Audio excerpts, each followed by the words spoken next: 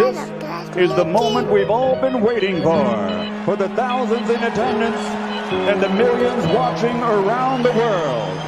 Ladies and gentlemen, let's get ready to rumble!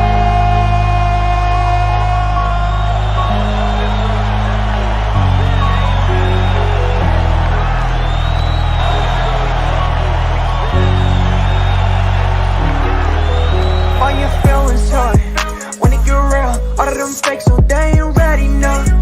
It be too hard, we get it lit, cause we speaking now. Fuck all the clowns, yeah, the ones who do it for the bite. All we going now. All your feelings hurt when it get real. All of them fakes, so they ain't ready now. It be too hard, we get it lit, cause we speaking now. Fuck all the clowns, yeah, the ones who do it for the bite. All we going now. Fuck your feelings. Big chest back in the building. Like Brady boy, I stay winning. Chef Curry, range extended. Splash. Fuck your feelings. Debate all day, that's business. Either your ass, that's fitness. FYF got a hit list. Bitch, I'm the realest. Alpha male strong, that's illest. FYF gang, we'll win this. Fuck the permission slip bitches. Ayy, yo. Fuck your feelings. FYF gang, be the realest. All your feelings hurt when it get real. All of them fakes, so they ain't ready now. It be too hard, we get it lit, cause we speaking now. Fuck all the clowns, yeah, the ones who do it for the bite. All we going now. All your feelings hurt when it get real. All of them fakes, so they ain't ready now. It be too hard, we get it lit, cause we speaking now. Fuck all the clowns, yeah, the ones who do it for the bite. All we going now. The paper chase, hurdles and relays, like a track meet.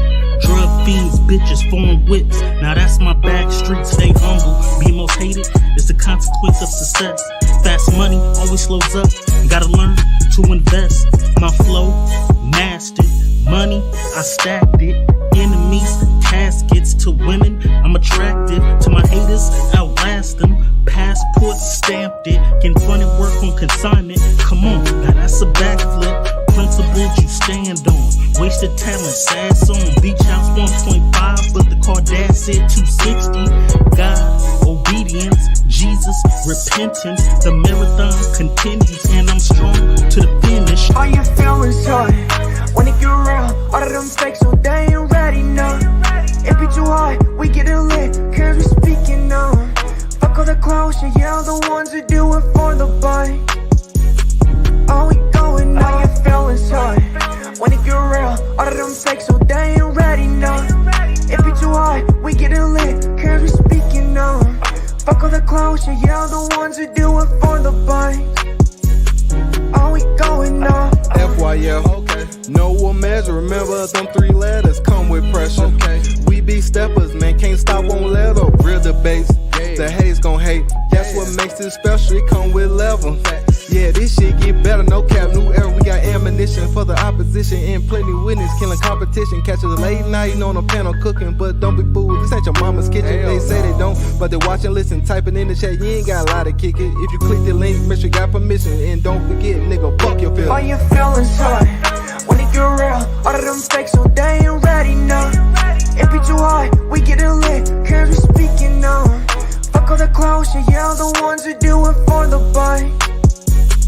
All we going now. All your feelings hurt when it get real. All of them fakes, so they ain't ready now. It be too hard, we get it lit, cause we speaking now. Fuck all the clowns, yeah, the ones who do it for the bite. All we going now. I know they ain't ready at all. I stay ready, time to ball. No referee, I got shots to call. Believe I'm the best, so I'm better than y'all. Fuck your feelings, you know that's law. Running it up, now we running it back. It's that full court pressure, don't cut no slack. Jamming to the max. Bank account still full of racks. For the competition, they done went missing. The champ is here, look how the ring glisten. It's honorable mention, don't ever forget it. It's FYF, don't care about the ticket. You know we with it, yeah. We gon' do whatever it takes. Fuck all the hate. FYF still going down. It's one of the grades. All your feelings hurt when it get real. All of them fakes, so they ain't ready now. It be too hard, we get it lit, cause we speaking now. Fuck all the clowns, yeah, the ones who do it for the bite. All we going now. All your feelings hurt when it get real. All of them fake, so they ain't ready, no. It be too hard, we get it lit, cause we speaking now. Fuck all the clowns, yeah, the ones who do it for the bites. Oh, we going now, supporters, no fans. LVCM, they talking on real. Yeah, get hard, could be on the real. Heart rate up, it's getting intense. All them people just speaking on nothing. Content clicks for the money. Hilarious, it be too funny. Debunking this shit, yeah, we run it. Cover it up, Lakers to Hornets. LeBron to Jordan, Blazers in Portland. We get it sorted, lights can afford it. Entertaining or boring, whatever the top, and we act accordingly. Break it down, piece by piece.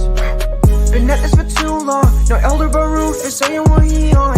Lace better stay gone. We get them all done. We get them all done.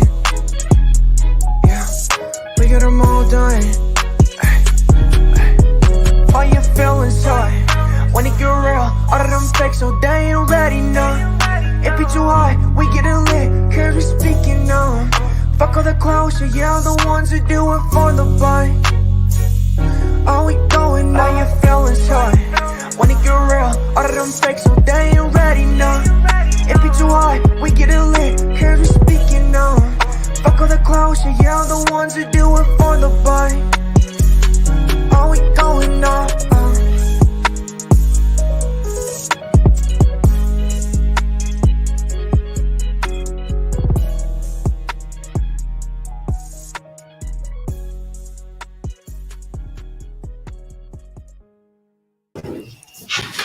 FYF Sports, man. It's Lamont. We back, man. Another day. Another day, you guys. Another day of Saturday night debates, man. We're going to keep these Saturday night debates up. And as we progress through these debates, as we complete them all, what we're going to do at the end of the show is, based on the results at the end of the show, we're going to go right to our ranking simulator, and we're going to go ahead and see what the new rankings are after the show, man. So that way there's really no wait, and then we'll release everything on Sunday, just like we did last week. So we're going to keep doing this. We're going to try to keep this consistent all the way till Super Bowl. And then the week of the Super Bowl, the top 10 debaters, if you are in that top 10, we're going into a single elimination heads up debate tournament on Super Bowl weekend. So the main thing is keeping these debates consistent, right? Finding new debaters. We got to try to find as many as possible, because the goal is to try to find the top 10, the true top 10. It could be some of the new guys. We actually had two new guys pop up at the end of the stream yesterday that hopped into the debate. So we got BKNY Sports, and we got 2-4. Both of them seem like they know what they're talking about, but can they sustain into the debates? That's going to be the big question of them all. There was one cancellation. I think some of you guys seen it in the chat. The one cancellation that we do have is the Pull Up Podcast, and the Locker Room will not be debating today. The Pull Up Podcast has some other things on its agenda, on its schedule for today. So he wants to reschedule that for next Saturday. But that's going to be contingent upon the Locker Room accepting that. Either way, the show is still going to go on. We still got a lot of debates today. We got a humongous card, so we're not going to really waste too much time. For people like, I know the casual, I know he has some stuff going on later tonight, so we're probably going to get some of his debates up first, probably including our main event, the special tag team matchup that we got with Bob and some of the other guys. So, man, look, y'all. We know the debate lineup. We're going to get some of the first few ones out the way. So as long as you guys are here, we're going to start calling you up to get the debate in. Mr. Moss, our special guest judge, is not going to be able to be here today. I don't know if he's going to be here on time. So what we're going to have to do is we're going to have to select another special guest judge for today. So the way we do our voting process is we have the chat. That counts as 1 point. We have the panel. That counts as another point. The panel is going to consist of 7 voters. And then we have our special guest judge, who's separate from all of those other entities. That counts for a 3rd point. right? So what we're trying to do is, I know the voting process isn't perfect, right? It'll probably get better along the way, but what we're trying to do is we're trying to create a process that nullifies as much bias as possible. And I think what we have right now is the closest thing to it. If you guys haven't debated before, be mindful of the rules. You got 2-minute rounds. You do not have to use the full 2 minutes. We got 2-minute. You're going to have 3 2-minute rounds. The first 2 rounds are just rounds that you utilize to get your take off. The third round is the rebuttal round. Here's the catch. For all the new debaters, make sure you're paying attention.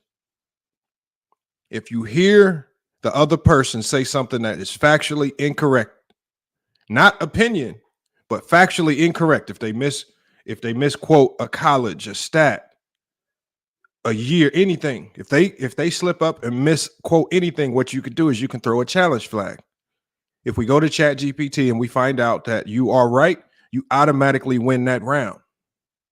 If you're wrong, you automatically lose that round. We saw how the challenge flags played a major role in last week's debates with P5 and Jason the Kid. But you got to be cautious about how do you utilize those challenge flags. We haven't seen many yet. There's been some opportunities for people to throw them and they didn't throw them. But it is out there if you need it. Hopefully we can get Dreamers Pro in some of these debates. I don't know. Hopefully we can get him over here in some of these debates. I would like to see him start pulling up. Because, man, it's one thing to lose to some random people, but what do y'all lose to Dreamers Pro in the head-to-head debate, man? You might not even be able to show your face again. Especially after all the trash a lot of y'all been talking. But what we're going to do is I'm going to get this link ready. We're going to get this link out here. Before I drop that link, man, we got to give a big shout out. Y'all, to one of the show sponsors, man. Rental Karma. Rental Karma. Look, y'all, I know some of y'all is dealing with some messed up credit. It's only a few of y'all that signed up. If you want to improve your credit, it's only $8 a month. You can start reporting your rent payments on your credit to boost your credit score. You paying all this money in rent every month and it's not giving you nothing. At least get something out of it. Whether you stay with your mom, even if you just stay with somebody and you paying your mom, your brothers, or your friend rent, that can still get reported on your credit as long as you're paying on time, man. You make sure y'all check out this short ad from Rental Karma. I'm going to drop the link and a promo code in the chat. Did you know that you can add your rental payment history to your credit report and help you improve your credit score or establish credit if you don't happen to have it? At Rental Karma, we've helped over 62,000 families across America in the last 5 years do just that. Whether you pay to a family member or a friend or apartment or a landlord, we can help you. So if you're a renter in America and you want to get the credit you deserve for your rental payment history, visit rentalkarma.com and see if Rental Karma can help your family.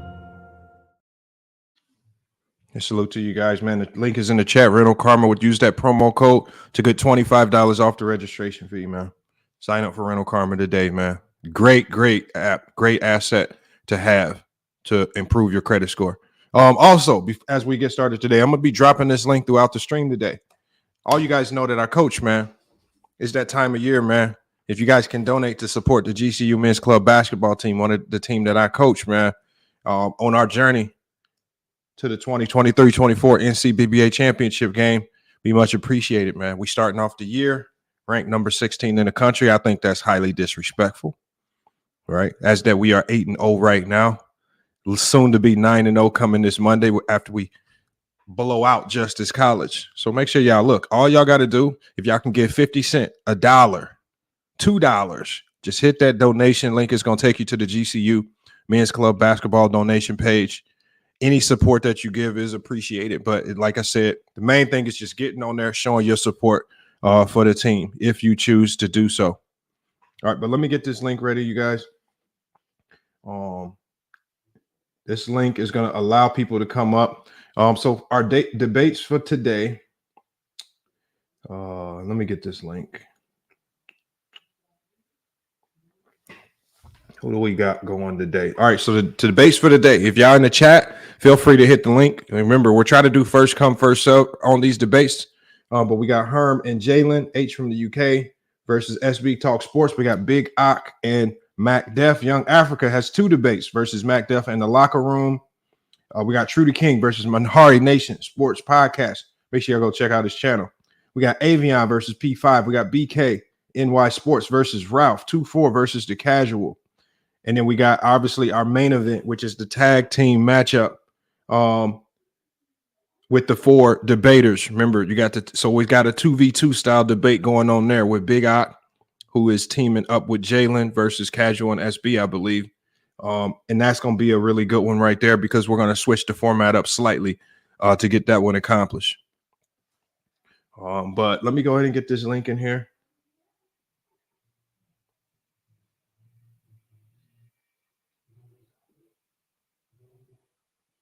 And primarily this link is for debaters. And we want a full panel. And if you're on the panel, you're going to be asked to be a part of the panel vote. And all we ask is that you vote with non-biased lens and credit the person that put up the best debate. Not what you believe, but the best debate. And unfortunately, over here, we will ask you and we will notify everybody will see who you are. We don't have any shadow voters. People hiding behind veils, and we don't know what the hell's going on in your head. If you're using bias or whatnot, if you're doing it fairly, you gotta tell everybody who you're voting for and why. If you do pull up, so if you can't vote fairly, I suggest that you don't pull up.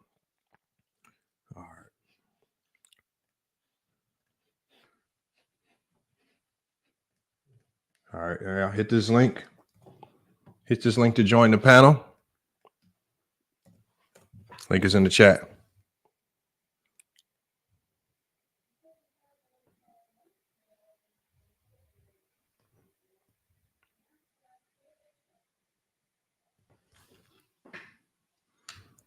Salute to y'all in the chat, man. Some of y'all I haven't seen in a minute, man. I haven't seen. Rebranded said the shots. I'm not throwing shots. Just letting you know, man. We don't. I mean, I put everybody on Front Street, man. I want people to know who you are, man. If you make a bad vote, I want people to know who you are. And look, I need to know who these voters are, because if you voting trash, then I'm not going to have you be a voter again. There's some people that can't never vote again over here. That's how it goes. Look, man, we got the Locker Room. We got H from the UK. We got Mehari, the Bulls fans. We're just waiting for some more of the debaters to start pulling up. Lamont. What up, Locker Room? What's good, man? Where is Jason Lamont. the kid Yo, at, man? This dude was begging for this debate, and now he talking about he got to work a Clippers game. The Clippers don't play till 10:30, man. That's 4 hours away. You ain't got 5 minutes, man. That's crazy, man. So listen, Lamont, I heard you say my name. What you said? You said you got me on another debate tonight. So I got you in right now, bro. I thought I had you with Young Africa versus the Locker Room. I didn't know he confirmed that for. I thought he said next week he was trying to do that. If y'all did it next week, I can scratch it. But it's the Kobe versus LeBron scoring debate. Yeah, he said he want to do that next week. I mean, we could do it next week. That's fine. Yeah, next week. Where is Jason the kid at, man? That nigga was talking crazy, bro. Is Jason the kid? Is he on the slate today to debate? We supposed to be debating today. What's up, Lamont? How you doing today? What up, Mehari? I'm already ready, prepared. I got my information all together. I'm ready to debate tonight. All right, man. Still waiting for some people to get in here, man. I know the Casual said he needed to get his debates out the way early. I'm still waiting to see him pull up. You know, but we got to get to these debates ASAP. We got a ton of debates today. Niggas not pulling up, Lamont. Where Trudaking at? Trudaking, where you at, man? Say, what position I'm in on the lineup on the card tonight? What we're gonna do is we're just doing first come, first serve. We're just gonna knock them out the way as people pull up. Okay. Because it's just too hard to wait around on people to get here. Okay. Yo, what's the word, y'all? Y'all good? What up, 2-4, man? How you feeling today? You ready to get your debate in, man? I'm feeling good. You know how I look. I look good, so I feel good. Hey man, we got 2-4 versus the casual. That should be a solid one right there. We got Simply Ball Dropping Podcast. He says Reggie knows who was that. Who was the BJ kid that Dreamers Pro pulled up on his podcast? Is BJ Pull Up Podcast? Yeah, that's him. That's BJ from the Pull Up. What is like? That's what I don't get. When you have a podcast like that, he only pulls up people that co-sign everything he says. Like, I mean, don't pull up co-signers. I mean, you probably pull up everybody. Pull up everybody, whether they disagree or not. Get everybody up there. You talking about Dreamers Pro? Yeah, I mean, it's one thing is you just pulling up people that co-sign everything you say. I mean, it's almost that's what it sounds like he wants. Well, I mean, salute to Dreamers Pro though. Well, I'll just say this: when it comes to that Dreamer Pro's, guy, he only will talk to people that only sides with his opinion. It's like the Ticket TV syndrome. He only talk to you if you fully agree with everything that he says.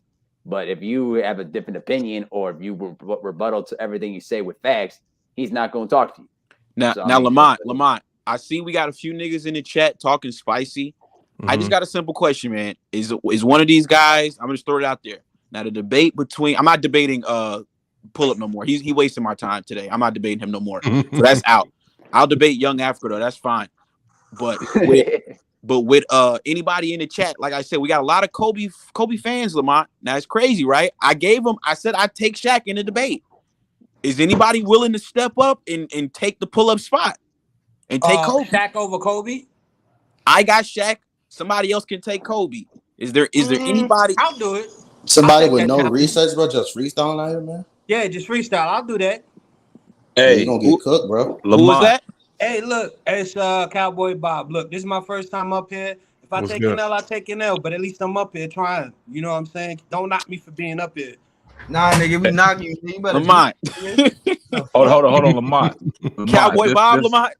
Yo, don't do that to Cowboy. Yo, Lamont know me because we had a talk, and I just came on here to support the channel, see if I can debate. If I can't, hey, I go back up on my locker room. Hold on, Cowboy. It's gonna be kind of hard to get you in today because we got a packed slate. But we could definitely get you in next Saturday for sure. It's cool. No. It's cool. Like I said, this is my first time up here. I ain't trying to push no elbows. I just want to let you know, Lamont, I like how you debate yourself. Sometimes I don't agree with you, but when you ready and you think you got an opening, let me know. All right, got you. We definitely got openings next week. We might have some this week, but I just don't like people debating on the spot. And then they don't do as well as they thought because them 2 minutes rounds, 2 minute rounds ain't no joke, man. That's what I'm saying. I want to be involved because to be real, regardless of what channel you on, we all talking sports. As long as you know what you're talking about, you deserve to be up here. And the best way to know is if you step on the platform. Don't sit in the chat. Lamont, I'm disappointed, Lamont. I had everything prepared, man. You know what I'm saying? Hey, Reggie. Niggas have been calling me out, Lamont. I was ready. My try run with Kobe now Lamont, right come on, you trying to push it back to next week? Come on, man. We could, I'm already ready for Trudaking, and he ain't pulled up yet. Hey, check this out. Let me say something real quick, Reggie. I watched that show. I watched that show that BJ did that the Pull Up podcast, and you called in, right? And what's crazy about it, Dreamers Pro called in, and Dreamers Pro's taking shots at everybody now.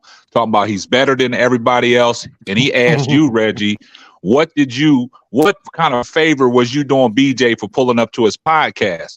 And I tagged you and FYF on a post that the Dreamers Pro did when he said everybody on that different platform ganged up on him and talked about he got cooked. So I responded on his post and I tagged y'all. All I said was I was on the show. Gil did cook you. Lowe cooked you. And everybody was asking, what did they miss? So I posted the YouTube link that FYF Lamont chopped it up and put that particular link out there. Once I put that link out there, everybody must have saw the link. And then he took the whole post down. So when you're not siding on his side, he going to remove everything. How you take a post down? From somebody it was a community post that he put up there talking about when he was on FYF podcast that everybody ganged up on him, talking about he got cooked, and that's how brothers are doing. And you know, he was going on a rampage about Reggie after every podcast that he would do, talking about, you got guys stalking me and all this. I'm better than everybody. Talking about, you know, I got over 171,000 subscribers. Why would I go on somebody's show that got 5,000 and 6,000 subscribers and stuff like that?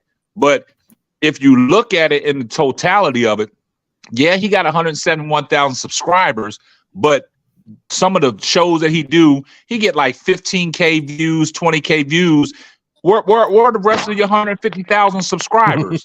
I looked at Reggie's channel. He got over 13,000 subscribers, but some of the videos that he does, he got 45K view. So that he got more views than what he got subscribers. So what does that say about the locker room? You got nobody that's really engaging with you because you're missing 150,000 subscribers that are not tuned into your show. I'm sorry. What's your name, sir? I didn't mean to be rude. What's your name? Simply ball dropping. K-Sap.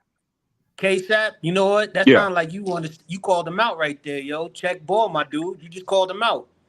Yeah, I mean, I responded on the link, and everybody was posting comments to the link on what I said. And once he saw that, and everybody said, "You did get cooked," he took the post down. I mean, that's his MO. That's his MO. That's what he does, man. I mean, all right, look, y'all. We got to get to these debates, man. We got a few people up here. We can get started with them.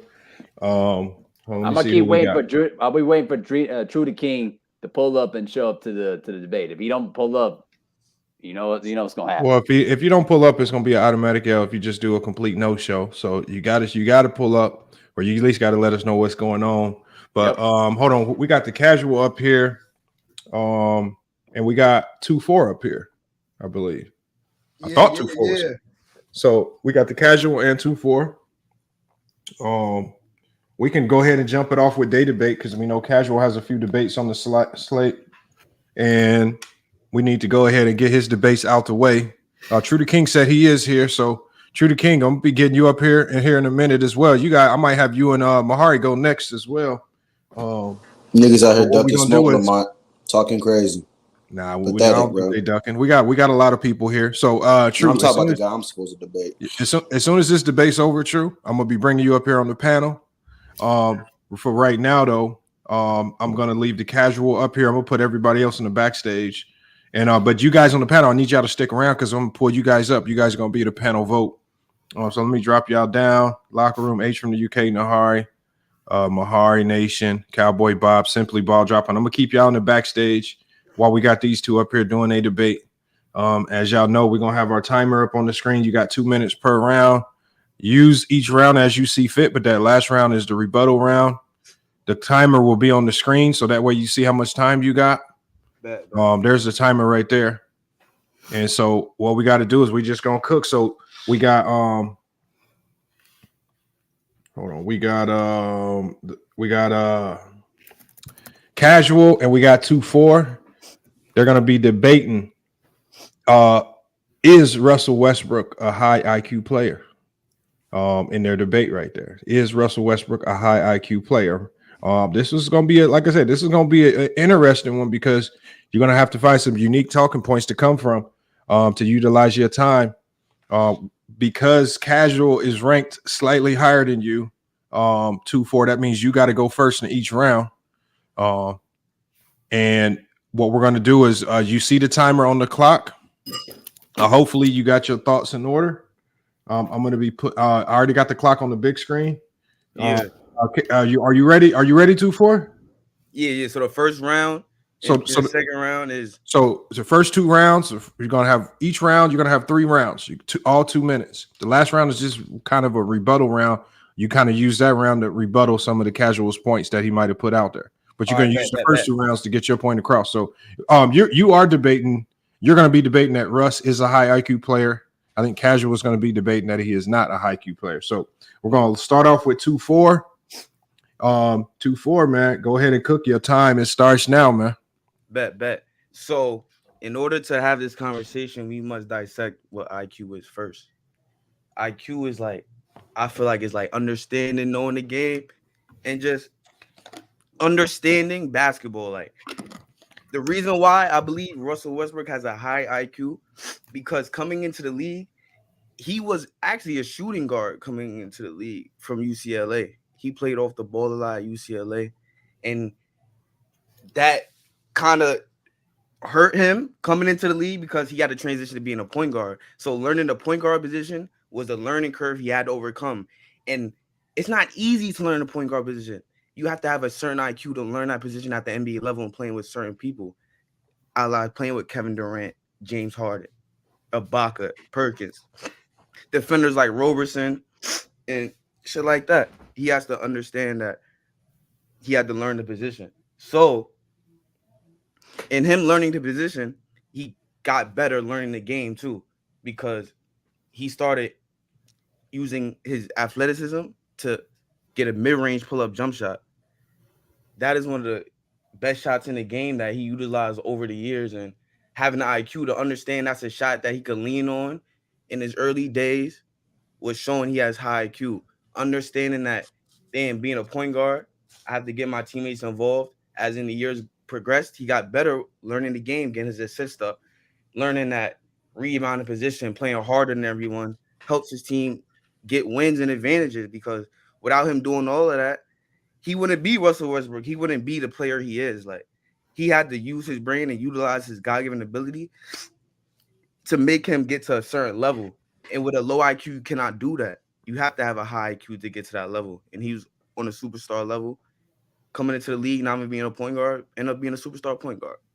All right, that's time. All right, Casual. We got you up next. Your first round. It starts now, man. Go ahead and cook. Everything that he said, I really don't have too much disagreement. The only thing is I feel like he sort of just basically said he's basically all athleticism, and he depends on his athleticism to the extent that he just thinks that that's going to carry him through a successful career, which to a certain extent it has. It's gotten him millions of dollars. He's even won an MVP based off his athleticism. But when we're talking about the basketball IQ, having a high IQ, the definition of a basketball IQ is having the ability to just instinctively play the game and adapt to any situation that comes up. In the Russell Westbrook case, we have plenty of instances where his IQ has gotten him into sticky situations, specifically in closing games. And it causes him to end up like making blunders, like turning over the ball, like with no effort, taking ill-advised shots, looking past players that are easily open. Like, these are easy passes that he could be able to make, and he still chooses to take the tougher shot because he thinks that that is his way of inserting himself as the dominant player, which it panned out early in the career because he had talent like Kevin Durant, James Harden, Serge Ibaka, like you said, having all of those players, Paul George, so on and so forth, James Harden. But now at this stage of his career, his athleticism is deteriorating and is becoming more and more apparent, specifically with him playing with the Los Angeles Lakers and the Los Angeles Clippers, even to some extent this season, but even before James Harden came, where he's taking ill-advised shots and making the wrong pass constantly. And that brings into question his IQ and how high it actually is.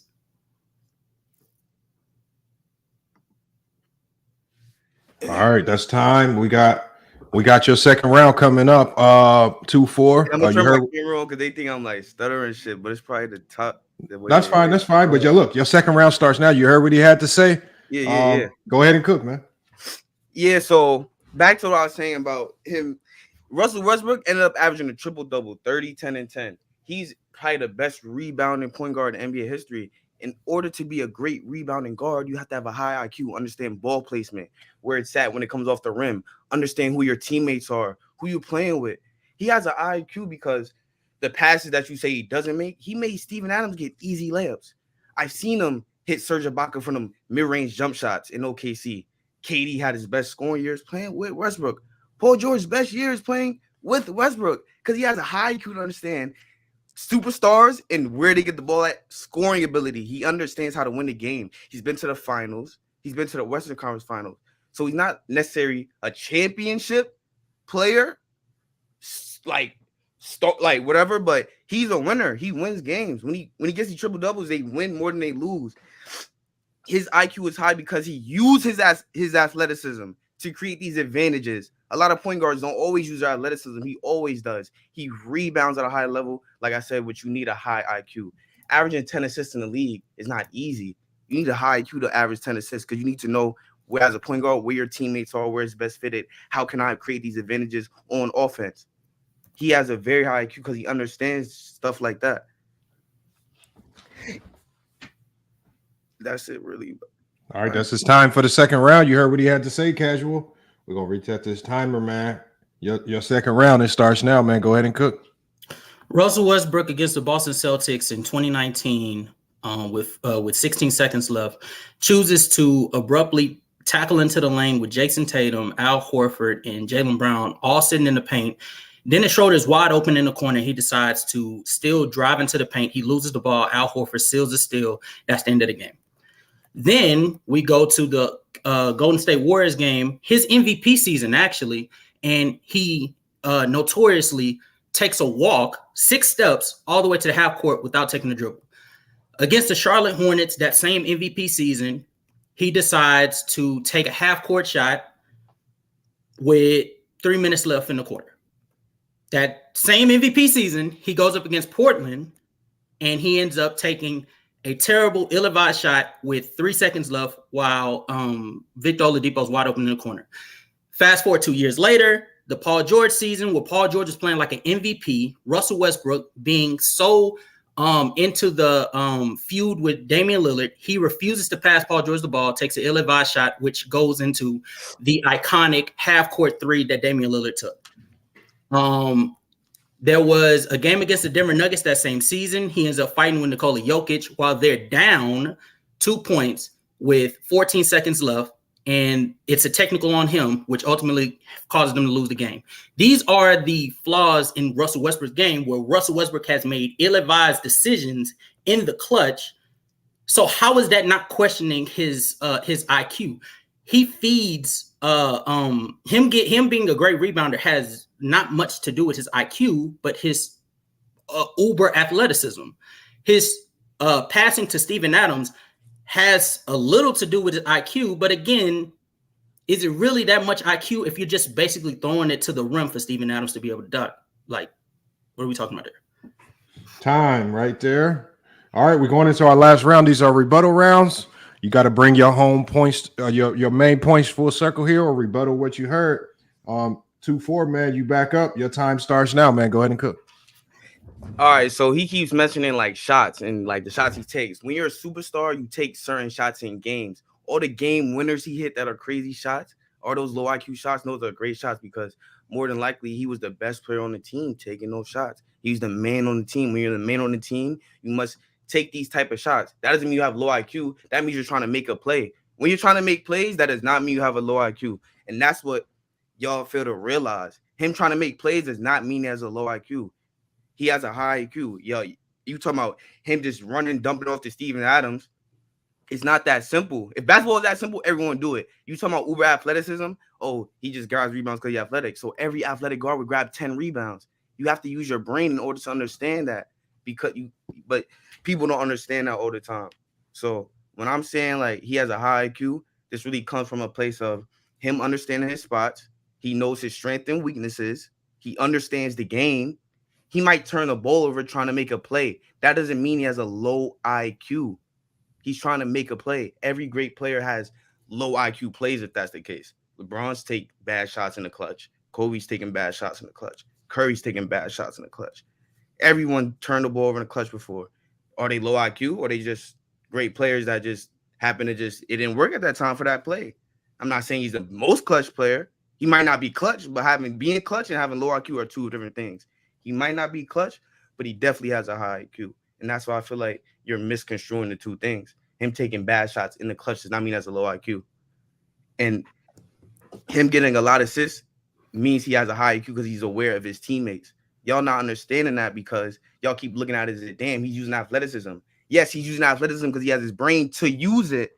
You have to use it in order to, you feel me, make advantages with it. If that's the case, John Moran would average a lot of rebounds. D. Rose would average a lot of rebounds.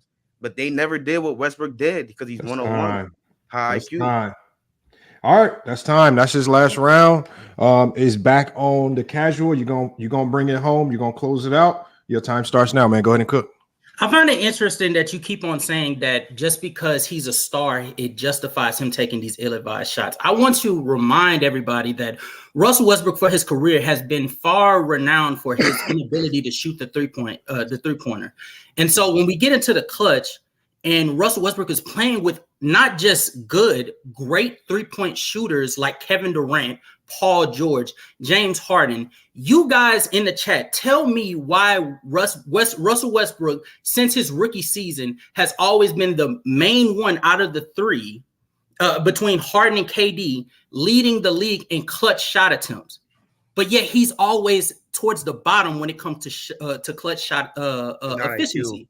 When it comes to his clutch percentage, his effective field goal, and by the way, clutch squared is a shots crucial to a game outcome, top 1% in potential win probability impact. He averages like 34.8% from the field. That's terrible. And the fact that he's taking like 3 attempts a game when in the clutch, that is so ill-advised, not to mention most of these seasons, he's playing with an all-star caliber shot creator to where he doesn't even have to do that. So when Russell Westbrook is being brought into the light as this player that's high IQ because he averaged a triple-double, no, he averaged a triple-double because he's very talented. He's very athletic. He's ultimately talented. I don't want to take anything away from him as an individual physically, but as far as mentally, he makes crucial mistakes in the clutch oftentimes. And I feel like it would be irresponsible of me to sit here and lie and say that he's an IQ player. No, he benefits off of playing with all-star talent while being an all-star caliber player, but his mind is not there. All right, that's time, man. Look, y'all. Hold on, 2-4. We can't. What we can't do is we can't politic until after the votes come out. So look, I'm starting to chat I'm starting the vote in the poll. You guys go ahead and start voting. I'm gonna bring everybody up. So we're gonna get the panel, and then what we're gonna do is I gotta select a special guest judge in the chat. If I select you as a special guest judge, you don't have to come up to the stream. You can just tell me what your vote is in the chat. So as we go through the panel, I'm going to be looking through the chat. I actually think I see somebody that we can utilize as a special guest judge that can be non-biased. Is that Cowboy Bob? Yep. Yo. We'll talk later. Hold on one second, y'all. Let me get this. But look, hold on. Let's go ahead and start this. Actually, let's do this. Let's go with as the special guest judge, we're going to go with let's just go with salute to one of the top moderators of the channel, man. Let's go with Nicholas Brown. If he's willing to do it, we're going to let you be the special guest judge of the day. Nicholas Brown, he's always in the chat supporting the channel, man. He's the special guest judge of the day. So when we get to you, if we need your vote, Nicholas, we're going to ask you for your vote if we need to break a tie. But let's go to the locker room. Locker room, you heard the debate. Who you got winning this one and why? I'm going to have to go with it was bad, like, both ways, to be honest. But if I had to pick a winner, I would probably have to go with the casual, just because you know him. You said what? No. Hold on, 2-4. We can't. No. I don't know him, but I will say that I just felt like he just, the things he said just kind of made a little bit more sense. Like, we all watch Russell Westbrook play. For you to, like I said, I would say the casual amount. He didn't even give a reason why he won. He just made what? Hold on, 2-4. You got to hold on, man. I'm gonna let you get your take off here in a second. Let's go to H from the UK. H from the UK. You heard the debate. Who you got winning and why? H from the UK.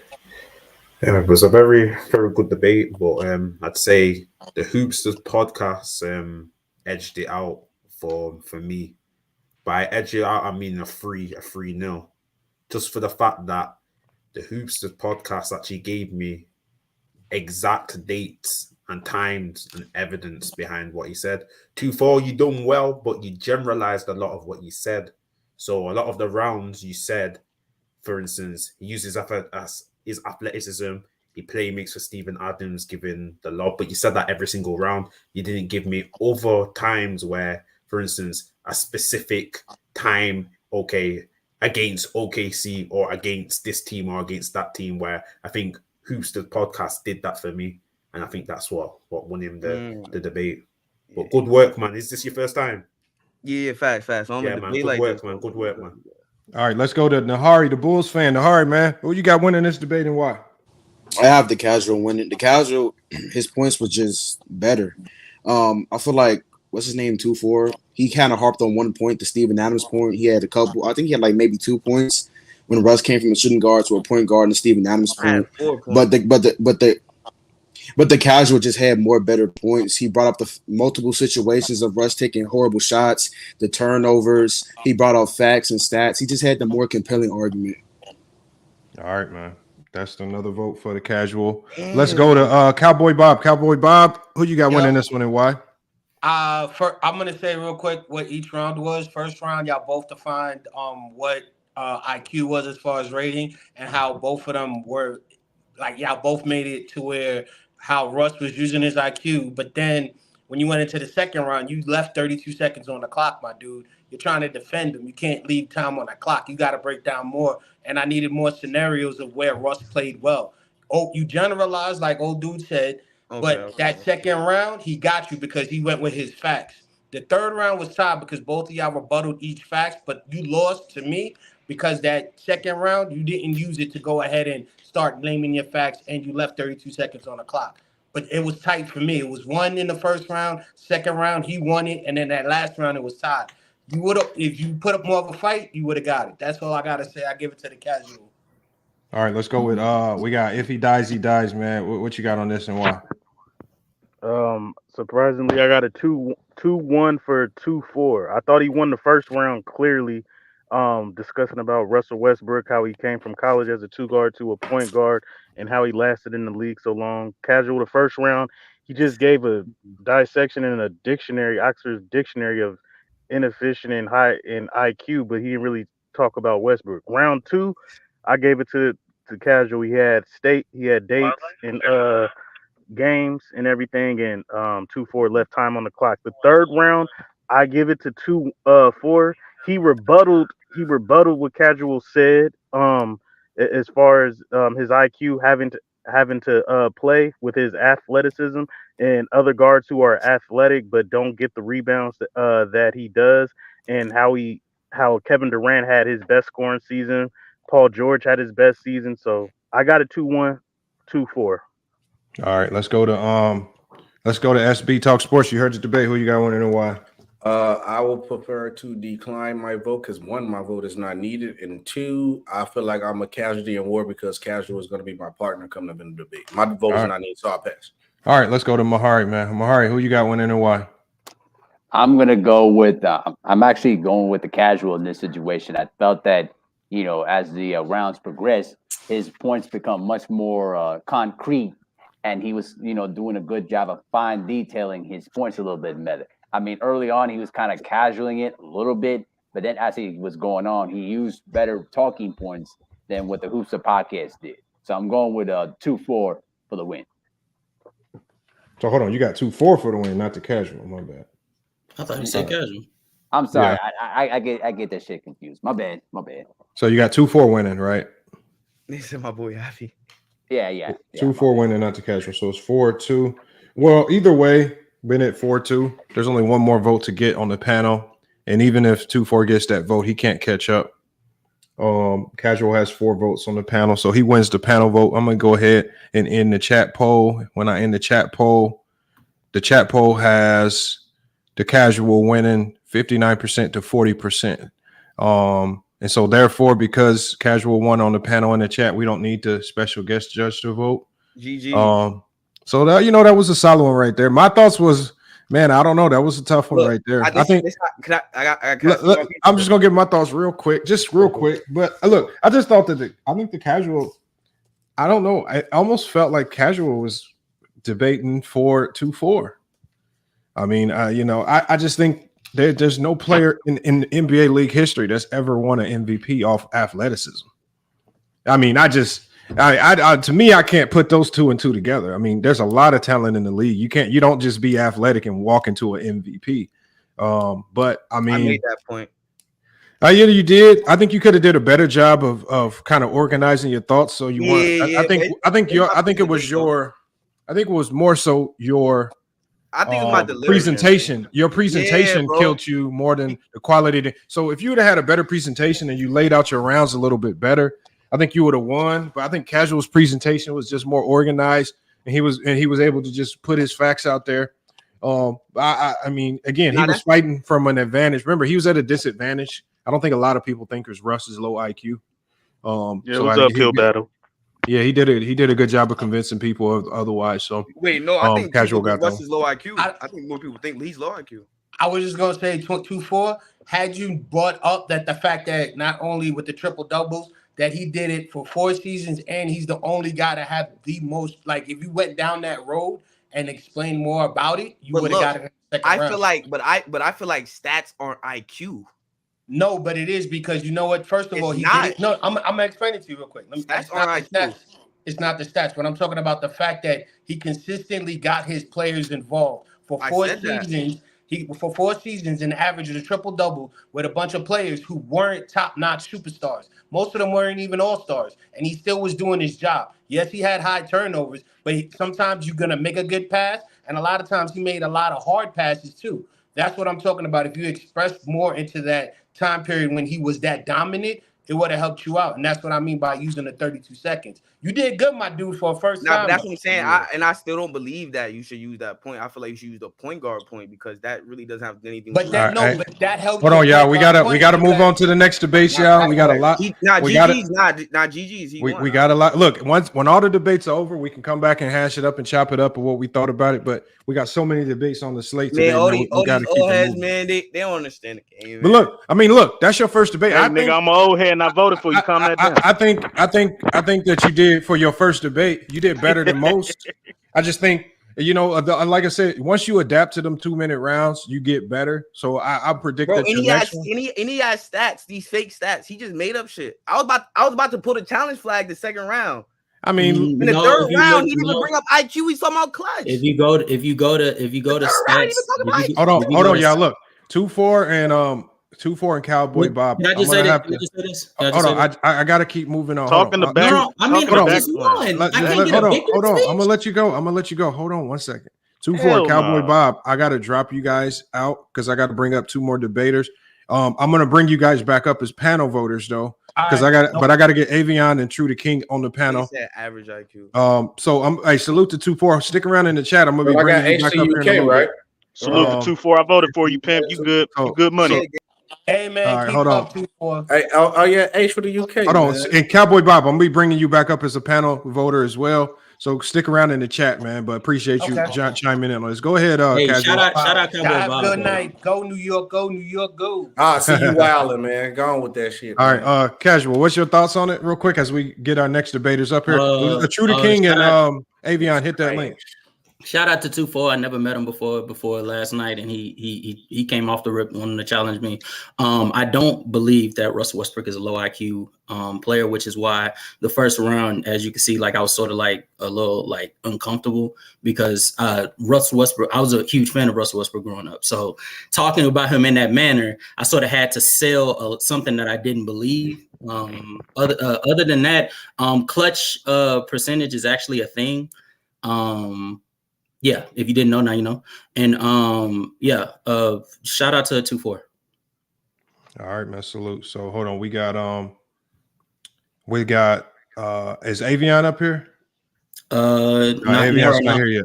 Avion, hit that link, Avion. Yo. Mehari versus Trudaking. Yeah, that's the next debate we're gonna go to. We got Mehari and Trudaking. The one after that, we're gonna go to the casual, and then we're gonna do the casual and Avion. They're gonna be after this one. So, you can't get it in, or we in the back burner. Hold on, bro. I mean, I could only do one debate at a time. Only do one at a time. Put it together, host. So, look, I'm gonna drop y'all in the backstage again. Stick around because I need y'all part of the panel vote. Ralph or Avion, hit that link because I'm gonna need one of y'all up here because y'all gonna be up doing in one of the upcoming debates, and I need y'all on the panel for the panel vote. Let me drop y'all back down. Hey, Jason, kid, stop dunking. Hold on. We got drop your hoopsters. We're gonna drop Mac Def. So we got the two here. We got Trudaking and Mehari Nation Sports Podcast. Make sure you check out both these guys' YouTube channels, man. They both put out a lot of good content. But today we got an interesting debate on our hands. We have Trudaking and Mehari. They're debating Draymond Green versus Magic Johnson. Mehari has Draymond Green, and Trudaking has Magic Johnson. This is going to be a real interesting one. I'm curious to see how it goes. Let's get this timer back on the screen. The timer is there. Trudaking is the higher ranked debater in this one. I think he's number 2 in our power rankings. So that means Mehari will be going first in all of the rounds. Trudaking, you ready to cook? Most definitely. All right, man. True's ready. We got Mehari, he just looks ready. Mehari's been real itchy to get in here. He felt he got slighted in the last poll. So, hey, Mehari, you're first up in this debate. You have Draymond Green. Your 2 minutes. It starts now. Yes, sir. Thank you all for inviting me in here. So, what I'm here to talk about, you guys, here is that Draymond Green is one of the most unique players in the NBA in terms of this particular aspect. He's a type of player that doesn't garner a lot of attention on the offensive side of the ball, but the things that he does for his team is impactful. Now, the one thing that we can say about what Draymond Green here is that he's not an offensive scorer. That is pretty much a fact. But the thing that he does are valuable to the success of the Golden State Warriors. He's the anchor of their defense. He sets excellent screens for his team, right? And more importantly, he's one of their top best playmakers. He has the ability to bring the ball up the court, set plays up, get Stephen Curry, Klay Thompson, and even at the time, Kevin Durant, the best scoring opportunities for his team. Now, there are some similarities between the two players, and I'm going to get to that a little bit later on. But when you look at Draymond Green and Magic Johnson's abilities too, they're both similar except for scoring. But I was one of those people that did not like Draymond Green because I didn't understand the value of what he brings to the game. But when you look at his body of work dating back to when he was in college at Michigan State to what he is now, it is a testament of what he's been able to bring to the table, to what limited skills that he has, because he has an excellent basketball IQ. Also in the fact he knows how to get into the minds of his opponents, and he knows how to get his teammates the best opportunities for them to succeed. And for that in of itself shows a lot of the unselfishness that he has to his team and to the rest of the league. So as we continue on into this debate, I'm going to show you guys a lot of the things that Magic Johnson does not have and what Draymond Green has. Time. That's time right there. Let's reset this timer. Trudaking, you up? You got Magic Johnson. Your time starts now. Salute everybody. Appreciate Mehari accepting this debate. Listen, man. Listen. First thing first, Draymond Green. When it comes to defense, it's obviously Draymond Green. So I'm not going to talk about who's better and which aspect of that. But when you talk about who's more impactful of the game, it's obviously Magic Johnson. Even Mehari says so himself. Draymond is one of the best playmakers in his team. Magic Johnson was the best playmaker of those 80 Lakers. So that's a big difference of why Magic Johnson is a way more impactful player. When it comes to rebounding, when it comes to scoring, it's not even debate. Since funny thing you mentioned in Michigan State, both guys came from Michigan State. They're both rookie years. Draymond Green came off the bench, only averaged like around 13 something minutes a game, averaging 2.9 points. Magic Johnson's rookie year, he helped the Lakers win the championship. So much impactful that Kareem Abdul-Jabbar got hurt, couldn't play in the closing game. Magic Johnson played center and secured the Lakers of the championship. That's how impactful Magic Johnson is. Are we serious? This is a joke. We talking about Draymond Green, a role player to an all-time great, franchise player, and Magic Johnson. Draymond Green is not even one of the best players of his team. Like you said yourself. You compare him to one of the playmakers of his team to the playmaker on his team in Magic Johnson. When it comes to passing, when it comes to rebounding, when it comes to scoring, it's not even a debate. I mean, the fact that you even came here with that, this thinking Draymond Green is more impactful is really a joke. It's really laughable because at the end of the day, we all know if you had to pick one or the other to build a team around, it's obviously Magic Johnson. Time. All right, his time is up. Mehari, your second round. It starts now, man. Go ahead and cook. Well, Trudaking, you make some good points, but I'm gonna bring you back down to earth particularly about a few points that you obviously ignored in this particular aspect. Now, when it turns about saying that Draymond Green, he's a bona fide, not a good offensive player. Let me tell you something right now here. Green is a versatile defender that can guard all 5 different positions. He studies the opponent's habits and leverages himself to the best positions for his team, not just on individual defense alone, but also in the collective team defenses. Now, when we look back at the 2022 NBA Finals against the Boston Celtics, there were plenty of opportunities. I remember particularly in Game 6 in the closeout game. The Boston Celtics defense was constructed to try to let Draymond Green do the most of the scoring by backing him off. But what does Draymond Green do? What he does here is he's going to attack you, backing off defensively, and then use it as a backdoor screen type of effect to try to set up Stephen Curry in terms of opportunity to hit open shots. That right there in of itself shows the value of what Draymond Green brings to the table. Now, when we talk about the fact about Draymond Green in terms of saying, he's not a great offensive player, he doesn't have to be because he has great scores around him. And more particularly that too. Didn't we forget that Magic Johnson had issues with his defensive prowess? He talked about it in his book. I remember reading an article on sportnostalgic.com, which really makes an excellent point. When he talked about it in his book called My Life, Magic had issues understanding zone defenses, understanding man-to-man individual defenses, because he mostly played zone defenses in Michigan State.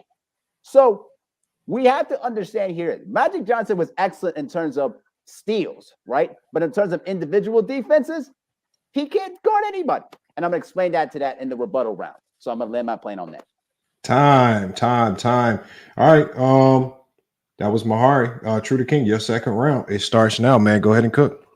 Here's the thing. Like I said, listen, man, it's so predictable when you talk about the talking points of Draymond Green defense and maybe a lack of Magic Johnson. But the reality situation is Magic Johnson was so great offensively that he's a top 10, or people say top 5 player of all time.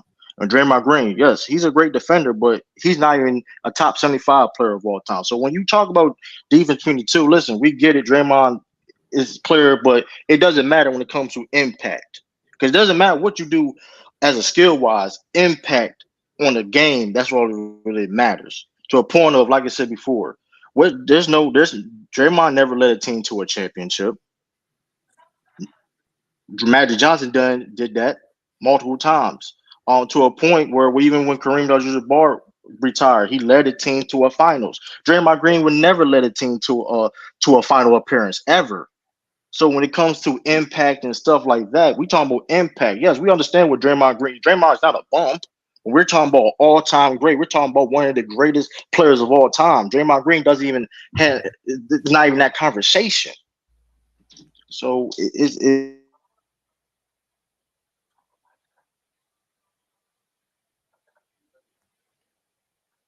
Uh-oh. Is he still there? I don't know. He's still there. He went on mute. Now he's off mute. Okay. True. You with us still? Hey, give him some time back. And when he gets his audio back, give him some time Oh, back. I'm still here. I'm still here. I'm still here. I'm still here. I'm still here. I'm still here. I'm still here. No, I'm still here. I'm still here. I'm still here. You got 30 seconds. Y'all keep clock running. All right, go ahead. I think it was a dead spot. But yeah, like I said before, though, when it comes to it's not even Draymond Green is simply a role player to a guy. Magic Johnson is a superstar. You talking about screens and stuff, case may be. Draymond Green is scoring is abysmal compared to even Magic Johnson. So passing, playmaking, making teams are better, making it easier for guys on the team that Draymond lacks. Time. All right, time. All right, we're getting our rebuttal rounds, third rounds. We're about to close this thing out. Mehari, your time starts now, man. Go ahead and cook. See, my brother Trudaking, he's done a very, job of selling. But here's the thing that people have to buy into in terms of Draymond Green. Last time I checked, in the 1980-81 season, Magic Johnson had knee injuries, right? And he missed the playoffs. But when they came back, they had a huge transitional period that they couldn't adjust, and they basically lost in the first round. Now fast forward back to 1982, 10 games in, they were struggling. What does Magic Johnson do? He goes to Dr. Buss in the front office and tell him, hey, Paul Westhead, you need to go ahead and I'm sorry, Dr. Buss, you need to fire Paul Westhead because I can't get along with this guy. Now remember, last time I checked, I never heard Draymond Green ever do that to his coaches, even particularly to Mark Jackson or Steve Kerr at all. But let's go ahead and finish it on this, okay? Draymond Green, when it comes to the team and when it comes to his ability to make everybody better, is elite at all aspects, okay? So when it comes to Draymond Green, last time I checked, when it comes to his defensive ratings, let's check up right here. I got a little bit of facts right here. So when it comes to his defensive rating, he's actually ranked 125 in Basketball Reference compared to Magic Johnson's 194. So his defensive rating is 104.8 compared to 103.30 on Draymond Green's rating. Plus, he's a multi-time Defensive Player of the Year, which means that his value to defense and his value to playmaking is elite on all levels.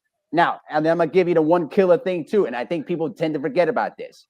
Magic Johnson said himself in 2014 in a basketball article, he said that he's almost like a mini Magic. You can't judge Draymond by how many points he scored.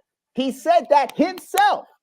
He is exactly what he is. So to finish that point, Draymond Green is equivalent to Magic Johnson in terms of that aspect. And that's it.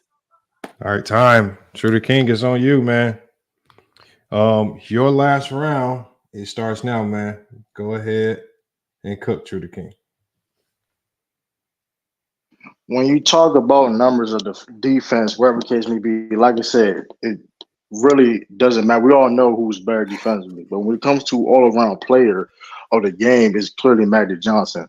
When it comes to, glad you brought up number defensive rating. Last time I checked, when it comes to value over replacement, a stat that values impact, Magic Johnson is 14th all time. Draymond Green barely 150, 148 all time. So when it comes to impact, I mean, value over replacement over defensive rating. Which one you would choose? When it comes to win shares, Magic Johnson has way more win shares than Draymond Green. So when it comes to impact on the teams, clearly is Magic Johnson. So when you mention the fact of, Magic Johnson asked Paul Westhead to get fired, well, last time I checked, Draymond Green only won with one coach and Steve Kerr. Magic Johnson won with multiple coaches, Westhead and Pat Riley. So that's how it shows you that Magic Johnson was impactful and it can adjust in different situations. To a point where, let's face it, when it comes to Draymond Green, we all looked at him as more of a system player. If Draymond Green would be successful, he played in Golden State. Because last time, when you talk about Magic Johnson, depending on that Lakers team changes during the 80s and time. Magic Johnson was the system. When you talk about Draymond Green, he's a system player. You're not changing no team because of Draymond Green. You're going to adapt for Magic Johnson because Magic Johnson was a superstar player, which Draymond Green was never even that. We're talking about a dude, and Magic Johnson was a 5-time MVP to a dude, and Draymond Green was never even considered being an MVP type of player. All right, that's time. Let's go ahead and get this off the screen. We're going to bring everybody back up. We're going to get to our panel votes. I'm going to go ahead and start the poll. The poll is up. Let's go ahead and start with, we're going to start with H from the UK. For the panel, who do you have winning that and why? H from the UK. Again, very good debate. Mehari, he done a good job, but I'll be honest, he was fighting an uphill battle, and Trudaking just had too many points to prove that Magic was better. I think the last round just sealed it for me. Just basically, I heard 5 MVPs, and I heard that Draymond Green was a part of the system. Magic Johnson was the system. I think up to there I had it a draw because Trudaking kind of tapped out on the second round because of his internet, but the last one just edged it for me. It was just a statement point. But good debate. All right, so we got one vote for Trudaking. Let's go to Mehari, the Bulls fan. Who you got winning that debate and why? Mehari won the debate. He made the better points with Draymond's defense, his rebounding, the fact that he was anchoring that Warriors defense to the best defense in the NBA for multiple years. I feel like in the first two rounds, Trudaking was kind of harping on 1 point a lot, and that was Magic Johnson being like the main guy and the superstar. But the overall debate, it was Mehari. He just made the better points. All right, we got a vote for Mehari on the board. We got the casual, the Hoopsters Podcast. Who you got winning that debate and why? Mehari won because Mehari was actually pinpoint on point, giving evidence, statements, evidence, stuff like that. And in Trudaking's case, the second round really hurt him because it set him back on his rhythm that he was on, and so from there it was just really hard for him to recover. In the third round, he probably did the best job he did all game, but I'm gonna have to give the edge out to Mehari. All right, so we got another vote for Mehari there. I'm putting a link in the chat. If you are somebody that's participating in the debates today, hit that link in. You could be a part of the panel vote as well. Let me go ahead and go to the next one. We got Mack Def. Mack Def, who you got winning this one and why? Fuck. Trudaking, bro. What the fuck? Like, this shouldn't even be. I shouldn't be going back and forth. The first round, I'm giving it to True because Mehari he didn't put enough emphasis on Draymond Green, but the second round and the third round, in Trudaking, your presentation, bro. I know you got more energy than that. I'm going with Mehari 2-1. I can't believe this, bro. Damn, so you're going with Mehari. Okay, so hold on. Fuck. So you got Mehari. All right. That's we got crazy. Let me go next to SB Talk Sports, man. Who you got winning this one and why? Salute. My problem that I have with this debate that it shouldn't have been even close as it was because it's very one-sided. I think Lamont, did you before I get my point, was the Mehari or True? Was the point of the debate who was more impactful? Because it seemed like y'all was more talking impact, but when Lamont said the debate, it was Magic versus Draymond. It was more impactful. That's why I got off of. Yeah, we were talking about the impact of both of those players. Okay, cool. Okay, so obviously I'm gonna go with the first round is really my deciding factor. Second round I went to Mehari. Third round with the True. And I feel like True, what kind of sold you a little bit was like your first and second round, pretty much the same thing. You didn't really harp on a lot of the great things that Magic done that's clearly better than Draymond. You just said it, but you didn't harp on it. Like I understand, like I thought in the first round, like you were setting it up, and then you would go oop it in the second round with bringing the facts to the point. Mehari did a great job pinpointing everything that Draymond did impactful and why is the point of those reasons. The problem is that this debate is close than what it should be because I don't think it should be because obviously you got Magic is one of the all-time greats and Draymond Green is an all-time great glue guy. I really want to push for a tie. Don't do this. You got to pick one, either one. I know it's tough. It's really the first round that's the deciding factor for me. Because I even think with True even going out, I still gave that round to you, Mehari.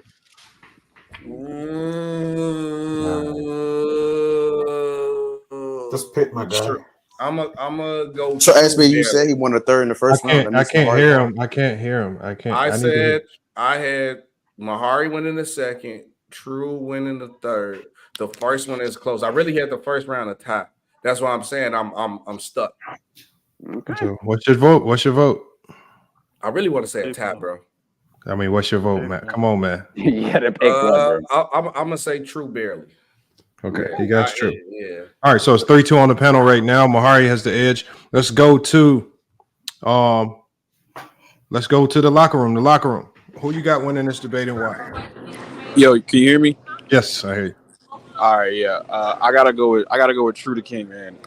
Like I said, like somebody else said it earlier. They said you was fighting an uphill battle, and I wasn't convinced enough with Mehari's debate to side with him. So by default, I gotta rock with True. Y'all niggas up here capping, man. Come on. All right, hold on. Now, yeah, no politic until it's over. Yeah, we gotta stop politicking. Hold on, we got Ralph. We got Ralph. Ralph, who do you have winning that one and why? I got Trudaking winning. He talked about how straight out of the gate. Wow, this is actually. What's his name? Draymond was on the bench. Wow, this man impacted a championship win his first season, and then he went on to talk about how what's his name? Magic. He touched on the games more than one way. He was an okay scorer, great rebound and all that. And that's why I got True. Okay. You got True winning. That means True wins on the panel 4-3. Now that the panel's over, we got the poll in the chat. Let's end the poll in the chat. The poll in the chat, we got Mehari winning 71% to 28%. So I ain't surprised with that. Hold on, y'all. Hold on. We got one more vote to get because we do have a tie. The panel, we have the chat voted something different. And then now we got to go to our special guest judge, which is Nicholas, man. Nicholas, one of our top moderators, man. Nicholas, man. You go ahead and break this tie for us. Let us know in the chat, man, who you got winning. Who you got winning this debate, man. We waiting on your vote. So we're gonna see what Nicholas puts in there. We're gonna see what he gets. We waiting on him to come through and hit us with his vote. But what we can do is look, we can hear from. We can just start with the two guys that debated, man. We had a tie right now until we hear from Nicholas. True, man. How you feel about that debate, True? I don't feel good at all. I fumbled the second round. I lost my notes. I was like it was bad, and I was like, lost it. You know what? I gotta finish it out. And then I think I clearly got the first and the third. That's my honest opinion. So hey. I don't. Then when it comes to, I heard people with the evidence argument. What evidence? Draymond Green rookie year. That's evidence. How is not evidence? So if I lost over not having evidence, then the energy part. Listen. I just got. Listen, we're talking about energy. Listen, I just got off of deployment. Hold on, y'all. I don't think Nicholas Brown is in the chat. So what I'm going to do is, we have somebody to just pop in. He got it. Man, be the guest. He got Nicholas Brown. Nicholas Brown said it. Hold on. Nicholas Brown in the chat. He said 2 there it is right there. So Nicholas Brown gave us top. Y'all being biased right now. Come on, man. No, y'all can't be serious, man. Y'all know for a fact. Are you serious, bro? Okay, hold on. Y'all know Mehari made the Hey, let LeBron salute the Trudaking. Salute the Trudaking. This is crazy, bro. We gotta let Lamont moderate, bro. Hey, y'all. Look, it is what it is, y'all. Votes are the votes. So True wins. Barely. Wins a win, though. This is nasty. I'll take it. Man, this a robbery, man. I'll tell you. Hey, Mehari. Hey, hold on, time out real quick. Hey, Mehari and Jalen. I see you, Jalen, in the comments. Jalen, Mehari, you can get it next. Since hold on, true. It ain't about me getting it next, my nigga. It's the fact that Mehari just simply made the better points than you. Hey, True, take the money and run, bro. Just take the money and run. Yeah, true. I wouldn't really push back too much on this one. Yeah, I would. What you got on this, Lamont? What you got on this debate, Lamont? Just take the money. I want to hear what Lamont got to Mont, say. you better not say shit. That's our boy, man. We not gonna. He got his opinions on his show. He's our boy. He ain't no favoritism up here. Hold on, I'll give you my opinion. Hold on. My nigga off his high horse. I'll give you my opinion. I feel like I'll make it quick.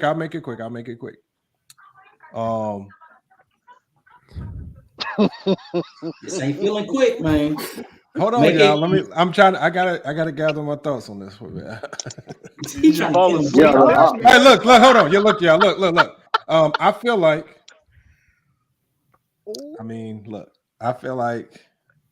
I definitely feel like True won the last round for sure. Mm-hmm. True didn't win the first 2 rounds, y'all. He did. Hold on. Now, listen. True. I understand. Just take the money and run, True. Like when you talk about, because the first round was close. Remember what I said yesterday? I said when there's a round that's close. I said whenever I have a close round, then I always rely on presentation. I think when I use that criteria on the first round, Mehari edged you out with the presentation in the first. That's preference. I think That's preference. I think the second round. I think the second round was by far Mehari. It wasn't close. And the last round, obviously, you brought it home, and it seemed like you finally got your act together in that third round, and you brought it home a little bit better. While we saw Mehari kind of falter with his closing, and he faltered with his presentation a little bit in that last round. But yeah, I mean, again, like I said, I thought that one, like especially with the chat having it 71% to 29%, I didn't think it would be so close on the panel. But like I say, I can't control the votes. I want to say something real quick. It was clearly some bias voting on this panel. I ain't gonna say no names. SB. Hey man, why niggas gotta go to bias? Calm down. This niggas be crying. It's not about crying. Hold on, y'all. Look. True's been on the opposite end of this stick as well. There's been votes that didn't go his way that was controversial. So again, now he's biased with me. He's biased with me. Hold on, wait, I got you. For the record, Bulls fan, Mehari and True are regulars over here, so it's not you can't be biased on two people who are regulars. No, but I'm saying, even if you feel like it's biased, I'm the one that said that's our boy, and I voted for Mehari. Exactly. I don't target casual be on my channel. I rock with both of them, my boy. I respect both of them. It's just clear. I don't think it's a bias thing. I just think the voting was wrong. Yeah, that's what I'm saying. True, my brother, and I still went for Mehari. The voting is wrong. That's what I think it was. I think the voting. I feel like Mehari. Can we be honest? Hey, well, look, hold on. The best thing about it is that just like we saw last week in the power rankings, ChatGPT, even though a lot of people feel H from the UK was Rob verse 30, ChatGPT still gave him credit over the controversial decision.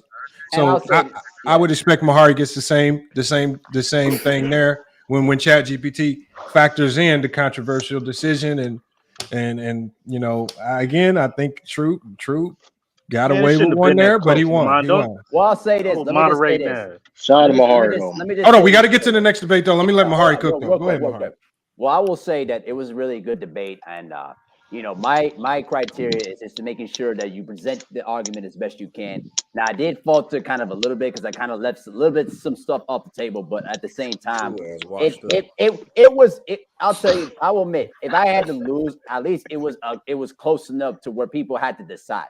It wasn't that like it was a clear cut robbery where I clearly won the debate and not like say, man, that's his BS. But I will say that it was very close though. I mean, this was actually, and from a guy that does not like Draymond Green originally, and Lamont can attest to this, for a guy that's basically was not a Draymond Green type of dude, this was actually really a hard kind of sell. But I think it was really close to the point where I nearly pulled it off. So I mean, I'm confident for the next debate. You gave by far the best possible argument you could against Mack. Yeah, the fact that you even competed with Draymond Green. That's the problem right there, Mehari. Why True, I should have just gave True the L just off the fact that the debate was close because this shouldn't be the It's too late, SB. You can't do that. Next. I had it as a tie, but I had to make a vote. I literally had it as a tie, but I had to make a vote. True, it just sounded like you was freestyling, bro. I know you can do a better presentation than that.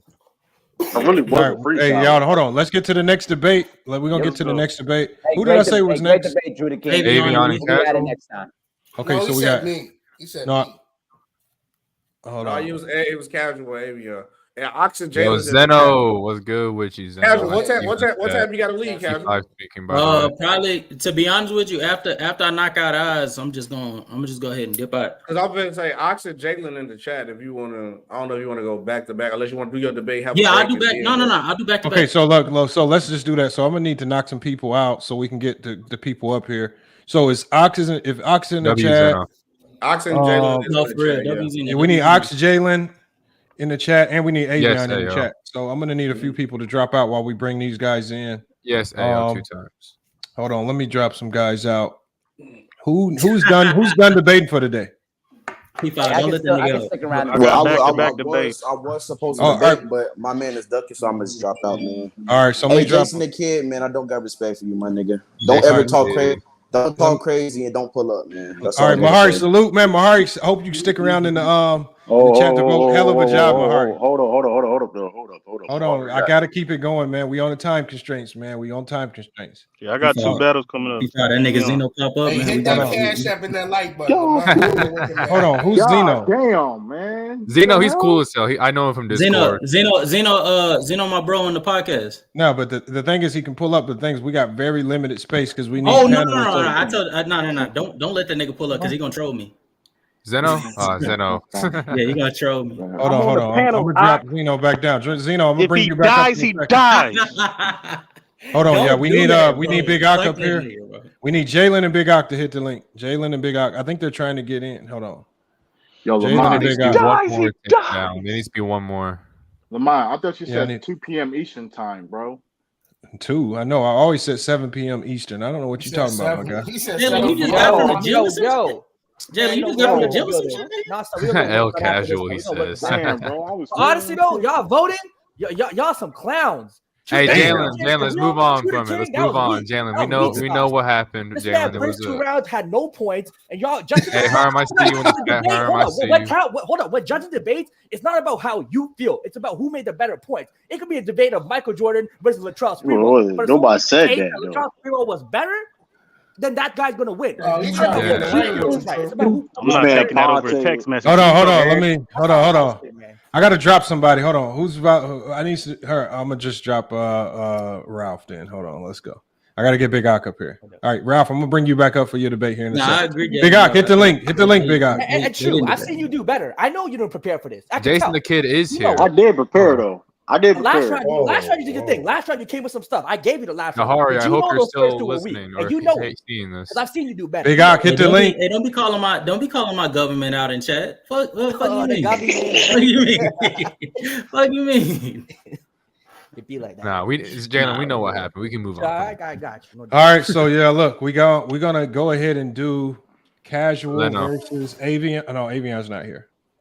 I'm here. Oh, James B, I'll be back. Okay, my bad.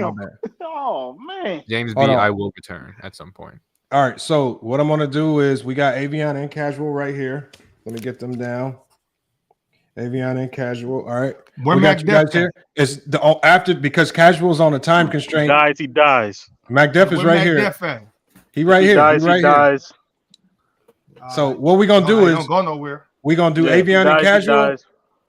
And then next we're gonna do our tag team event, the 2v2 event with SB, Casual, Jalen, and Ock. We're gonna do that one next because Casual's on the time. So we got Casual gonna be going back to back. So look, everybody on the panel, stick around. Please don't drop out. I'm gonna need you guys to vote, and I'm gonna need some of you guys, especially, to be participating in the next debate to be ready to go. So let me drop y'all down. Let's get y'all. Yo, what up? What up? Why you was trying to keep me out the lobby? You was trying to save Mack Def? Man, bro, this thing is blinking like every 2 seconds. He right here. Mack Def is the if he dies, he dies, dude. Okay, respect. If he dies, he dies. Ain't nobody running. We been here. I think you about. My prediction is you gonna get washed, bro. Okay. I ain't gonna. No, I'm just joking. Mack Def might Put me in the backstage. You You saving me for the main event. So let's go. Put me in the backstage. Let's get these buns out of the way. That's only because I'm on time constraint. All right, let me get you on the backstage. Like, stick around. Don't go nowhere, Mack Def. All right, we got Avion and we got the casual. We got Avion and the casual. They are gonna be debating. Hold on, I had it right here for a second. KG versus Dirk. Yeah, that's right. KG versus Dirk. Avion and the casual. KG versus Dirk. We debating better player, greater player. That's the same thing. It's the same thing, my man. All right. Hey, shit. If you want, all right. So who has KG again? Who has KG and who has Dirk? Me. Okay, casual has KG. Avion has Dirk. Who is the better player? Obviously, casual's ranked higher than you, Avion. So that means you're going to be going first in each of these rounds. I'm gonna get the clock on the screen. The clock is on the screen. Look, when we don't get right to it, your 2 minutes, it starts now, man. Go ahead and cook. When we talk about one of the best big men in the game, Dirk is no question, in the top ranks when it comes to power forward. We never seen, it wasn't usual for us to see a 7-foot power forward to step back into the perimeter and become a threat. Not only a threat from the outside the perimeter, but the free throw line as well. he expanded his game throughout the years, when he got different coaches through Nelly to A.B. Johnson to Rick Carlisle, and improves over time as his averages went up in points, rebounding, and efficiency. That's why you have an NBA champion, an NBA Finals MVP, an MVP, a 14-time All-Star, a 4-time All NBA first team player, a 5-time All NBA second team player.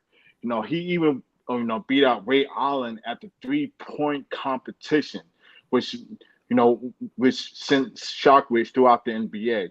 A player that can have impact on the offensive end, that his game can also translate in any era you plug him in. You can plug him in today's era with KD, Trey Young, all these offensive juggernauts, and you can also plug them in the old era as well, because not a lot of power forwards or big men could guard out in the perimeter. No matter if you put a zone out on Dirk, if you put man to man, he was still cooking. He cooked the best of them. He averaged over the high 20s against people like the Sheeds, the Jermaine O'Neal's. He even guarded Ben Wallace and scored on him as well. So he was a dominant offensive player. All right, that's time. We're gonna start reset that timer. We got the casual up next to finish out the first round. Go ahead and cook, man. Everything you said is all nice and dandy until you realize that Kevin Garnett has done that and then more on the other end. Kevin Garnett, let's just go ahead and get the accolades out of the way. He's an NBA champion, an MVP, an All-Star, a 15-time All-Star, 4-time All-NBA, first team, 3-time All-NBA second team, second All-NBA third team, or 2-time All-NBA third team. But the distinction is between the two is that Defensive Player of the Year he won. Kevin Garnett, when we're talking about how he impacts the game, sure enough, Dirk Nowitzki being a better shooter is definitely something to applaud him for, especially how he's impacted generations. But when it comes to Kevin Garnett, he's impacted generations as well, showing that you can be a power forward and be majorly versatile. We're talking about a player in Kevin Garnett who was a better playmaker than Dirk Nowitzki, on top of being a better rebounder than Dirk Nowitzki. And while Dirk being better than him as a shooter, I may even say clear him, Kevin Garnett made the gap that much wider, being a significantly better defender. Like, we're talking arguably a top 5 defender of all time, and that goes with all positions into consideration. I think that Kevin Garnett is better than Dirk Nowitzki, and it's really not close. All right, that's his time. Left a little bit on the clock, but that's fine. We got the second round starting. Avion. Yes, sir. The second round, it starts now. Go ahead and cook. Let's do it. Listen, man, it's funny he bring up the Defensive Player of the Year. People throw that over our heads, making it seem like these Defensive Players of the Years thing get cooked, and it's not like I could pull up flashbacks of if Dirk and KG played each other in the playoffs before. Oh yeah, they did back in 2002 in the first round, Bill, when Dirk smacked KG in the first round and swept him. When Dirk averaged 33 points, 15 rebounds, and was 52% from the field and 72% from the three. So if you watch the game tape and watch that series, KG was Dirk's primary matchup. So if you're gonna harp on defensive players, that defensive player needs to have an impact on all-time great offensive players as well. And Dirk offensively gave KG that work. We've seen KG throughout the NBA playoffs where he was a minus on the floor. He had a lot of minus games. Back to his first playoff series when he got swept, or the next round, when he lost to Seattle back in '98. We have a lot of sample size of when KG was a minus on the floor, where he had a minus 14 game, another minus 14 game, minus 18 game, minus 7 game, minus 21 games. It was games where he shot 24%. And we've seen a lot of playoff games where he missed clutch free throws as well. You never heard this from a person like Dirk. Dirk was a 50, 40, 90 guy. Name another power forward that's in the 50, 40, 90 guy. When Dirk did it, he was the 5th player to reach that feat. So let's not compare offensive stats between the two. Time. All right. Casual, it's on you, man. Go ahead and cook. I like how you mentioned that Dirk Nowitzki could Kevin Garnett in the playoffs. It must be nice to be able to play with all-star caliber players in 2002, and I believe that was Steve Nash's year with him playing alongside Don Nelson, who's a better coach than who Kevin Garnett had, while also I'm sorry, I just fucked up my fault. While also having the ability to kick to Steve Nash, Tim Hardaway, Danny Manning, Nick Van Exel, the list, Michael Finley, like the list can go on and on. Whereas the team that Kevin Garnett had was Chauncey Billups, who had not developed yet, Joe Smith, and Wally Zerbiak. While Wally Zerbiak was a great 3-point shooter, he did not have like the pieces like that compared to a player like Steve Nash or like Michael Finley. So to sit there and say that he got cooked when in actuality what happened was he was undermanned, and Dirk Nowitzki, being an all-time great power forward, took advantage of the advantages that he had and played phenomenal in that series. But you also don't want to mention the fact that in that same series that he went up against Dirk Nowitzki, Kevin Garnett was also being a better rebounder, being a better playmaker. He just had much more on his load. So sitting there saying that, like, I don't know what you want Kevin Garnett to do when he's playing with lesser players than Dirk Nowitzki. Yeah. All right, that's time, man. That's time. All right, we're moving on, man. We progressing through this one pretty quickly here. Avion, man, you can go ahead and hold on, let me stop this timer. Avion, you can go ahead and close it out. Yeah, your time starts now. Go ahead. Are we serious? Are we gonna, judge players because of what they have and don't have? I brought up that matchup because that was the matchup that KG played against Dirk like that whole series, and he shot over 50%. We're not talking about the team. I'm talking about the individual matchup. But I'm gonna get off that because you talking about teams and Dirk. Dirk, after Michael Finley left, that ended like the big three between him and Nash. People forget Nelly did pit Dirk at the center spot. In order to make that sacrifice when they traded their starting center.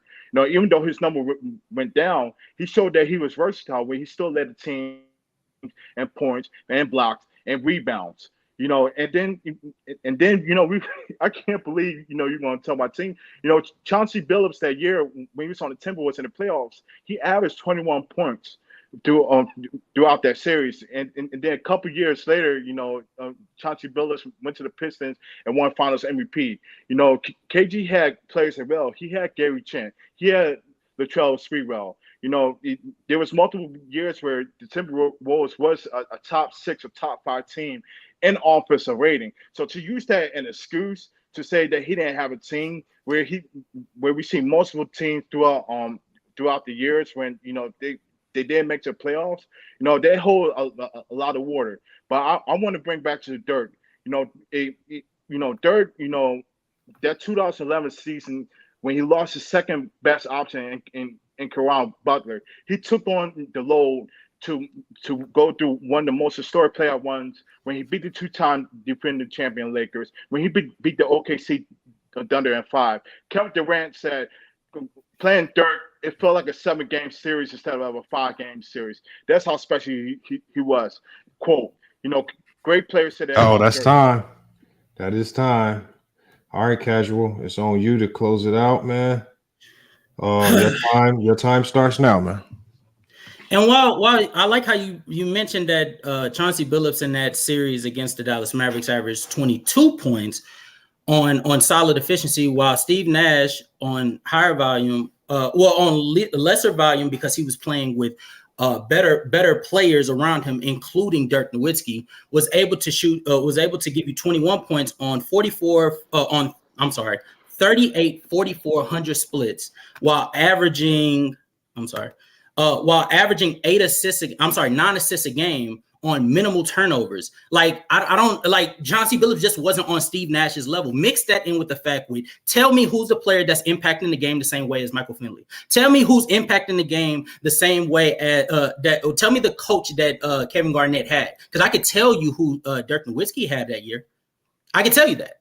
And so when we're talking about the coaches and front office problems that Kevin Garnett had to deal with, I find it beyond me that you're sitting here even saying that they were in similar situations. Like, sure enough, when they go head to head, yeah, Dirk Nowitzki, if he has a better has a better team around him, yeah, he's going to be able to take advantage of that because he's a great player. Kevin Garnett didn't get that ability until 2004. Then he got stripped away from him because those players left after a year, and then he had to wait 4 more years before he got a elite group around him in the Boston Celtics. And what happened as soon as he got that team? He was able to make that the greatest defensive team we have ever seen, arguably. And he did that because he is far more impactful on the defensive end than Dirk Nowitzki is. You want to talk about Dirk Nowitzki's offensive impact? Why weren't they able to get past the We Believe Golden State Warriors in 2007 with him playing at an all-time level during the regular season? Because he was not as impactful in other areas as Kevin Garnett was. All right, that is time, man. We heard it. He closed it out, man. Let's go ahead and get this poll in the chat. And then we're going to bring everybody up to give their thoughts on this. We're going to start with H from the UK. H from the UK. Hey, W Avion. Yeah, that was a good. That was good work from both people, man. Avion came with some work. He did a much better job. All right, let me start with H from the UK. Hold on, time, Lamont. You know what's crazy? Throughout my whole debate, I never brought up that Boston. I was hoping you wasn't. Hold on. Let's get to I gotta get to H from the UK. Who you got winning and why? Oh, it was a close one, man. It was very good. I think I'll just go round by round. Casual won the first round due to his delivery. I think Avion was a bit nervous and he was freezing over his talking points. But then in the second round, I think this was Avion's best round, and he won by a country mile. And he had Casual on his back foot, and he messed up a lot. And the evidence he gave really weren't moving me, because Avion gave a lot of talking points, especially with the plus minuses that the minuses that KG had on the box score. The last round, it was close. Avion talked about Dirk's versatility and brought up the fact that Billups actually scored 22 points that series, which kind of rebutted what the Casual was saying. So just for that and that rebuttal, I gave it to Avion. Casual did good, but it was just the beginning of what he done was a lot of repetitive talk from the second round. So I gave it Avion. Avion is up early in this one, 1-0 on the panel. We'll go to SB Talk Sports. Who you got winning and why? Cannot wait until my vote is needed, because we already got a complaint about people being biased, and it's my partner in the next round. So I don't want to hear no excuses. All right. I'm only gonna vote if my vote is needed. That's all right. Let me go to Trudaking. Who you got winning and why? Man, that was a good debate. Very close. First round, I gave it to Casual. He came out swinging. Avion a little shaky, but then he came out in the second round, and I think Avion got that second round. He came up with this attacking point after point after point. Like I think I would like it. That was Casual's weakest round to me in the second. In the third round, it was very, very close. It was very close, and I may have the edge of the Casual, man, especially the end of that round when he brought up the impact on KG. Avion did great too in the third round, but I think when he brought it a whole way home from talking about KG comparing to who would play with more talent, when KG finally got that equivalent talent or whatever, he won right away. And I feel though Casual got that one. Edged it. It was good. It was a good one. It was a good debate. All right, now we got P5. Who you got winning and why? I think I have Casual 2-1. I think the first round they both started off somewhat similar. They brought up the accolades, the fact that they both have rings, and their overall impact on the game. But I think what edged out for Casual in round one was the fact that he brought up how KG was better than Dirk in a lot of these aspects. He was a better playmaker, a better defender, and I think that's what edged out Casual in round one, despite leaving a considerable amount of time on the clock. I think that's just due to how kind of fast he was relaying his points. I don't think it's due to a lack of content. Round two was also close. I edged that one out to Avion as well. I think Avion did a really good job of kind of going into a certain matchup where Dirk Nowitzki was able to dominate in a one-on-one scenario against KG and how great he was offensively, right? And then round three, I think Avion did a really good job kind of rebuttaling what Casual said about Chauncey Billups, but Casual then rebutted that with how great Steve Nash was, and he brought up how great Dirk's other teammates were. And then I think he truly put the nail in the coffin by putting in how he really only had that really good team or a really good competitive team for like 1 year, and then they left him, and then when he went to the Celtics, his impact was good enough to lead the greatest defense the league had seen in the past like 30-40 years. So I think that's what edged it out for Casual in that last round. So it's a close, but it's 2-1 Casual. All right, we got another vote for Casual. We got Jalen Carter. Who you got winning that one and why, man? Yeah, just to continue off what P5 said, I do think it was a good debate. I don't think there's any losers in this debate. It's just two guys. They showed up, did their research. So salute to both of you guys on that. First round, definitely Casual. I think I agree with everyone. Good opening statement. Was confident in his delivery, brought the facts. Avion was struggling just a little bit. Like I said, maybe it was the nerves, a little stuttering. But second round, he came back, did his thing, brought the facts and statistics for Dirk Nowitzki, doing his thing with that. So he clearly won the second round. And third round, I thought it was pretty close. I just think Casual near the end of his third round again kind of summarized the totality of all his arguments, brought it together and explained a little more clearly why KG was over Dirk Nowitzki. All right, that makes 4 votes on the panel for Casual, so that makes him the winner on the panel. We're going to end the poll, and when we end the poll, let's see what we got. I think we got the Casual winning in the poll 54% to 45, and this is probably one of the closer debates of the day. I think, man, boy, Avion, if you would have brought up how Dirk impacted LeBron's legacy, man, boy, bro, run out of time. Because you got to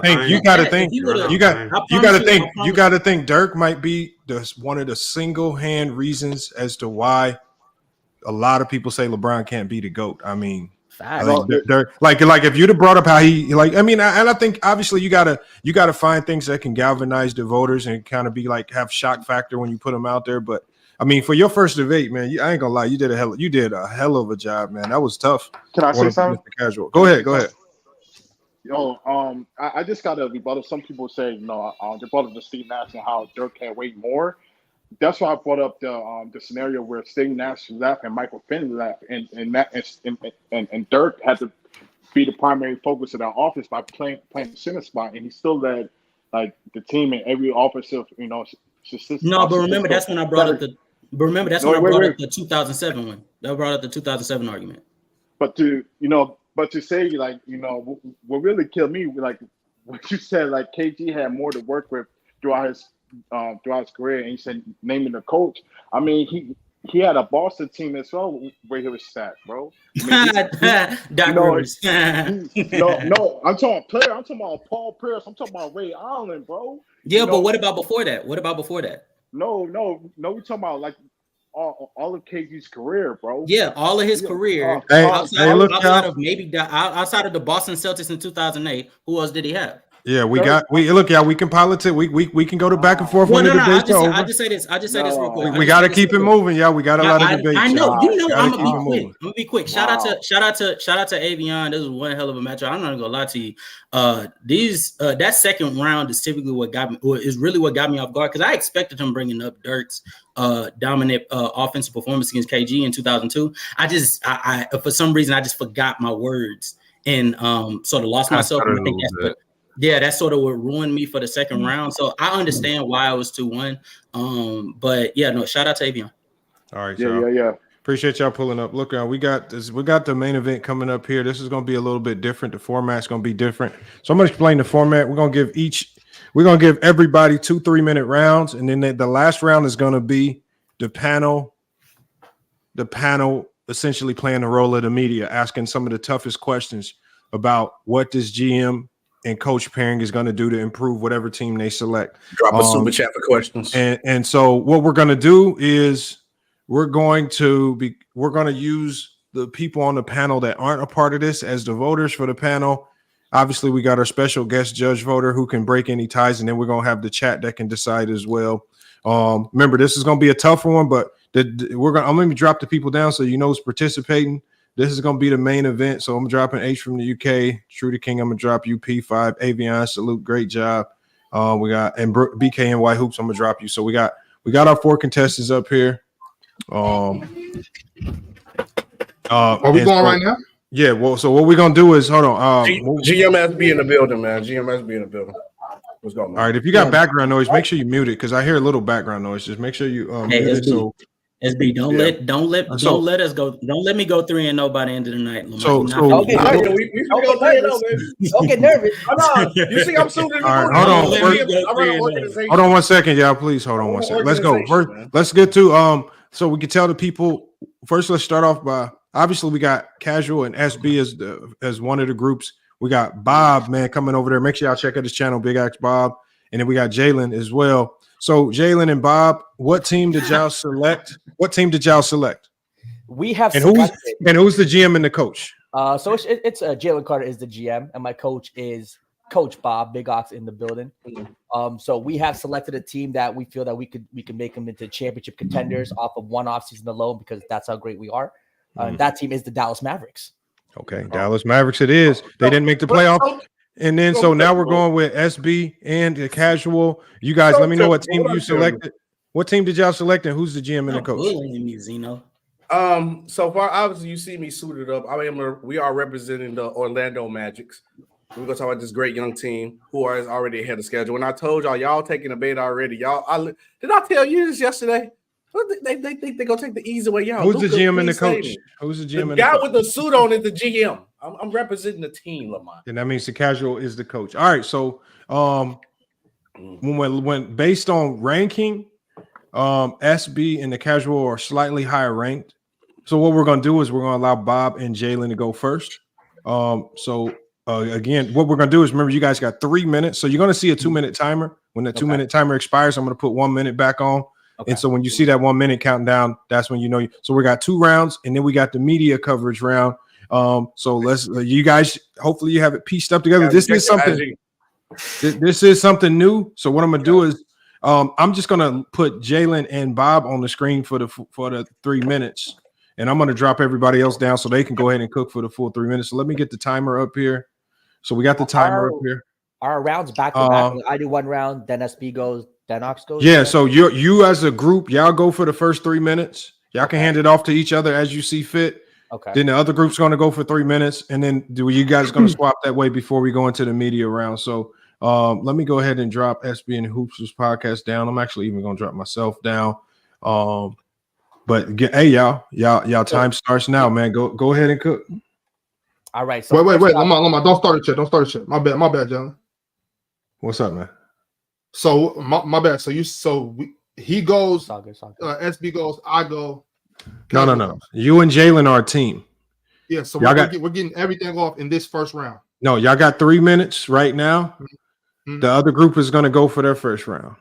Then there's going to be a second round. You're going to get another 3 minutes. Gotcha. And then you guys can hand it off to each other as you see fit. And then the last round is going to be the panel with the media. We're going to question you guys. And and we're going to see who wins the media coverage round as well. So you got to stand up to scrutiny as well. So again, y'all 2 minutes. It starts now, man. Go ahead and cook.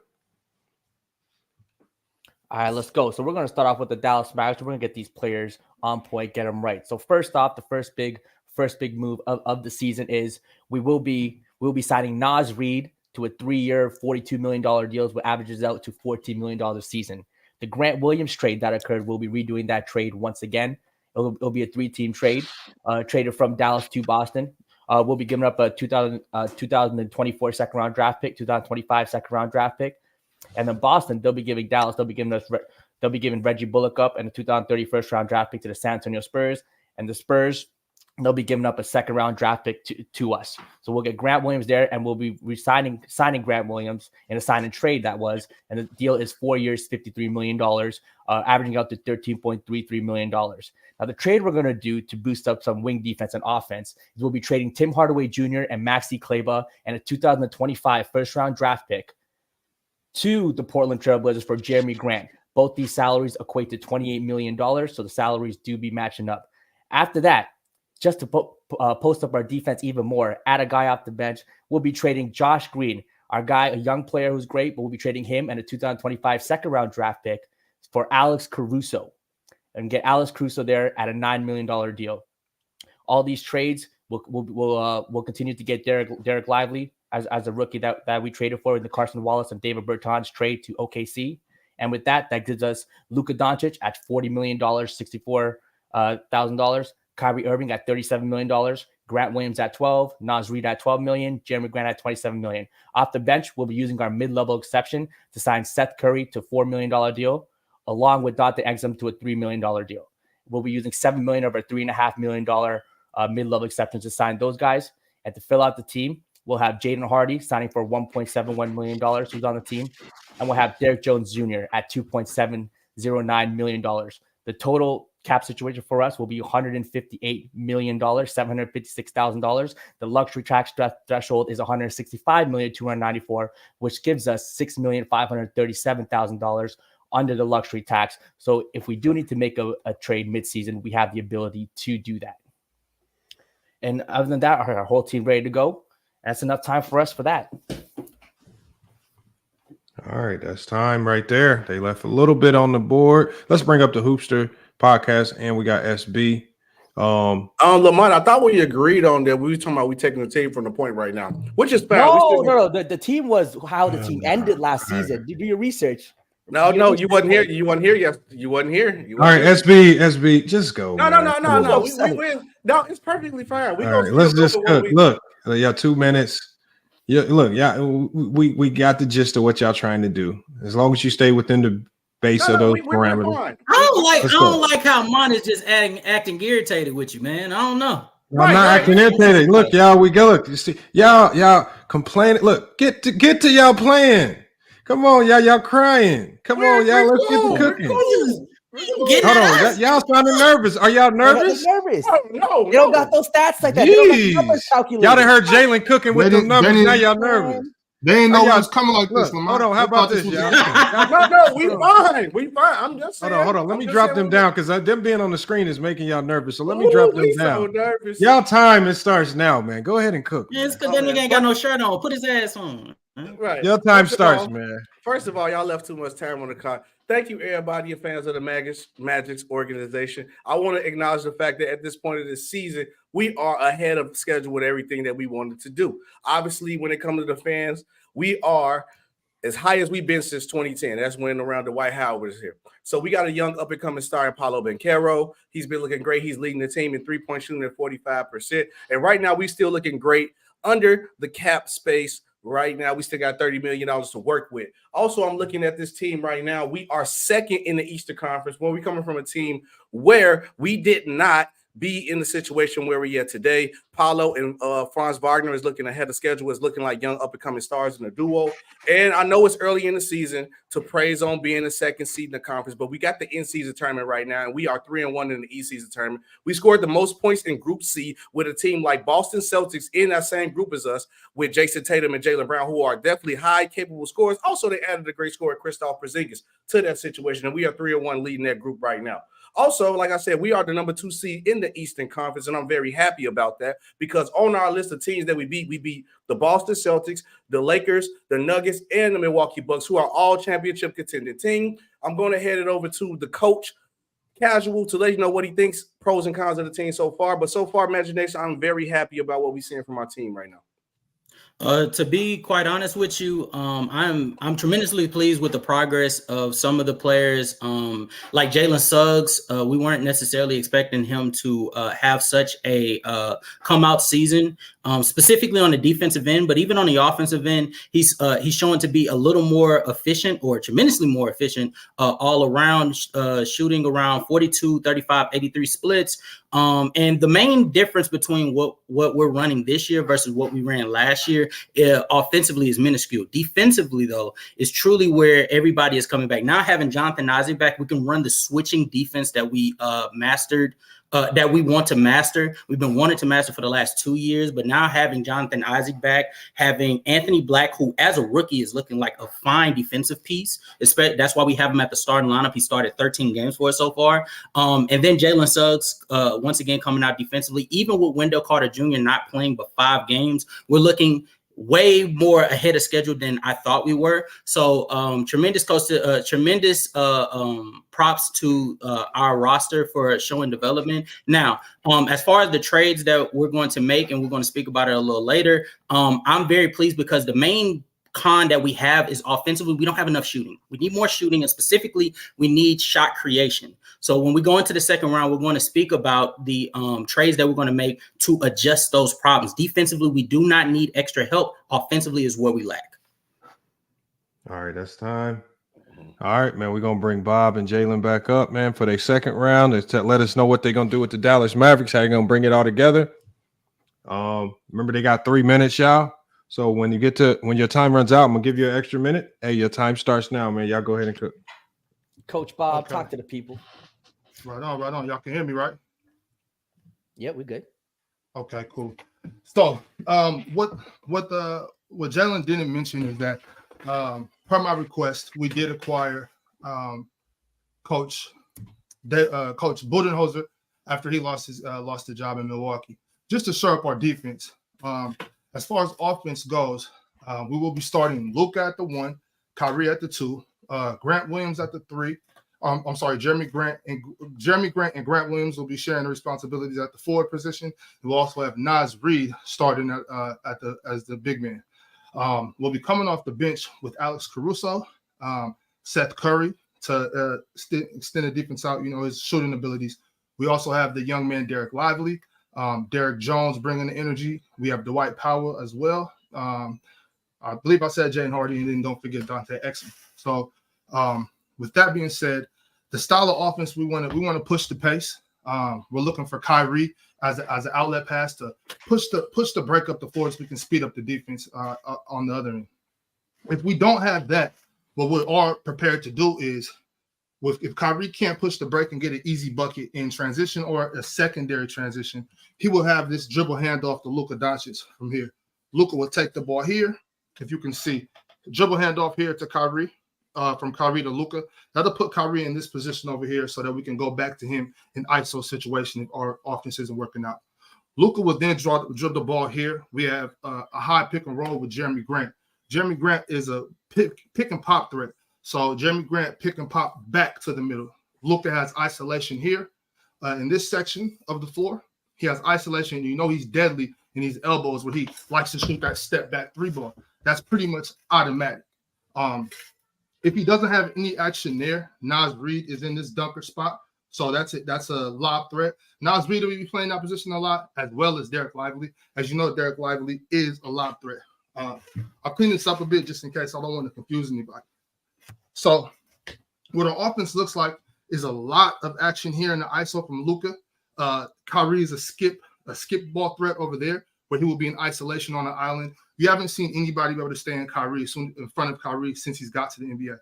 Jeremy Grant up here at the pick and pop position. Naz Reid in the dunker spot and able to step to the ball of Kyrie if Luka, which he will blow by any defender here. Grant Williams loves this corner 3 ball. I'm pretty sure everybody's seen that when he was playing for the Lakers. That 3 ball is pretty much automatic. That's all I think I got that through. Lamar, you can take me off the full screen. I just need to see my time, please. Is this Coach the of the year original right there? Coach of the year right there. Coach of the year. All right, that's y'all 3 minutes is coming to a close, so we're gonna go ahead and wrap it up. That was the end of the second round, so we're gonna go ahead and bring SB and the Hoopers podcast back up, man. Look, y'all second round. Starts now, man. Go ahead and cook. All right, guys. So obviously now like I said, we save our rounds for this for let the trades know what's going on with our team. Right now, we are the number 2 defense rated team in the NBA. I think our defense is great, but I also think we can add more. Like our coach Casual just said, we need more shot creations and more shooting at the guard position. So what we're going to do, and obviously we're going to sneak a trade off from another guy because the second round pick is not going to be enough to get this team. And these trades will actually fit in these teams' timeline. We're going to call the Chicago Bulls. We got Jalen Suggs in the 2025 first round pick that's top 5 protected for the Denver Nuggets for Alex Caruso. That's true of that guard position and also fits into the Chicago Bulls timeline where they need a young player. They're also, when I get our shot creation at the other guard position, we're going to call the Toronto Raptors, where we're going to get Gary Trent Jr., who's on an expiring contract right now, who fits perfectly in our timeline. We're going to trade Markelle Fultz and 2 second-round picks. We're going to add shooting and shot creation to what we needed to boost up our offensive rating because that's where the point of where we lack at. We are great at the forward in the big position when it comes to scoring. And also, Alex Caruso can add to the defense and push the pace better with our new unit. And we're still highly got money to work with. And we're not losing anything with Gary Trent being on an expiring contract and Alex Caruso being on a team-friendly deal. Thank you, SB. So, understanding that trade, I really like that trade because what that can do is first of all, that shores up rotation minutes on the guard spot so that we could be able to give players like Anthony Black more than just 19 minutes a game. He is our rookie. More importantly, he is our future point guard at 6'7", showing his defensive capability. I want him to get more opportunities for him offensively to be able to flourish. So we need to get Jalen Suggs out of there. We need to also get what's my guy's name? Markelle Fultz out of there because Markelle Fultz, if we're being quite honest with you, we just needed to get his stats nice enough to make him valuable on the trade market. But now getting them off, now we're going to start Anthony Black at the point guard spot because he's been doing just fine defensively. We're going to add some offense at the shooting guard spot, a little more than what Gary Harris is giving because he is showing signs of being a good 3-point shooter, shooting 44%. But Gary Trent Jr. can be better because he's more versatile of a scorer, being able to create for himself to be able to create shots. Franz Wagner is going to be our starting small forward. Paolo's going to be our power forward. Our center is going to be Wendell Carter Jr. Now, here's the kicker. What's going to make our offense better is I think we should switch to more of a dribble handoff offense. Quiet as kept, the front court for the Magic actually has good passers and Wendell Carter Jr., Paolo, and Franz. So I think a dribble handoff can be effective because it releases pressure of the defense while also allowing us to be able to get back cuts. And Paolo operates well around the rim. So does Wendell Carter Jr. And so if either one of them are in the center of the court for the handoff, it can be able to create opportunities for us. All right, that is time, man. All right, y'all, man. There we have it right there. Now we got the media round. So what we're going to do is we're going to drop Hoopsters Podcast down and SB. We're going to take me off the screen. So we're going to bring the other panelists up along with Jalen Carter and Bob. And Bob is away from his coaching office right now. Not sure about where there he is. We got Young Africa. We got Trudaking. We got P5. So look, we're the media. And I'll start it off because the media is going to put you under just a tad bit of scrutiny. Obviously, hey, and so I'm just going to jump it off just to lead the way so everybody else can follow what their questions is as well. This question is to either coach or GM, either one of you guys. I'm Lamont from FYF Sports, you guys. My question to you guys is, one of y'all biggest problems has been ball movement. And last year we saw the issue with Kyrie and Luka just looking like a your turn, my turn type of offense with the moves that y'all made, bringing in a guy like Naz Reid, bringing in a guy like Alex Caruso. How are these moves going to assist in the ball movement and helping make that offense become more efficient? Because it looked like last year you guys kind of hit a wall offensively and Luka and Kyrie couldn't figure it out. Man, how are you guys going to address that this year? Go ahead, Ox. I think that issue is addressed. It is partially addressed with the acquisition of Naz Reid because we're not stuck as much. We have a threat in the paint. But specifically with what you're saying about Kyrie and Luka, I believe that's just on me. Coach got to coach, It's my ability to, like I said, I want to push the pace with Kyrie. I know some people in the chat misunderstood what I said. I wasn't saying push the pace with Luka. So by doing that, I'm giving Kyrie a first option to ISO, and I'm putting the trust in Kyrie as the vet that he is to realize when he has to slow it down, run that dribble hand off to Luka. Luka comes off the ball and off that initial pick and pop with Jeremy Grant. It's gonna be a score quick type thing. So both of my guys are touching the ball. Both of those guys being Luka and Kyrie. And it's just putting more trust in Kyrie to be able to work quick or get off the ball. And he might not see it in this offense, because it's so quick, straight to the point. But I do also put trust back in Luka to when he penetrates off of that ISO to be able to see Kyrie in that skip. So Kyrie's never felt like he's left out of the offense. All right, we got H from the UK, man. He's a media journalist from the UK, man. What questions you got for these coaches and GM? My main question was in regards to the trade with Naz Reid. One thing I've noticed on this team in the starting lineup, it seems to be a bit too small. How would you address the rebounding situation? So Naz Reid was a free agent signing. So we ended up signing the same deal that he signed with Minnesota. We actually gave him a little bit of a boost of $200,000 more a year. 3 years, $42 million was a free agent signing. In terms of rebounding, Naz Reid, anytime Rudy Gobert or Karl-Anthony Towns was out of the game, Naz Reid was giving you double-doubles every single night. Naz Reid is the guy that can get you 50 to 20 points, 10, 12 rebounds, play good defense. And I think an interior presence was something Dallas Mavericks really needed, both as a scorer and a defender. So I think he solves the rebounding issues, interior scoring issues, and defensively, someone in the paint who's going to contest and block shots too. And also, even a guy who can help Derek Lively in his progression. So I think Naz Reid was a perfect fit for this team. All right, man. We got BKNY Hoops, man. What questions you got for the coach and GM? I didn't even know I was even on this panel over here. That's fine. Hold on. We got to keep it moving. If you're not ready, we'll move to P5. P5, what questions you got for the coach and GM? This is a question for Coach Ox or Coach Bud. I'm going to say Coach Ox. Over the last couple of years, one of your main problems have been defense. Of course, since you lost Dorian Finney-Smith and brought in Kyrie Irving, it was, in my opinion, the reason y'all missed the play-in last year. So now looking at the new team that you have, I think the main question is, what kind of defensive schemes are you running? Are you going to be a zone team, a man team? How are you going to get different guys to buy in Luka in particular, who has had maybe some effort issues over the last few years on the defensive side of the ball? How do you kind of get those guys to buy in, and what kind of defense will you be running? Ox, if you're there. Yes, I'm here. I do believe that our GM really did his job this year by bringing us Alex Caruso, Jeremy Grant, also Grant Williams.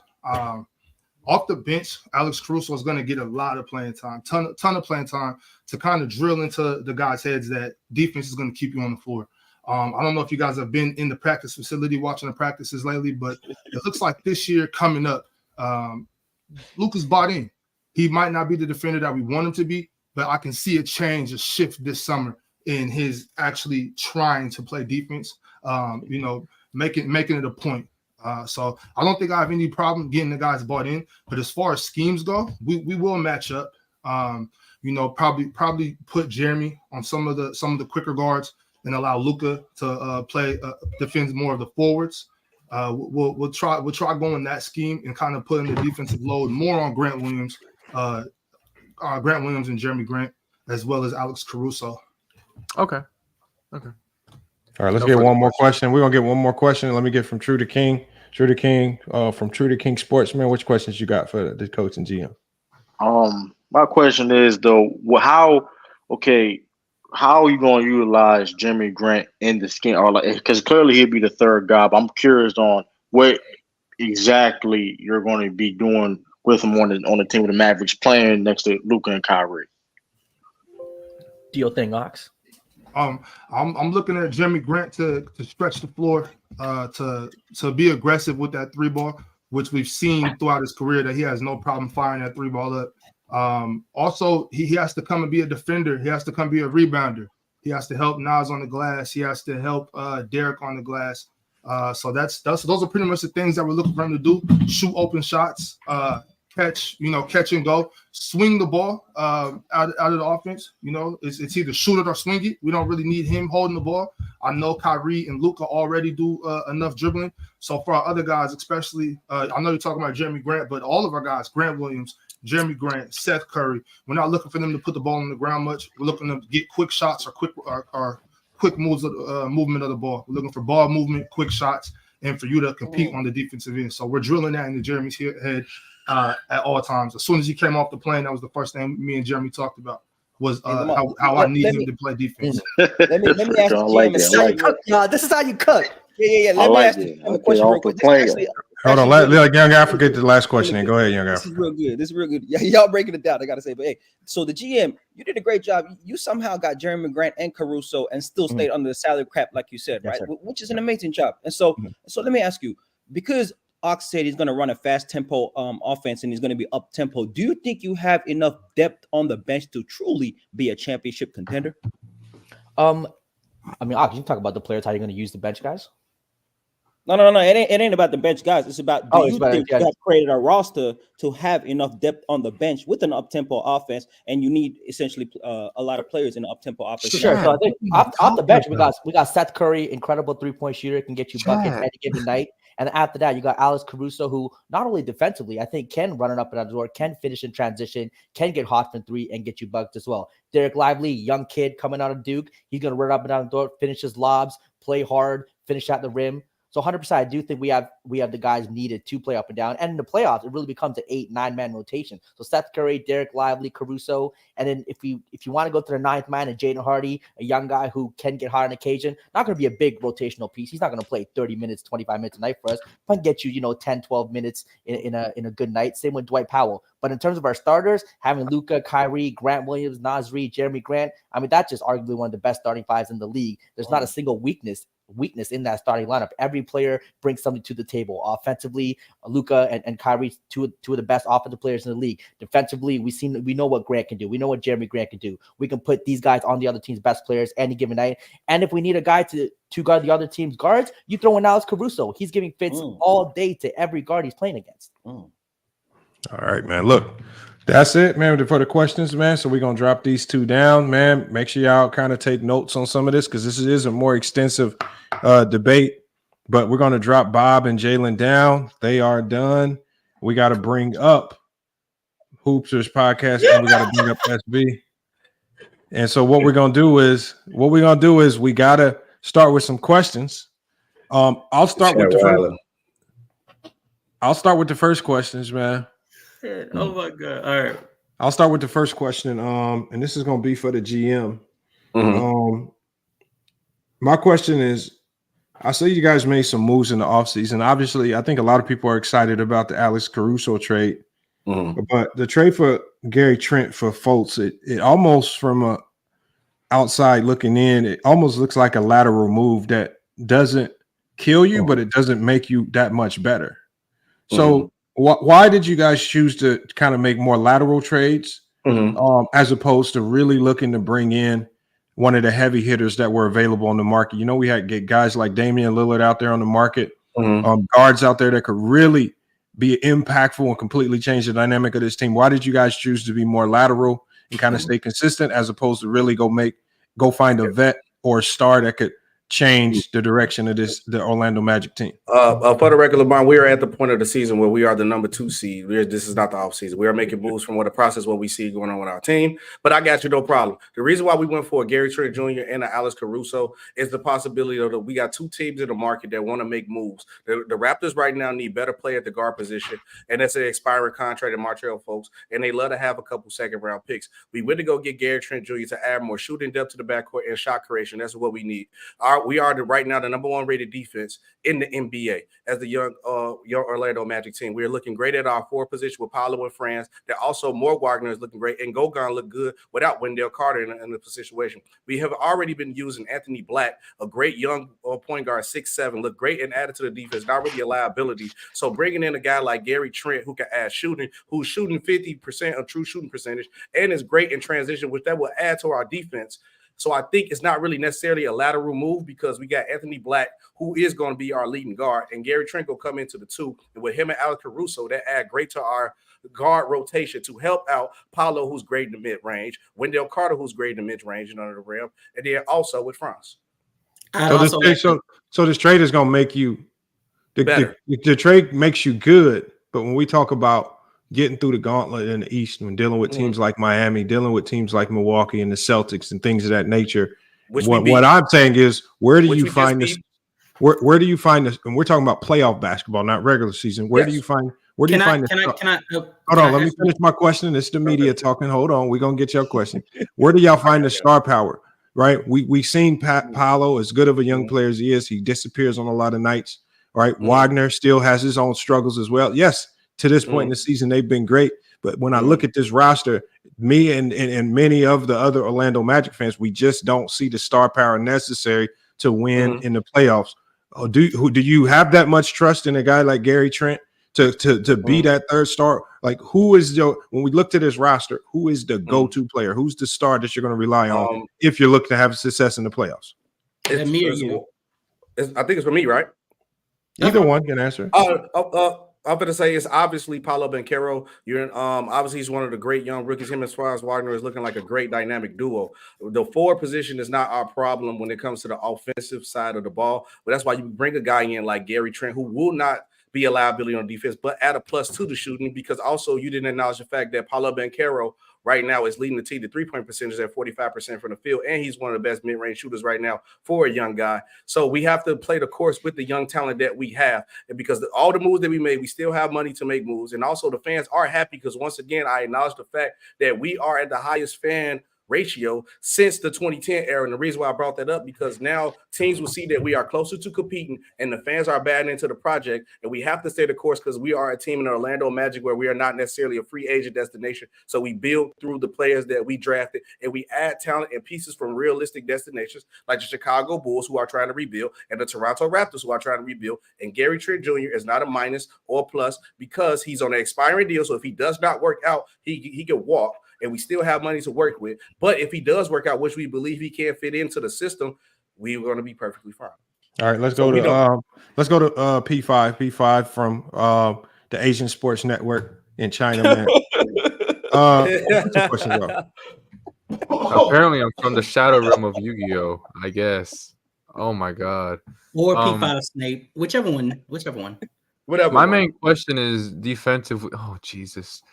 Defensively, how do you think y'all match up against some of the other top teams in the Eastern Conference, like a Milwaukee Bucks? Do y'all have the versatility necessary to match up with Dame and Giannis and the pick and rolls they might do, plus a healthy Chris Middleton, and then against the Philadelphia 76ers, even if this is the final version of their roster, do y'all truly have the size to scheme for Joel Embiid and try to contain Joel Embiid the best y'all can? Because in my opinion, I don't think y'all are big enough.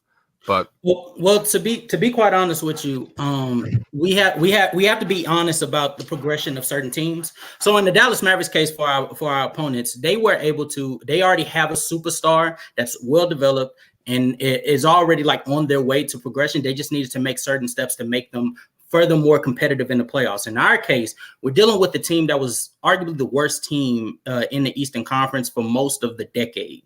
So we're trying to make steps to make it to 2-3 years ahead. We're a dynasty waiting to happen. So the defense that we're making that we haven't set is not going to be impactful against those teams right now, because those teams have a superstar in Giannis and Joel Embiid. Although I would agree that we can cause trouble, because when we went up against a team like the Boston Celtics earlier this season, we were able to shut down the star in Jason Tatum. We were able to keep Kristaps Porzingis out of the paint on most possessions, with the help of having a healthy Jonathan Isaac, which even though he's only playing 14 minutes, he's almost playing all defensive level defense. Not to mention us making this trade for a player in Alex Caruso. What? Oh no, I'm paying attention to your question. It's okay.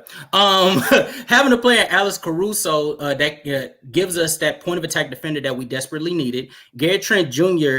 being a shot creator, which I wanted to correct my partner. Even with him shooting 50% from the Toronto Raptors, that is not who he is, guys. For the Toronto Raptors, the season prior is actually who he is. He is a relatively moderate, efficient player, shooting 43, 36, 83 splits while giving you 17 points per game. That's who he is. And being that player while being a shot creator and, like my partner said, being a neutral defender, that is exactly what we need right now. Not to mention the develop that we're going to get is going to make us potent for years to come. The Bucks, the Celtics, the 76ers will not last as long as we're going to last. Young Africa, you got questions? Where did this all come from? Man. yeah, I do have questions. I'm out of ESPN Africa, and we've been hearing a lot of Magic fans. ESPN Africa. ESPN Africa. You should look it up. It's some real shit. It's a thing. It's a thing. It is a thing, and a lot of Magic fans are disappointed on the continent because you didn't trade for a guy like OG Anunoby instead of a guy like Gary Trent. Now they make the same money, general manager, and so why did you not go for a player like OG Anunoby over a Gary Trent Jr.?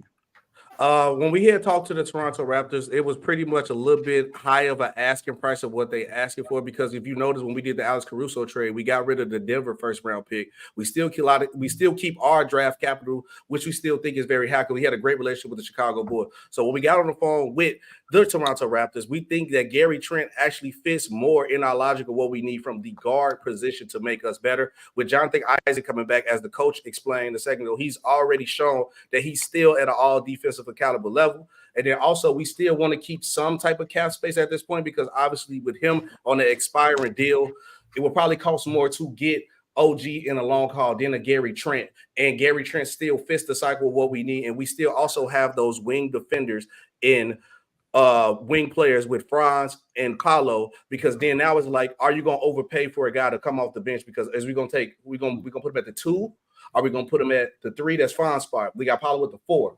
So I think we're looking great defensively already. I think our problem is offense. We're the number 1 defense in the league right now, number 1 rated defense in the league. So I'm not really concerned about defense. I think OG will bolster our defense, but I think adding Gary Trent to our offense is what we need to do next. Just a follow-up question real quick. Just this will be the last question, dude. This will be the 4th question. This will be the last. And this is Gary Trent Jr. is going to be an expiring deal this season. He will be a free agent. And so do you see Gary Trent as the future of your organization? Do you see that? And was that worth trading for? I literally just said it was not too long ago. It's a win-win situation for us, because Gary Trent is on the expiring deal, and all the moves we made, we are still at the same cap space that we had with $34 million with every move we made, and we lost second-round picks and a first-round pick. So yes, if Gary Trent shows that he can fit in our schedule what we need to do, we will happily sign Gary Trent Jr., because I think the asking price for a Gary Trent Jr. wouldn't be as high, and we still have moves to make on in the future. All right, that's the last question. All right, man, let's bring everybody back up. We got everybody don't get one though. That's 4 questions though. I don't want to. We asked 4 questions, and like I said, I don't want to hold it up any more longer. I think we got a good enough impression on what you guys both are trying to do. We're gonna start the poll in the chat, man, and the GM debate, man. You guys let us know who you got winning. You guys heard the answers that they gave to the media. We're going to start with H from the UK. Who you got winning this one and why, man? Good evening, folks. This is Ball Don't Lie Media, where we speak facts over feelings. I like that. So, it was a wonderful and very eloquent press conference from both the Dallas Mavericks and the Orlando Magic. Just to congratulate everyone with the moves that they've made for the season. I believe from what I've heard, I am very invested in the Dallas Mavericks this season. The trades they made with Naz Reid, I was a bit I questioned the rebounding, but I believe the coach he explained that very well. I think the Jeremy Grant acquisition was a very shrewd move, I believe, while still keeping Grant Williams. and the coach going into the X's and O's and showing me the dribble handoffs and the pick and pop screens with Jeremy Grant. I thought that was exquisite. And I believe the GM going into the numbers and the actual financial details of the moves. I believe this is an organization that's moving in the right direction and has their head screwed on. Thank you. All right, man. We got Trudaking. Who you got winning and why? Very, very close debate. Great debate. But I had to pick a winner. I have to give it to Ox and Jalen. I think they did. I think they presented it better. I think when it comes to game plan and I like how Ox had the coach. He had a board. He explained what exactly. Listen, this is. I'm not just telling you, but I'm giving you a visualization on how I'm going to use these players. I like how Jalen expressed the cap situation. How we make these moves. This is where we at the cap. This is one more we got left. Yeah, that's I got a very close one. Ox and Jalen. All right, man. We got P5. Who you got winning and why? I've had Jalen and Big Ox winning. I think that the overall construction of the teams, I think both GMs at least did a decent job trying to maximize what they could out of the roster. However, I think that the Mavs at the end of the day, I think Jalen did a really good job of getting the right pieces that fit best next to Luka and Kyrie, guys that can space out the floor, guys that are versatile defensively, and guys that can also run the floor for the type of scheme that they want to run or that Ox wants to run. And I think Ox did a good job at least breaking down a certain set that they can run and how those players would be able to fit into it. I think even though SB and Casual did a really good job building up their team, I think they could have done a little bit better with the supporting cast members. I'm not super high on the Gary Trent Jr. acquisition. He's just a little too inconsistent for me. And at the end, and also I don't think that their team can compete with, just from a talent standpoint, compete with the other top teams in the Eastern Conference. Like I think the Mavericks would have a chance to in the West. So with that being said, I have to go with Ox and Jalen. All right, let me go with Young Africa, man. Who you got winning and why? Hey man, I got Ox and Jalen winning that. You know, it's interesting, right? Two different approaches, right?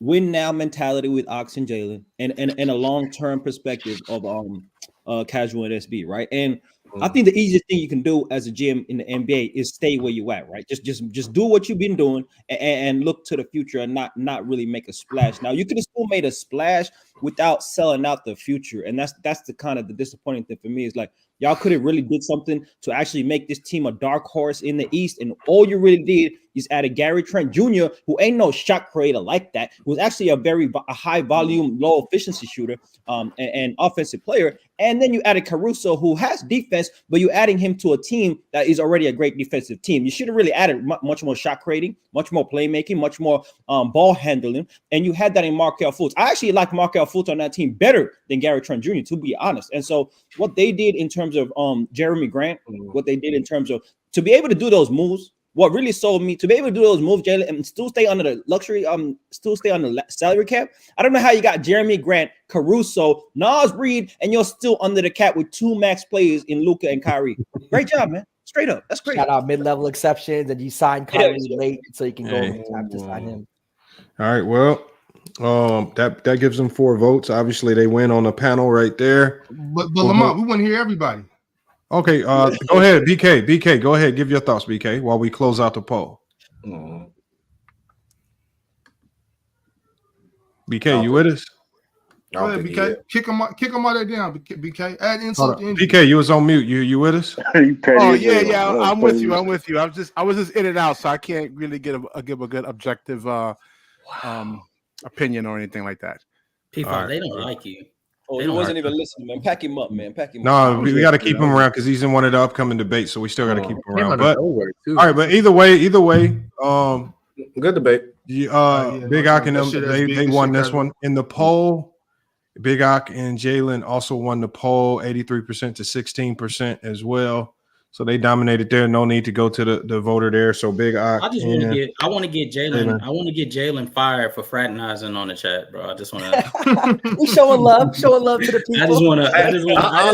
All I want to know is like y'all did a good job on about the debate, but Jalen, are you sure all the moves that you made could really happen? Was those real? Because the reason why I went the moves I went because I could have went over the top and said go grab this and this person with a chat. But I'm just saying, are you sure the move that you said with Kendall Babs really made those moves up and stay under the salary cap? Because how can you sway Nas Reed to leave Minnesota with the same amount of money? Don't you think we have to pay him more? Yeah, so I think with Nas Reed, just offering him a starting spot is going to be a big thing for him. And we offered him like $200K more per year, nothing serious. But again, that starting spot, him re-signing with Minnesota, I was shocked when we signed there, and just a regular because I think he's a starting caliber center on a lot of teams. So getting a caliber of his player starting center for that price, I think was great. In terms of Jeremy Grant trade, I think Portland obviously in a rebuild situation. I think. Just either this I was debated between two. So it was either the Tim Hardaway Jr. and Clay, but we needed those to match the salaries, and then it was either the first round draft pick or it was going to be Josh Green. Josh Green, really good young player, just re-signed with Dallas for I think 3 years, $50-something million. So I think that's a guy they were taking. But I think that first round draft pick is something that again getting rid of that 4 or 5 year deal that Jeremy Grant is on, getting that salary off of that. And just getting a young piece, whether it be Josh Green or a first-round pick, is fine. And in terms of Caruso, if you forget, this is in the offseason. Caruso's really hot commodity right now. But in the offseason, he was coming out. Both of us tried to get him. But then with Caruso, but hold on, wait. The next thing too, though. But even when Caruso wasn't hot, the Bulls still only wanted the first round was Caruso. Yeah, y'all first round, got, All right, hold on, y'all. We gotta move on. Y'all got it. We got. I want to get Big Ock. Big Ock is going to be going up against Mac Def, and then Mac Def is going to go back to back because he's going to follow up with a debate right after that against Young Africa. So we got to keep it moving. We're going to keep Big Ock up here. I'm going to just say this. Jalen, since you don't have any more debates, I'm going to drop you down. I was going to debate Herm. You got Herm still? I had Herm with Tony Allen versus Bruce Bowen. Oh, yeah, you go. Herm's not up here yet. Before you drop me, I just want to say I agree with Young Africa when he was saying that it's it's one of those situations where you guys chose to build a team that's already like close to contenders and you sort of just put them over the top. Like I like the debate that we had because like we sort of gave two different perspectives as far as like building a team. You know what I'm saying? From like championship aspirations and just finally getting to the playoffs. So they knew that with the Luka appeal. They knew what they was doing. They knew what they was doing. We follow. Y'all knew what y'all was doing with the Luka appeal. Y'all could have got. No, actually y'all didn't. But y'all got it. But we agreed. Well, we talk about the team currently now. I knew SB was gonna go out like this. That wasn't even close. I said y'all won. The research. It wasn't even close. Damn, I'm 2-1, man. Fuck y'all. All right, we gotta. What I'm saying is it wasn't even close. Let me drop. I'm gonna give Mac Def first Africa. You want him, I can get him first. Hold on, Casual. Do you have any more debates today? Or are you done? Oh, Casual's done. And Jalen still has another debate. Extra the UK later, right? Yeah, you do. Hold on. I just want to make sure if you got upcoming debates, I want to try to leave everybody who's still debating up here. I have one. You got one. SB, are you done or you got one? Also, Mehari and Jason the Kid, they're both here. Extra the UK even still here? Hold on, Zeno, you gotta hop out, man. We're looking for debaters. I'm still here, man. I'm still here. And thanks for telling me what our topic was too. You think you sneaky, but I'm gonna still get him. Hold on, we're trying to get Mac Def up here. He was here and then he dropped out. But so what are we gonna do? Is we're not gonna wait around for Mac Def. We got SB and H from the UK, right? Yeah, I guess we can knock it out. Yes, we got a topic, man. What's the topic? You picked it. You said the best player to never win the Sixth Man of the Year award. You picked this. I literally found out. Do you still want to do it? Yeah, okay. Go ahead. Let's go. Okay, man. Because I thought that one was dead. I like the one we just done last, man. I like that making. Man, I could go right. I got Jalen and P5, so I can get one of them niggas right now. I enjoyed making that team one, man. That's the one I want. H from the UK. Do you need time to go over that topic, or are you good to go now? Give me like 10 minutes, man. I'll go over. All right, so we're gonna drop you down while you. All right, so let me drop H from the UK down. Herm, you sound like you ready to go, right? Yeah, I can get one out the way right now. All right, hold on. We might as well get both of them out the way. Who do you have up? Herm has. I got P5 and Jalen, so whichever one, it don't matter, man. All right, let's get. With Herm, and I'll all right, let's go with Herm and P5. So we're gonna drop the guys. We're gonna drop y'all down. Then we'll get Big Ox next because the people that Big Ox is debating, they haven't showed up yet. So you guys are debating Herm and P5. What's y'all debate topic again? Curry and Larry Bird versus Larry Bird. I got Larry What? Bird. No, it's Curry versus Bird. Curry versus No, Bird. it's not Bird Larry versus Bird. Curry. Yeah. It's Bird versus Curry, nigga. Okay, so who has Curry? Who has Bird? I have Curry. All right, I P5 got with Larry Curry. Bird. Herm with Larry Bird. So right now, I think P5 is the slightly higher ranked debater. So Herm, Indeed. you're gonna be going first in each of these rounds. Let me get the clock on the screen. Actually, P5 not even ranked, Lamar. P5 is ranked. He's ranked higher than you, Herm. Not So on that the means- not on the ranking that you just dropped. Yeah, it is. I don't know what you're looking at, Herm. It's right here. P5 is number 6. You're 8. Yeah. All right, so Herm, you're gonna be going first, Herm. So that means the timer is on the screen. We're not even gonna waste no time because we got to get through a lot of debates. Your time starts now, man. Go ahead and cook, Herm. Well, let's get it. Larry Bird, he's one of the innovators in the NBA. He's the godfather of the 50, 40, 90, the only player in NBA history to do consecutive seasons of 50, 40, 90s in the season. Also, the only player in NBA history to win 3 straight regular season MVPs.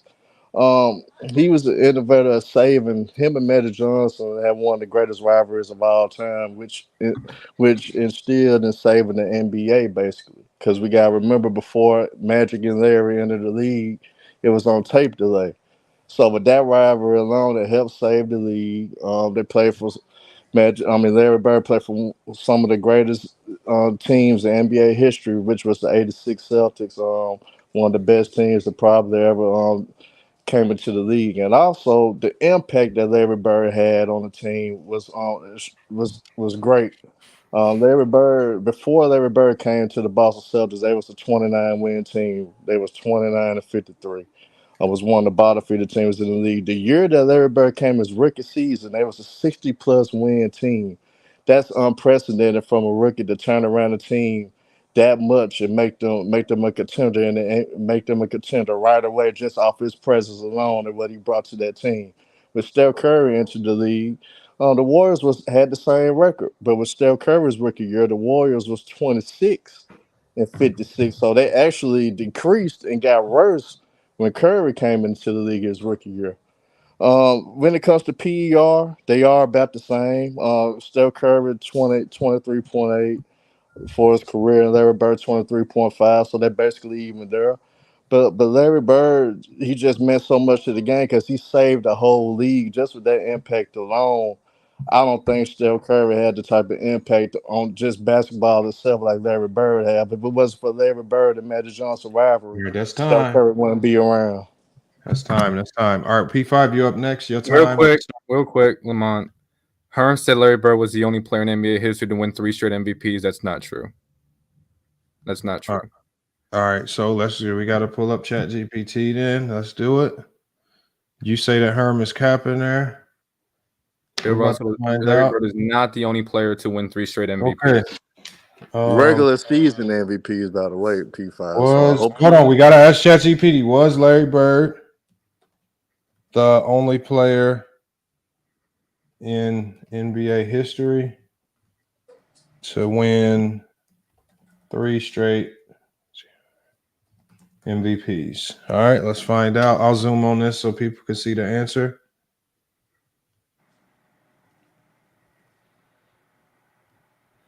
And it's looking up the answer for us. Yeah, we're just waiting. It says Larry Bird is not the only player in NBA history to win 3 consecutive MVPs. Before him, Bill Russell achieved this feat from 1961 to 63. By that degree, automatically he just called Herm out there in the street. Herm, you have lost that first round, so you're automatically down a round.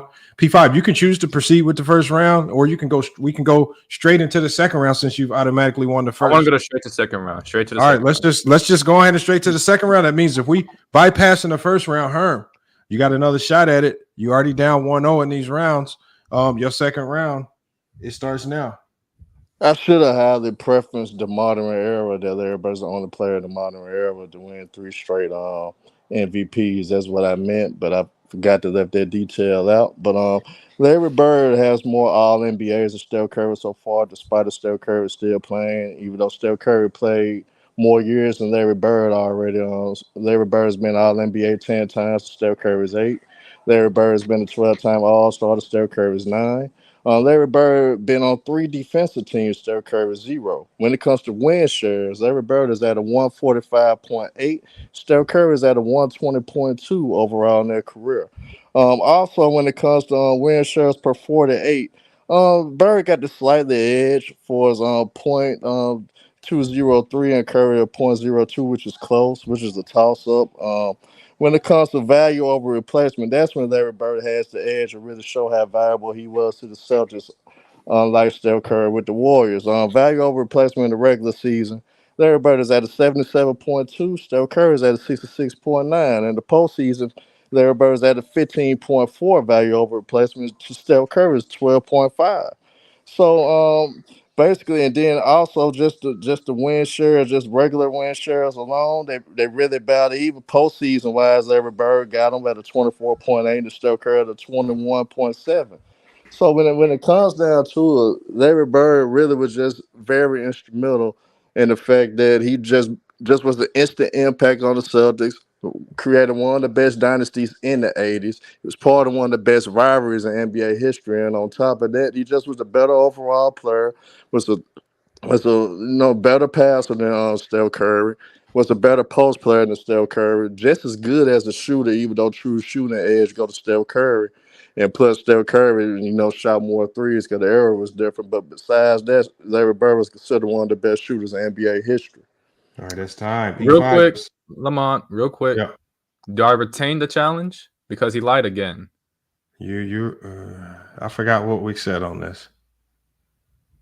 I forgot what we said. I forgot. You know what? Young Africa might remember best. Let me ring Young Africa up. He's no longer in here. Let me bring Trudaking up. You know what?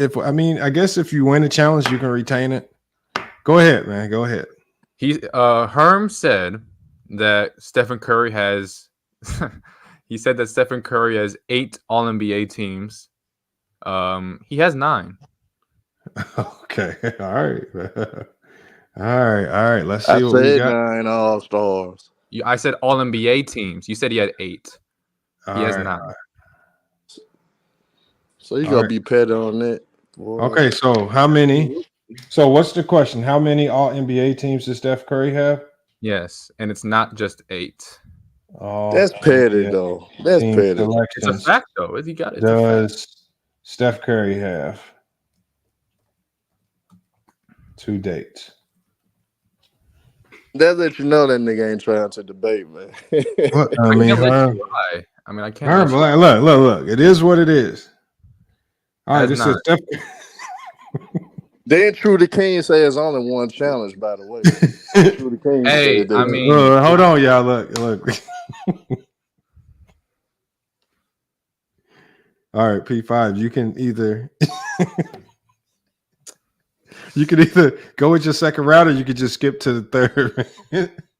I'll do my second round.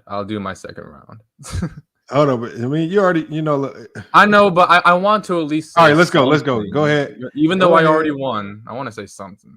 Go ahead, man, and cook, man. Let me go ahead and get this on there. Go ahead and cook for your second round, man. Even though P5 actually won the second round because he caught him up in another challenge. We're gonna get these rules right on these challenge flags, but for now we'll allow it.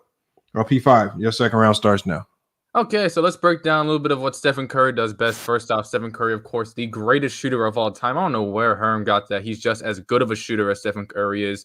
I don't know where he got that from. Also, because no player has taken the same volume as Stephen Curry while also being the most efficient as Stephen Curry. Stephen Curry has had only one season in his entire career finishing below 40% from 3, and I would argue that is actually outside of his peak. Also, Stephen Curry, I think, is a better scorer than Larry Bird. Stephen Curry is the only player in NBA history, did this in 2016, to not only lead the league in scoring, but also have the highest true shooting. He did that in 2016, which I think is single-handedly the best offensive season of all time. Also, Stephen Curry, as a playmaker, he's one of the most unique players the league has ever seen. Stephen Curry, no player has garnered as much off-ball attention as Stephen Curry has. You can see plays when the Warriors run their offense where Stephen Curry can just be running off the ball and he will draw multiple defenders towards him because everyone knows that you have to keep a guy on Curry's hip, but it also confuses the defenses with how much he moves and how quick he is, and it opens up layups at the rim. He's also great at opening up the game for his teammates, guys like Kevin Durant, Draymond Green, Klay Thompson. All three amazing players, but it is inarguable that when they've played with Stephen Curry, they have undoubtedly seen benefits when playing with Curry. Like I said, Draymond Green's game is opened up massively, especially in the pick and roll when Stephen Curry routinely will draw two defenders towards him, and that leaves Draymond Green with a 4-on-3 advantage because the defense is so worried about Stephen Curry's shooting ability. Also, Stephen Curry translates it to the playoffs. We saw him do it in 2015. We saw him do it when the Warriors were winning back-to-backs in 17 and 18. And we also saw Curry do it in 2019 until the finals. All right, that's time. That is time. All right, we're going into the final rebuttal round. Herm, you heard what we had to say. Your final round starts now, man. Go ahead and cook. Obviously, in that 2016 debacle when they choked, Draymond Green was on pace to winning that Finals MVP before he got suspended in that turn of the tide of the series turn for the Golden State Warriors. So Draymond Green is just as instrumental to the Golden State Warriors as Stephen Curry. Stephen Curry also had a role player, Andre Iguodala, won Finals MVP and was just as much of an impact as him in 2015. So when you bring up what Steph Curry brings, which is true, but at the same time, Draymond, they threw up the screen the other day. The Warriors are only a little bit over 500 or exactly at 500 when Draymond Green doesn't play. So end of the day, we really never got to see the opportunity with Steph Curry not playing for Golden State till early in his career when he had them early injuries. But besides that, when he hit his peak and when they start competing for titles, Draymond Green been just as instrumental for the Warriors than Steph Curry because Draymond, obviously we see it now, the Golden State Warriors nowhere near compete at a high level without Draymond Green. So when it comes down to that, yes, you can give Steph Curry credit offensively, but Draymond overall brings it better for Golden State Warriors defensively and also being a distributor offensively. You could argue and say that Draymond Green is a better facilitator than Stephen Curry. But Larry Bird, it's been seasons with Larry Bird averaged over 7 to 8 assists a game in the regular season for multiple years. And he also got guys involved like Kevin McHale, Cornbread. Also got guys like Dennis Johnson, Danny Ainge, Bill Walton, and you could keep Robert Parrish, guys of that nature. He was just as gifted at a passer, really actually a better passer than what Steph Curry was, and how he created, whether it was on the post, whether it was with his shooting, whether with his three-level scoring, with his skill. Larry Bird was considered one of the best passers of all time, basically averaging over 20, averaging over 10 rebounds, and averaging over 7 assists for the majority of his career and in his prime at his peak. All right, that's time. Before Andrew started taking over his career.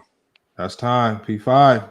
You got the final say-so on this, man. Your time starts now, man. Good job, Herm, not telling a incorrect fact in that last round. But let's talk about Larry Bird some. I'll get into Larry Bird and some of the weaknesses that he had in his game. I may as well go ahead and just get into that.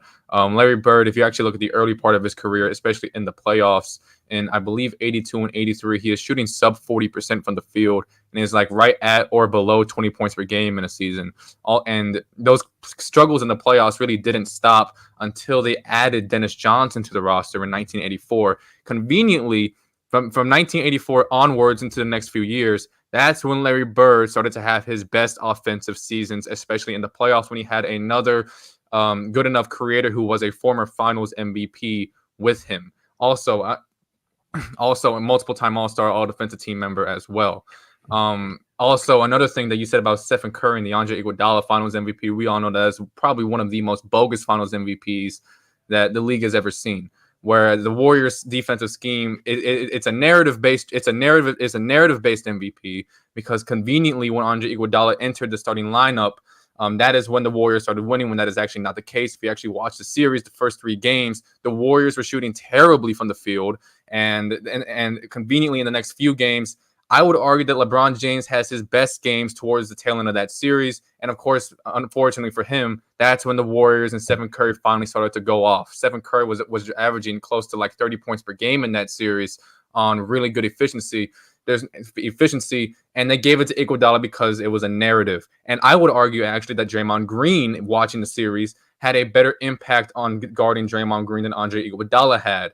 Because when Andre Iguodala was actually guarding LeBron one-on-one in that series, LeBron James was cooking him. In Game 6, you could actually see early in the game, LeBron James got Iguodala into foul trouble. That's foul trouble, and that's kind of where I'll leave it off right there. All right, that's time, man. We're gonna bring everybody back up. Let's bring everybody back up real quick. Obviously, it's an odd one because P5 has already won 2 rounds due to challenges. Hold I'm gonna throw my flag because P5 cap too though. All right, what's your? I mean, you can't throw a flag. What's your flag? Hey, P5, you know that nigga ain't there near average no 30 points, man. In the finals? Okay. Okay, Herm, you know this is a very risky flag. Do you want to throw it or no?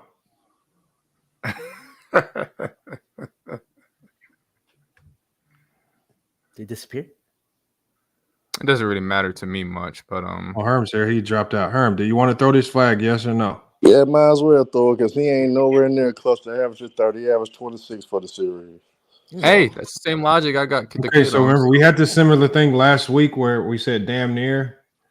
All right, let's see. Let's just pull up Steph Curry's playoff stats. I'll accept it. All right. Give me 1 second. After there's only one challenge from now on. Come on, man. Jesus. I think there's only one challenge. Hold up, it's only you did not need the challenge, bro. Hold up, but time out though. It's only is one challenge though. P5 Hold playing up, I guess. But I thought it only is one challenge though. That's what I thought. So I thought it was only one too. Oh, so hold on. So if we go in the playoffs, if we look at his playoff stats, it was the final stats you spoke upon. It was the final stats. And I'll accept so final stats. So it's not playoff stats, it's final stats. It's finals. Right. It was 26 a game. It's fine.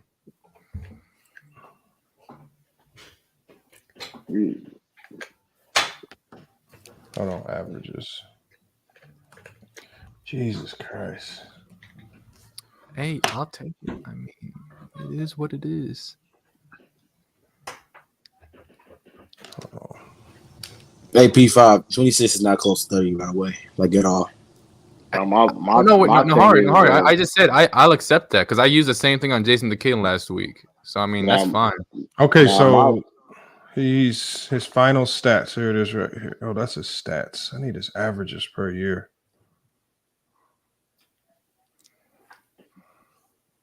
My vote is y'all both lose for making this unnecessary. James B, I am not a villain. Let's be honest here, James. Does anybody have the numbers? Because I can't find it. That was Stephen Curry in the NBA Finals averaged 26 a game. If that's true, that means Herm won the last round because of the challenge. That gives Herm the last round then. So obviously, there's really no need for a vote.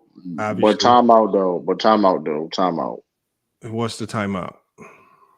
I thought it was only one challenge. If you go back the first time, I'm the first person to ever do the challenge, and I was told. So if things may change, I didn't listen. Whatever. It's only one challenge. I thought it was one too. So I mean, hey, I don't make the rules. I'm just saying. Hey, y'all figure that out. I mean, we'll get the rules set on the challenge flag later, but for now, I'll allow it. It already happened. It is what it is. Time you did that, the change of the last round. I personally feel like I would have won anyway. Get it together, Lamont. I feel like I won either way. Hold on, yeah, we got to get to the votes. We got to because I want to keep it SB, you moving, niggas got spanked regardless. Hold on. So let me start the poll in the chat. Who do y'all have winning, Herm or P5? Obviously, with since I'm going to allow the challenges, since I didn't clarify the rules on it, I'm just going to allow it. That automatically gives P5 2 rounds to 1. So there's really not much of a vote here on the panel because everybody should have P5 winning because of that by default. It's no Therefore, contest, P5. man. Yeah, there's really nothing to really talk about here. P5 is going to win, just kind of by default. One of the first times I do ever. want to ask though. The first challenge. The first challenge I think is valid. If we can, the first one, right? It's the second one that y'all don't like. I think Herm just misspoke on the second one. However, yeah, it's only one off. I don't feel like that's. If you take off the second challenge and you take into account Herm's challenge, who won the second round? It's close. I don't know, to be honest with you. That shit, because if he won the first and then automatically won the third. All right, let's just do this. Look, y'all. We got to keep it moving, man. We gonna close Lamar, it can out. you please slide Jason the Kid to Lake, man? This I'm nigga gonna- been yeah, on this is the P5, man. That was a great job. Hey, Herm, we'll debate- get a rematch in soon, but we got I other just- debates to I get just to. want that. P5 is one in the P5 won. He won in the chat. He actually won on the panel. Doesn't need to go to another debate. Appreciate you guys pulling up, man. Just got to be more factual. That's why I say you better get your notes in order. Y'all be knocking people for notes. Then y'all come up here and misquote over here. You get punished for that, man. That sloppiness, man. So you gotta come with just a tad bit more correct. So P5 been getting W's out here. let's go to I told Big Aqua he's gonna get him and Mac Def up next. So I got We'll get a rematch in soon, though. Don't worry. I'm gonna drop you down so we can bring Mac Def up. Mac Def, hit the link if you need the link. Jason I'm the about to Kid drop got to it slide in in here. too. I want to see him versus Mehari. Well, Jason the Kid's gonna have to wait. We'll get to him here in a little bit. Yeah, where Mac Def at? So me and H from the UK next after this one, then, right? We're not going. Nah, I'm just kidding. Lamont. I'm gonna try to get Big Ox in next. I keep telling Big Ox is next, and now here's Mac Okay, Def. okay. Mac Def is here. Okay. So we got Big Ock. Big Ock is here. We got Mac Def. He just pulled up. So again, SB, you and H from the UK are gonna be next. So let me drop y'all down. P5, I'm dropping you, Jalen. We got Big Ock and Mac Def. Mac Def is trying to go on his redemption tour to redeem a lot of losses, man. Mac Def, you got a lot of work to do, but we got Mac Def and Big Ock. They're debating the Sacramento Kings versus the OKC Thunder, correct? Yeah, better franchise never to win a championship. Yeah, the best franchise to never win a championship. They got to convince us on it. Let me get the timer up here. All right, we got our timer ready to go, man. Hey, Mac Def, you go first? Yeah, I go first. All right. Yeah, Mac Def you're the higher ranked debater, so Mac Def has to go first anyway. So Mac Def, man, go ahead and cook, man. You got the OKC Thunder, I'm assuming, right? Yeah. All right, man. Well, your time starts now, man. Go ahead and cook. OKC is a better franchise than the Sacramento Kings. First of all, the Sacramento Kings had 16 straight losing seasons. For over 15 years, this franchise did not even make the playoffs. Forget trying to convince me that Sacramento's better than OKC. Y'all one of the worst franchises in NBA history. OKC, since they've been around the 2000s era inauguration, they had been more successful franchise, more finals appearances, more Western Conference finals appearances, better playoff record, and in the 2010s, they boasted one of the best teams of that decade in 2012 and the 2016 team. I mean, who has the Sacramento Kings even drafted? What kind of players have they even had on their team that makes an impact not only for their franchise, but for the NBA as a whole? I mean, Kevin Durant in OKC won the MVP, 4 scoring titles. Russell Westbrook, OKC, won the MVP, a scoring title, and made history, averaging a triple-double, the first person to average a triple-double since Oscar Robertson. I mean, they had more success than you, finals appearances, more Western Conference finals appearances, a better playoff record, while you've had 16, my niggas, consecutive losing seasons. Over 15 years of dog shit. Just straight boo-boo. I mean, who were your great draft picks? What's his name? Tyreek Evans. That's what you do. That's what y'all do in the lottery. Buddy Hield. That's what y'all do. What draft pick has y'all drafted that's all time better than James Harden? I'll wait. I mean, we're both small market teams, right? We're both small market teams. It's hard to get big names. What big name free agent have y'all got that's better all time than Chris Paul? I'll wait. Can you answer the questions, Ox? Do you got the answers? That's time. That's time. All right, man. Big Ock, man. You heard what he asked you. See, I would. Okay, you can start the time. Go ahead, man. I'm ready. See, Mac Def, I would cook you like P5 and tell everybody how you just lie, because we didn't draft Buddy Hield. But I don't want to do that. I'd rather just cook you mano y mano. Let me lay it out to you right now.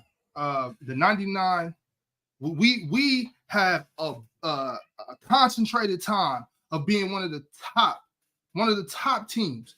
Let me start from 1999. We were an 8 seed, but we made the playoffs. We were 44-38. We lost to the champion Lakers. The very next year, we were third in the West, 55-27. 3 games behind the first seed in the West. We lost to the champion Lakers again in the playoffs. In 01-02, everybody knows about this team. One of the most legendary teams in NBA history. First in the West, 61 wins. We lost in the Western Conference Finals to the championship Lakers again. Let me break this down to you. The Lakers swept the New Jersey Nets in those finals. If you match up our team, the Sacramento Kings, against the New Jersey Nets in those finals, I guarantee you the Nets are lucky to get to a 6 game. We take care of them in 5. We did split with them in the regular season. It was 1-1. The one game we lost to the Nets, we had terrible shooting from Chris Webber, Mike Bibby, and Peja didn't shoot it too well that night either. But we were a much better team than the Nets. 2002, 2003, we were second in the West, 1 game behind first, 59 wins. Lost to Dallas. Dallas ended up losing to the champion Spurs. We played very well against those Spurs teams that year. I think we lost by a combined 9 points of the games that we did lose to the Spurs. We swept New Jersey in that regular season. We would have beat their ass in the finals again. I believe that this stretch legitimizes us in this conversation alone. That's your time. All right. We got the next round coming up, Mac Def, man. Your time starts now, man. Go ahead and cook. First of all, we don't know what was going to happen in the finals versus you and the Nets. That's a total hypothetical. You're sounding like a fan.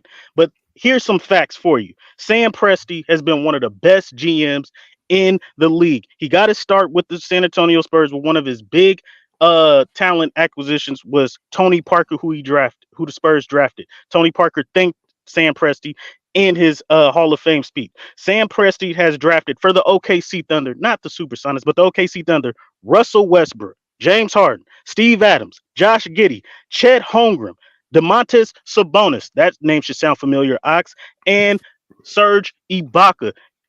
Totally, they've had the advantage in seeing talent and drafting, but let's not stop there, because you're both small market teams, right? It's hard to get big names to come to a small market.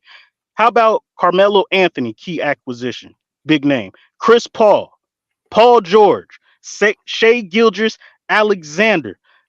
Sam Presti as a GM is better than any executive person the Sacramento Kings has ever had in their existence. The Sacramento Kings have went through what, 7, 8, 9 GMs, and all of them had losing seasons. All of them.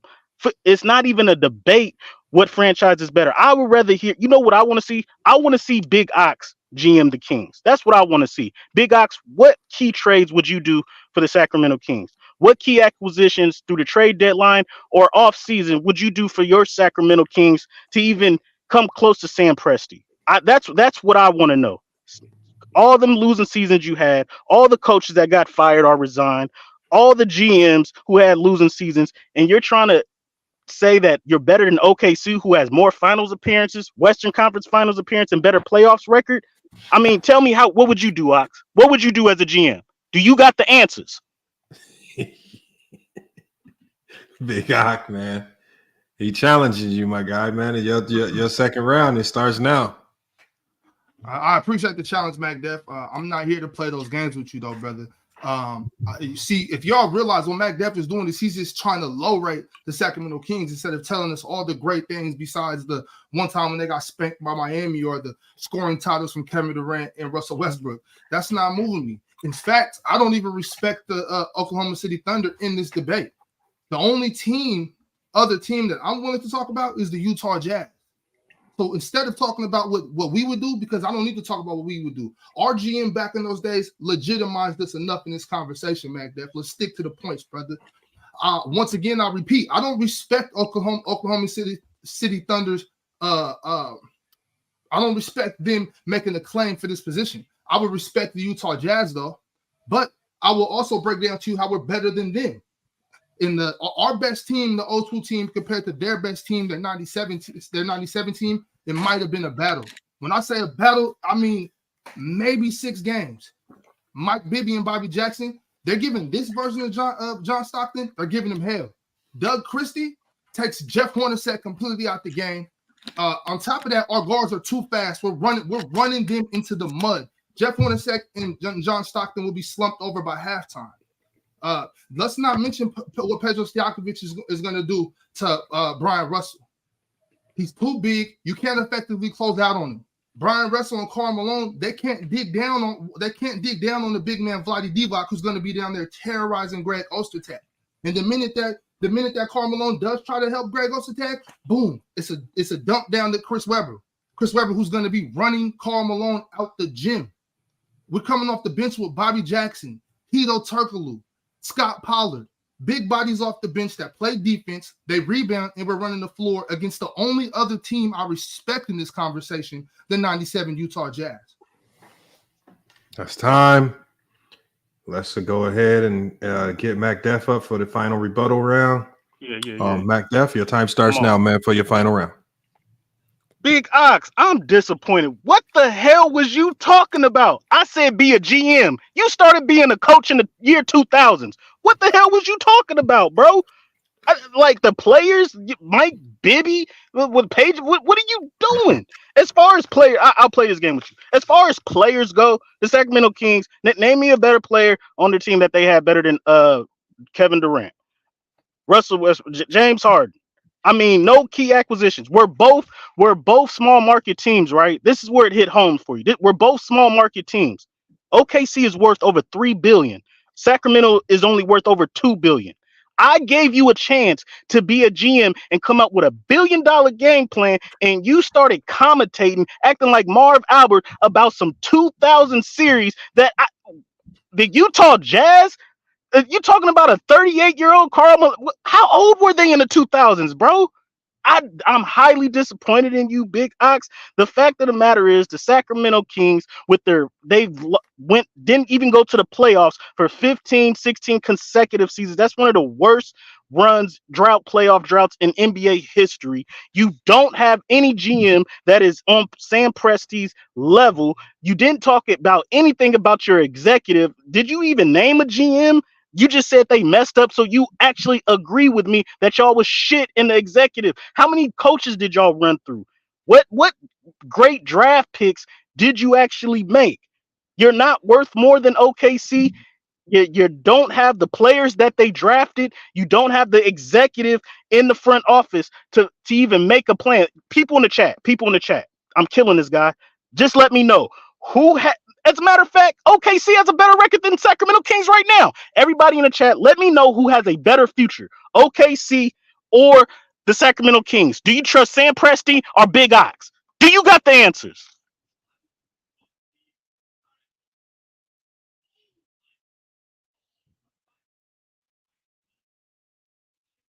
You talking about? I can't hear you. You good? My bad. I was on mute. Yeah. Okay. Hey, Mac Deck, just close it out, man. Your final rebuttal round. It starts now, man. Go ahead and cook. Mac Def, it's on me, right? Yeah, it's on you. My bad. I said Big Ox. It's on you.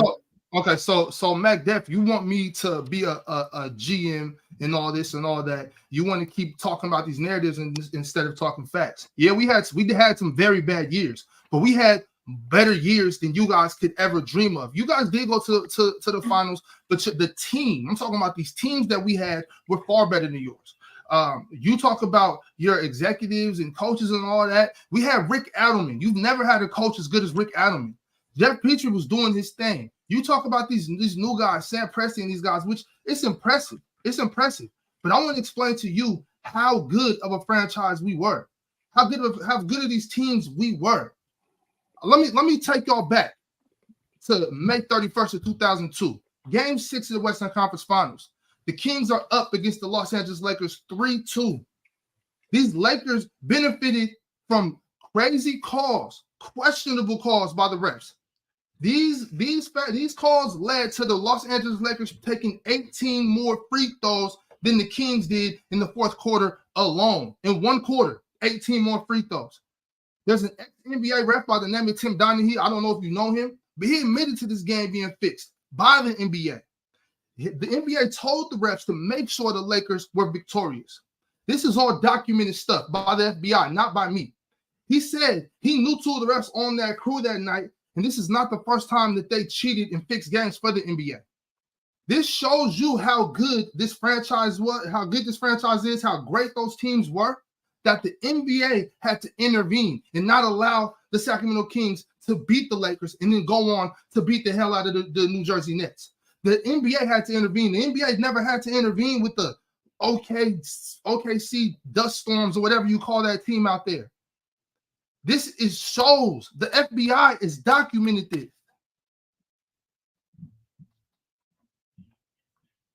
That's time. That's a strong finish, Bill Big Ock.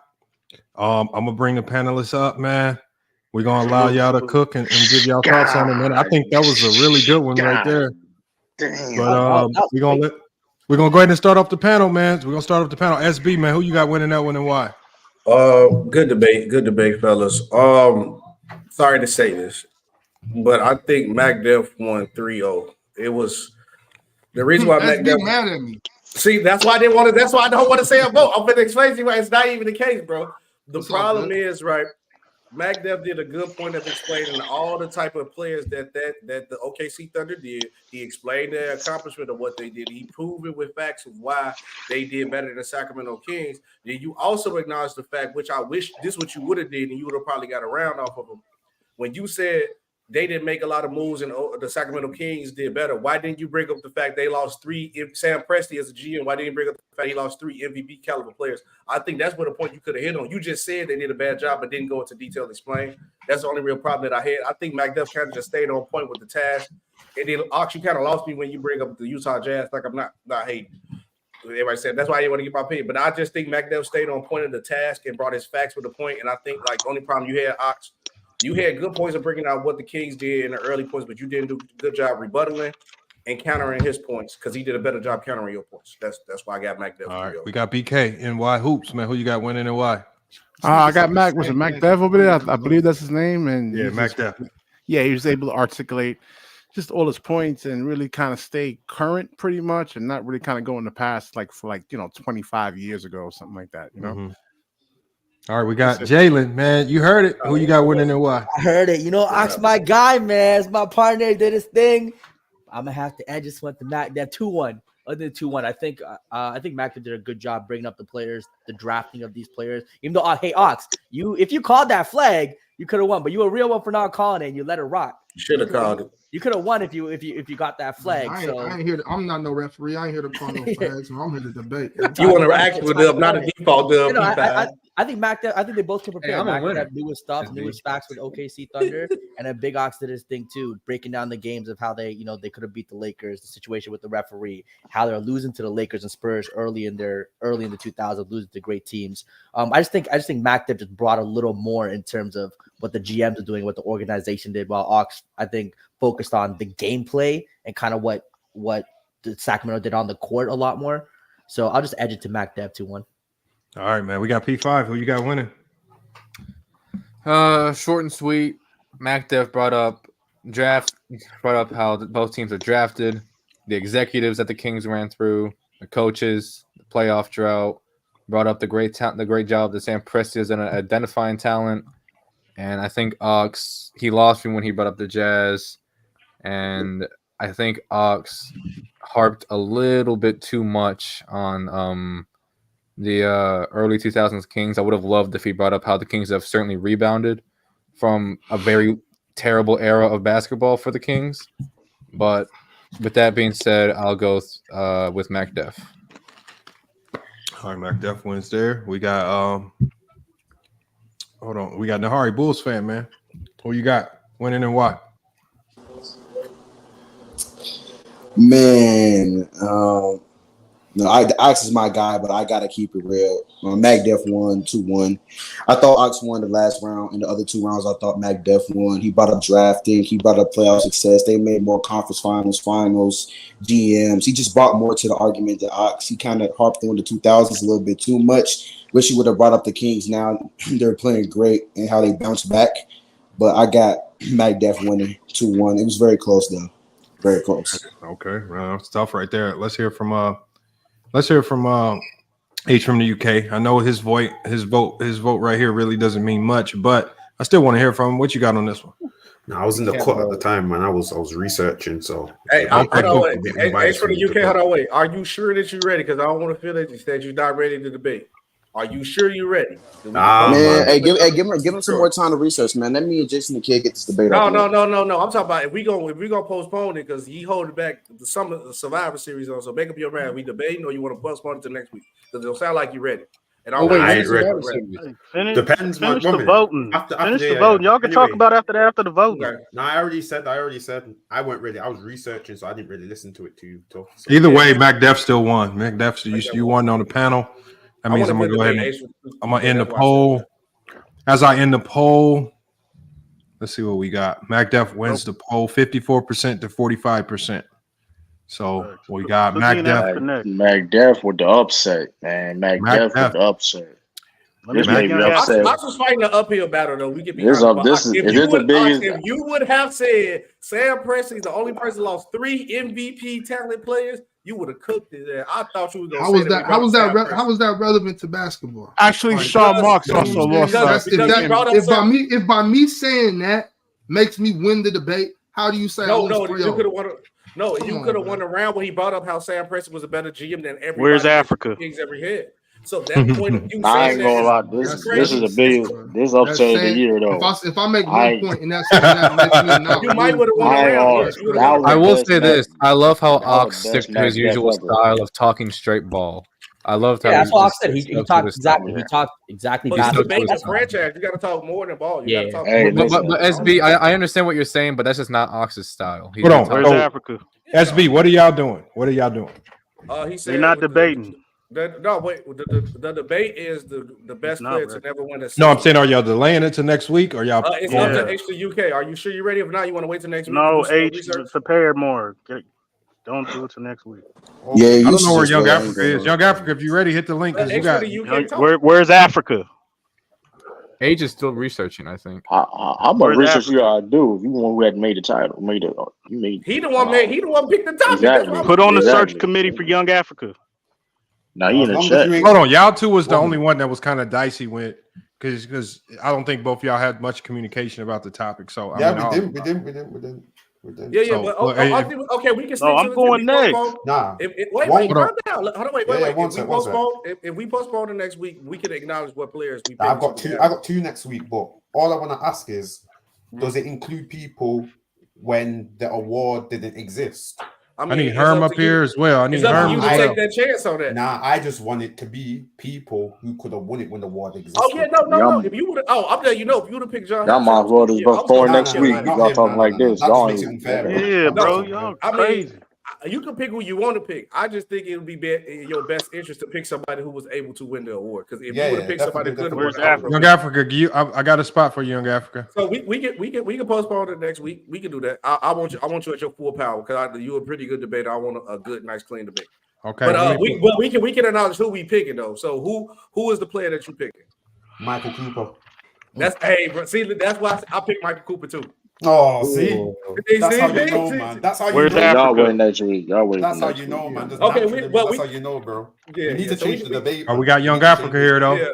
Herm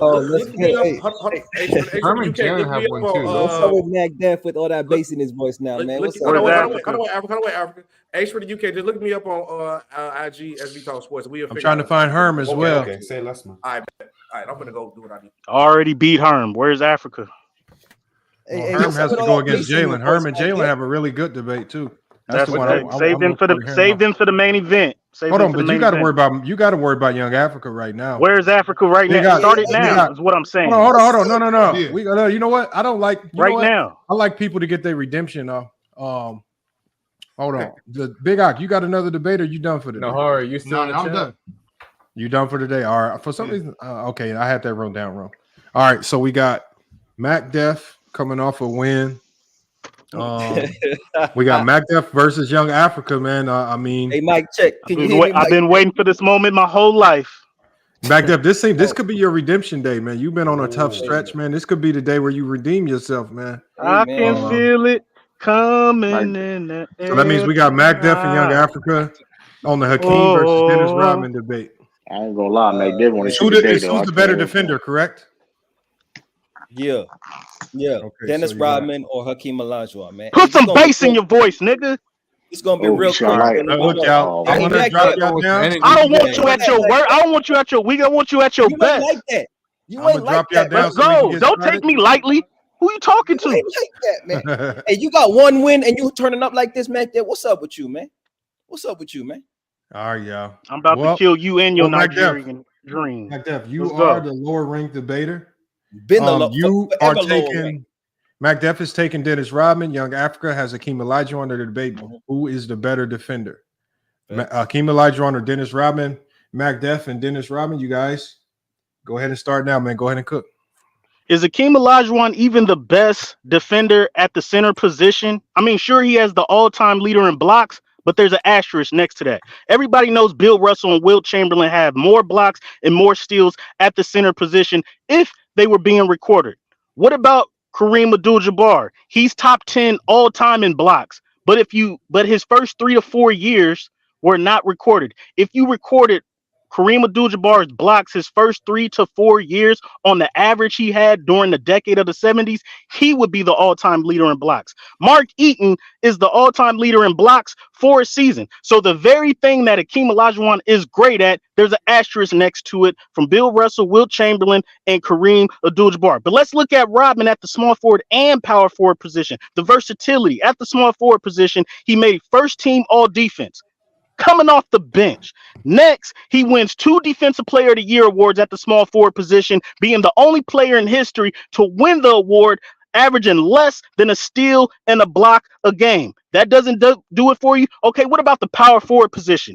Dennis Rodman recorded 7 consecutive straight rebounding titles at the power forward position. That is the most consecutive rebounding titles all time. He's second all time in rebounding titles, only to Wilt Chamberlain. So not only did he make history at the small forward position, he also did it at the power forward position. But what about the versatility? The man guarded 1 through 5 and GOATs at that position. In the playoffs, he guarded Magic Johnson at the 1, Michael Jordan at the 2, Larry Bird at the 3, Karl Malone at the 4, and Shaquille O'Neal at the 5. He's all-time great. Hakeem Olajuwon didn't do nothing but sit his big Nigerian ass in the paint and block shots. That's all he did. Young Africa, is Hakeem more versatile than Dennis Rodman on the perimeter and interior? Do you got the answers?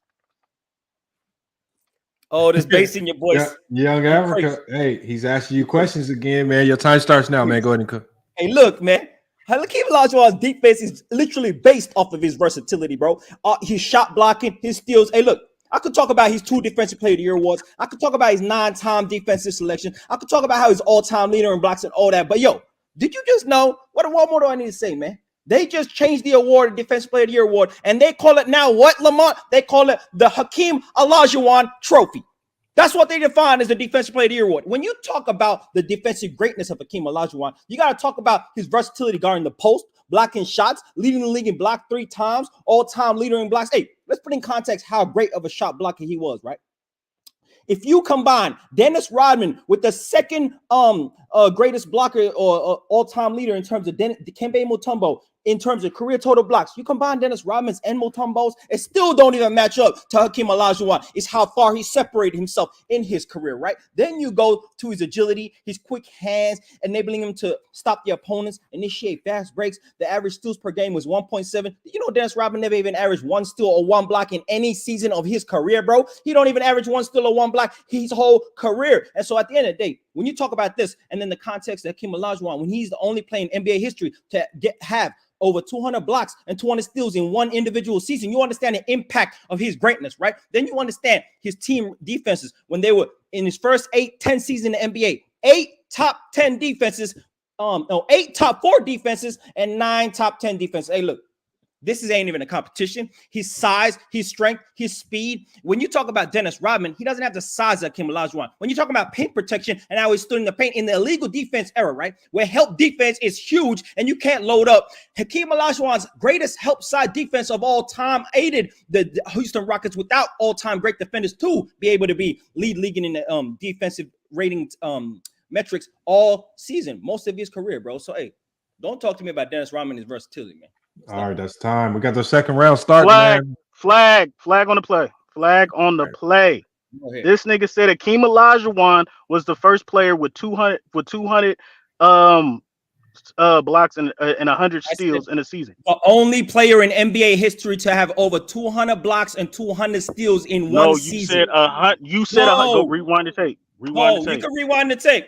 Well, what do you think? You said he was the first person with 200 steals and 100 blocks. I said he was the only person to have 200 blocks and 200 steals in an individual season. Rewind the tape. Hold on. But Mac Def. I know if he's the first person and the only person, that's the same thing. It's right? the same thing, nigga. Whatever. He didn't say 200. He didn't say 200 and 200. He said 200, 100. No, I did not. Hey, if Rewind you the tape. rewind the tape and he loses this, do I just sweep or what? We can rewind the tape. We can do that. Like, what's happening? You can't call the flag and then you will lose in the round, Mac Def. Hey, rewind the tape. Hey, go ahead and rewind the tape. Hey. Mac Def, are you sure you want to do this? Yeah. You really want to do this? Fall back. Yes. What do you? The flag is out. So rewind what the is tape this? and take the L. Hold on, Mac Def. What are you telling me to ask ChatGPT? No. They ain't nothing to ask ChatGPT. No, because he said that Hakeem Olajuwon was the first player with 200 steals and 100 blocks. That's not what I said. 200 blocks and 100 steals That's in a not season. what I said. That's what he said. He said Hakeem Olajuwon was the first with 200 steals and 100 blocks. No, I didn't. I said the and Michael Jordan is the first person ever to do it. Hold on, and Young Africa, what did you say? What did you say? He was the only player in NBA history to have 200 blocks and 200 steals in an individual season, bro. The only player. So are you contesting those numbers? He didn't say He didn't say 200, Lamont. He said 200, 100. That's my issue. I'm about to rewind. You're gonna have to rewind the tape. I'm about to rewind the tape. Hold up. I'm about to rewind the tape. I'm gonna go mute. Hold up. I mean, if he said 200, then he wins the first round. I heard you know how 200, hard it 100. is to go back and try to listen to that during the live stream, man. It's only 2 minutes. He got it. All right, man. We'll get rid of the challenge flags then. No, we challenge matters of fact, but you got to hear accurate. That is a matter of fact. That is an all-time leading stat. What are you talking about? So 200 and 200 is what he said, correct? That's what he said. I heard 200, 100. I got it, Lamont. You ain't even got to do the work, Lamont. I got it over here. Right. Look. Right here. Play it for us. Yeah, I'm gonna play it for you. And you gonna take your L, Mac Def. You did good, Mac Def. You should have just taken your dub and kept it moving. Look. Stop the opponents, initiate fast breaks. The average steals per game was 1.7. You know, Dennis Rodman never even averaged 1 steal or 1 block in any season of his career, bro. He don't even average 1 steal or 1 block his whole career. And so at the end of the day, when you talk about this, and then the context of Hakeem Olajuwon, when he's the only player in NBA history to have over 200 blocks and 200 steals in one individual. Hey, man, you got it. Hey, yo, wrap this nigga up, man. Pack him up. You got it. That's round 1 goes to Africa. Let's go. Pack him up, man. You shouldn't have done round that. Round 1 goes to Young Africa. All right, Mac Def. Let's go to Mac Def. I tried to save you. Round 2. Round 2. I still got 2 rounds. Yeah, man. Stop it, bro. All right, round 2, man. Africa, you getting cooked. Man, Mac Def. stop. Rodman. Mac Def. Shut up. Your time starts now, Mac Def. Round 2 starts now. When it comes to all time means no air attacks. That means past, present, and future. So when we talk about Dennis Rodman being an all-time better defender than Hakeem Olajuwon, I think Rodman's versatility manages better in today's. Let's look at the best defender in today's era. Draymond Green, who can guard all 5 positions. Sounds like Dennis Rodman. Marcus Smart, a perimeter defender, defensive player of the year, guarding the perimeter. Kawhi Leonard, 2-time defensive player of the year, guarding the perimeter. Drew Holiday, one of the best perimeter defenders in the league today. I think Dennis Rodman, with his versatility, will fare better, not only because what he did in his era, but from the facts and the players that I just named. Now let's look at the centers in this era. I mean, Rudy Gobert is pretty good for defensive player of the years, but didn't he have to get taken out in some games versus the Clippers when they went to small ball. Giannis is a great defender, but not really great at the perimeter. And didn't he have Drew Holiday at the center, at the head of the defensive team? Brook Lopez, Bobby Portis, a whole defensive team around him. I mean, Anthony Davis is probably the best interior defender, but he's great at perimeter. So in today's era, you tell me, I don't know how would Hakeem Olajuwon fare in this era. Also, Rodman in today's era would be one of the best rebounders, not just on the defensive end, but the offensive end. This man is made great offensive records. He's the only player in NBA history to have 11 offensive rebounds in the NBA Finals, which is a record, him tied with Elvin Hayes. So in today's era, Rodman would fare better in today's era, which makes him an all-time great defender. How would Hakeem Olajuwon fare in this era, Young Africa? Do you have the answers to that? Do you have the questions for that? Time. All right, man. He's asking you another question. Africa, your second round starts now, man. The hypotheticals are ridiculous, bro. If you got to go to hypotheticals to back up what Dennis Rodman could be because he wasn't what he was when he was in the 90s, that's cap, bro. Hakeem Olajuwon in this era, when Rudy Gobert out here average getting defensive player of the year was on strictly blocks alone, shows you what Hakeem would do. He'll be the most dominant defender in the NBA, bro. So let me say something, man. Let me say something. That's stupid. Hey, look, when we talk about versatility, right, and coaching, understand this. Your interior presence in the 90s was so important because the paint was packed. You didn't have stretch bigs in the time. You had play. What's up, Mac Def? What's up with Mac Def, man? I'm frying you that bad, man. You screaming out loud. Look, this is what I do, man. I get niggas shook. Look, the versatility of him being able to switch out on screen, on the perimeter, the rim protection. He was the most complete defender in NBA history. And then we look at the statistical understanding of that. You know, Hakeem's defensive rating for his career was 98, right? Dennis Rodman was 100. For context, 2 points might not sound like a lot, but if you just look at last season for context of what defensive rating means, if you're 2 points away, that's the difference between the Bucks having a top 5 defense last season and the OKC Thunder having a 14th ranked defense and missing the playoffs, right? Then you look at his impact on wins when he's 4th all time in defensive win shares. Hakeem Olajuwon has also led the league 5 times in defensive rating and 4 times in defensive win share when it came to individual seasons. Dennis Rodman only led the league once in defensive win shares. Then you look at his defensive clamp job that he did on David Robinson, the MVP in 95. When he did that in 95 as the MVP and held him to 23%, 23 points average on 44% shooting, you understand the clamp job that he did, protecting the rim, anchoring the defense, and averaging 4 blocks a game on that run to the championship in 94 shows you the impact as the anchor of the team. Dennis Rodman played with who? Scottie Pippen, Michael Jordan. He played with who? Rick Mahorn, Joe Dumars. He played with great guys where he didn't have to be the anchor. Hakeem had Vernon Maxwell and freaking Kenny the Jet Smith, bro. Time. Some shit. This man got lucky, bro. Mac Def, you good? You good, Shut man? the fuck up, man. Shut the fuck up. Hey, you already know he lost. Hey, Shut the fuck up, man. Hold on, Mac Def. What was that scream, I'm about man? to cook you this third round. That first round killed me, bro. No, Mac Def. Mac Def. Everybody wants to know if you're okay. Shut the fuck up. I'm here, bro. I'm about to cook. I'm about to win the third round to prove that I'm better than this nigga, bro. Shut up. I'm not. All right, last round. Rebuttal round starts now, man. Mac Def, your time starts now, man. Go ahead. First of all, Dennis Rodman's playoff impact is better than Hakeem Olajuwon. Everywhere for his first 10 years, Dennis Rodman made a playoff impact on his team. The Pistons have never been to the NBA Finals in their franchise career. His first year there as a rookie, coming off the bench, rebounding, playing defense, doing what he do, they make the NBA Finals. He goes to the Spurs. They make the Western Conference Finals. He goes to the Bulls. We already know 3-peat, 72 wins, leading the league in rebounds.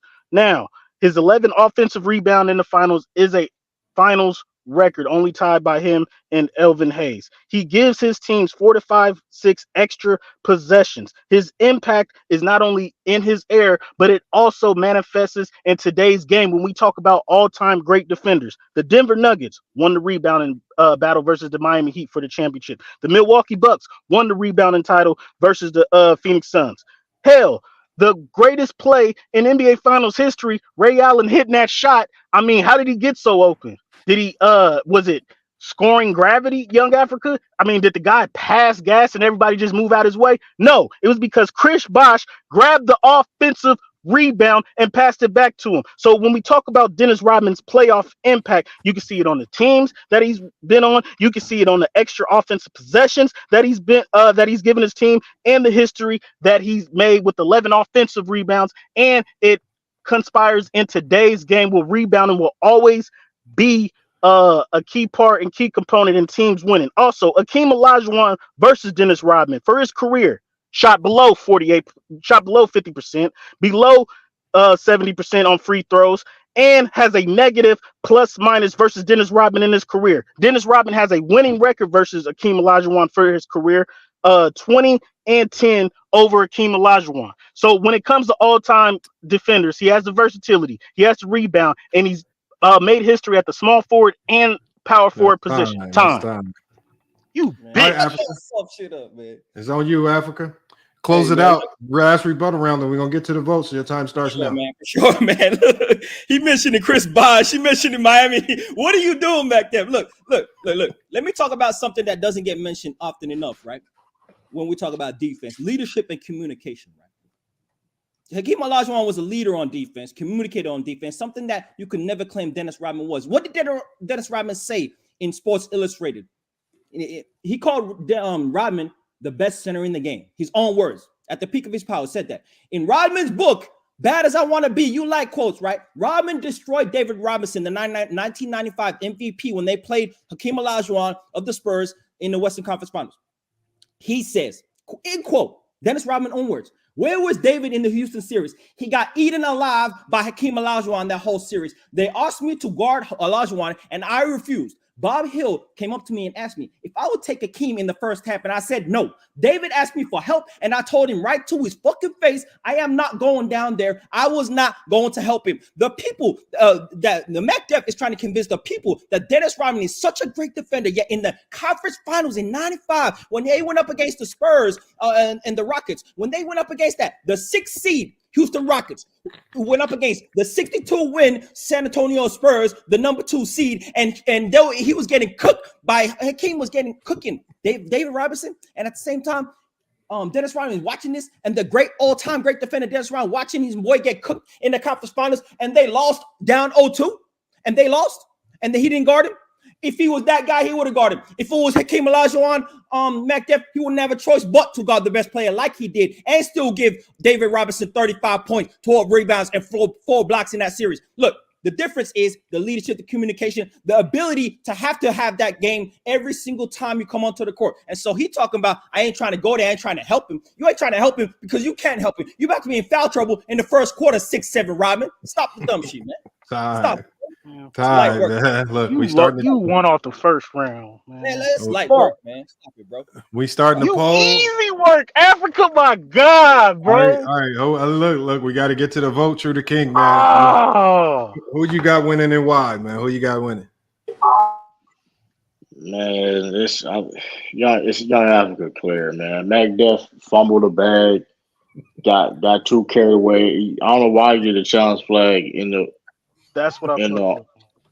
Because to be honest, you should have shown the challenge flag in the third round when you talk about, because it was the coaching wasn't playing Dennis Rodman. It was like in that Spurs situation, he trying to put the narrative that he was watching it where it was that was all Dennis Rodman controls. You could have used a flag there at least if you want to throw a flag. But I mean, second round was clear.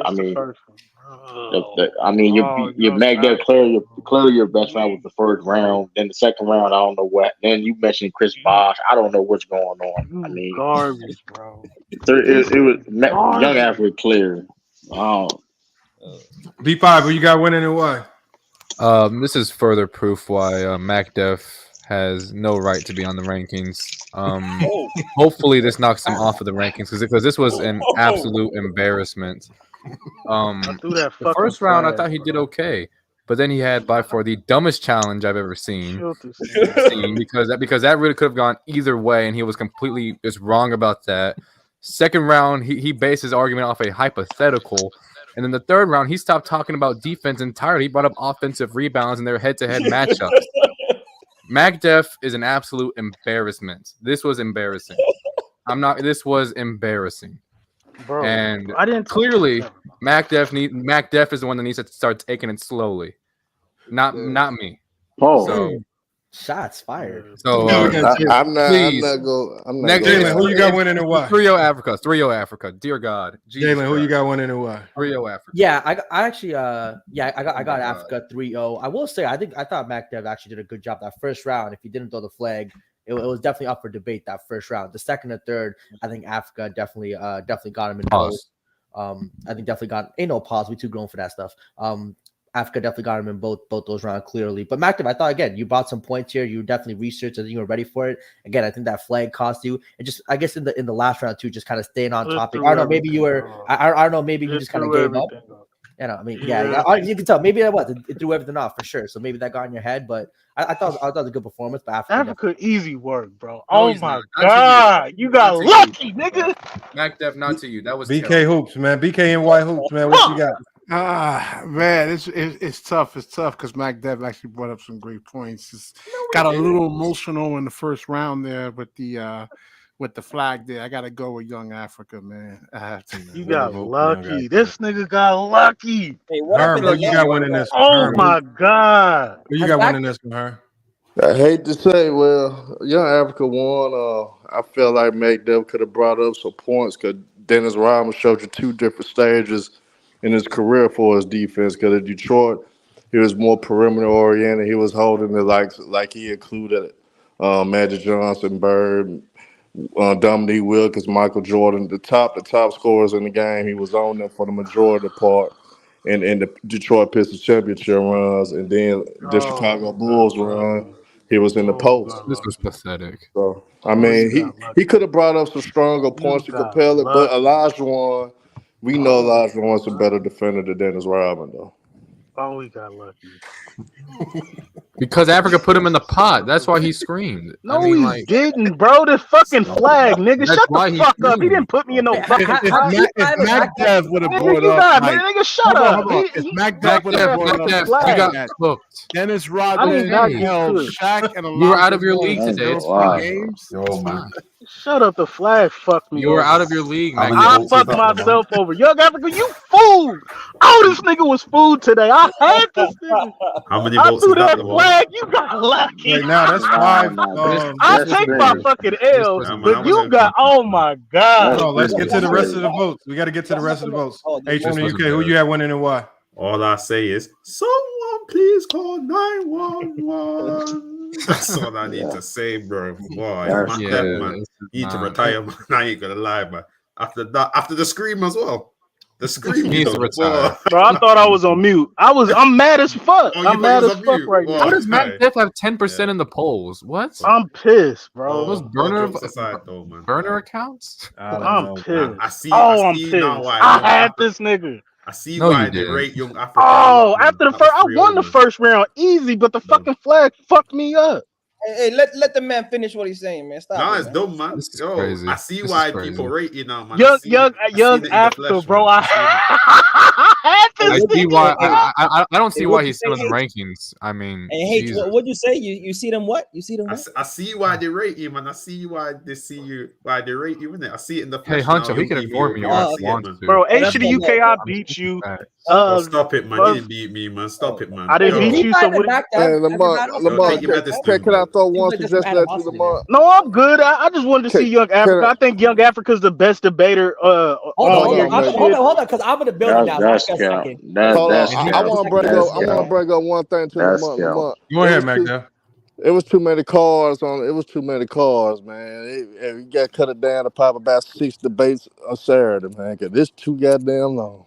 Nah, I like it. We're gonna keep it rolling. Yeah. Hold on. Anyway. Let me give my rest in peace eulogy speech, man. Go ahead, man. Go ahead. So look, man, I've been waiting for Young Africa. I've been waiting for Sturdy.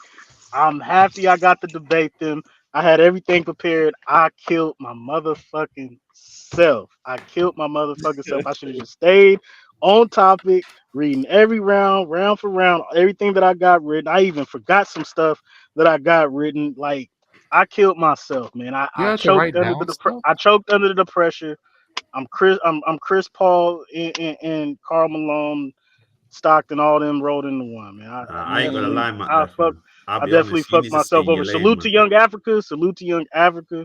You one of the best debaters. I feel like you kind of are the best debater. I had you, but hey, That was embarrassing. I can't front. I'll take the L. Hey, Matt. Hey, Matt. I'm just Hey, confused of why you threw the flag at the first round. You could have easily won the first round. Because Young Africa is such a. I thought I won the first round, but You got I don't know. I panicked. He was trying to That's why you didn't win, man. I could tell the Young nerves. African I could see the nerves. You actually look. Shout out to Mack. see it. I That could was the smell it best on your round. blood.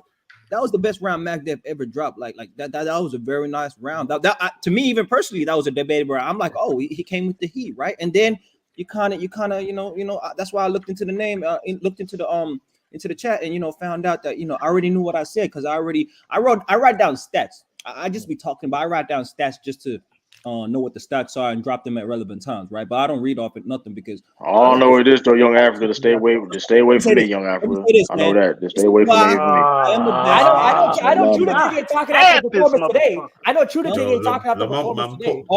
Hey, listen. I had this nigga. Hey, let's get this Hey, I ain't no challenge. Hold on. We got Herm.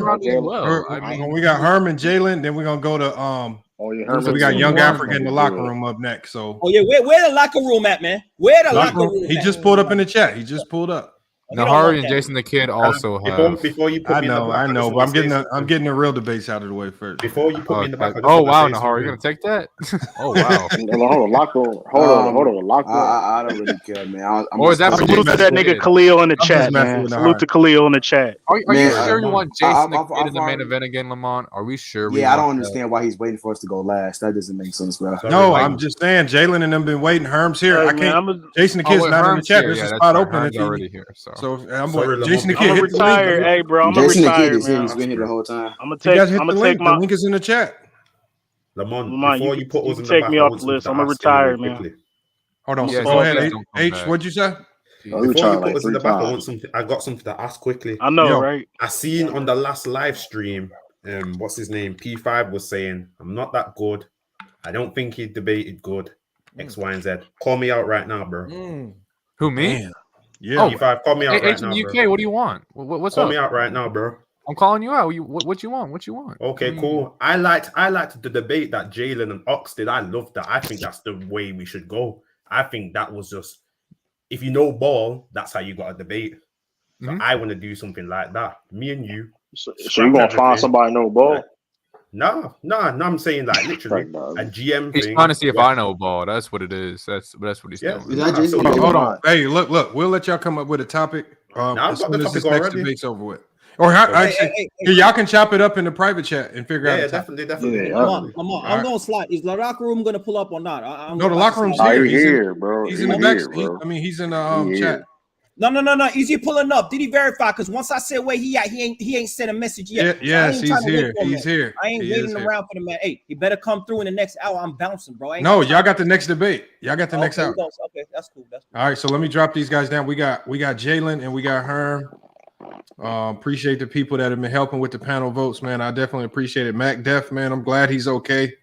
I got a little worried right there for a second, man. Where did Herm go?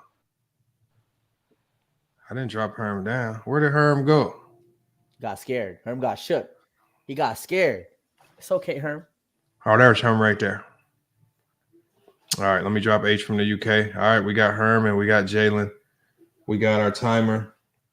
Timer's on the screen.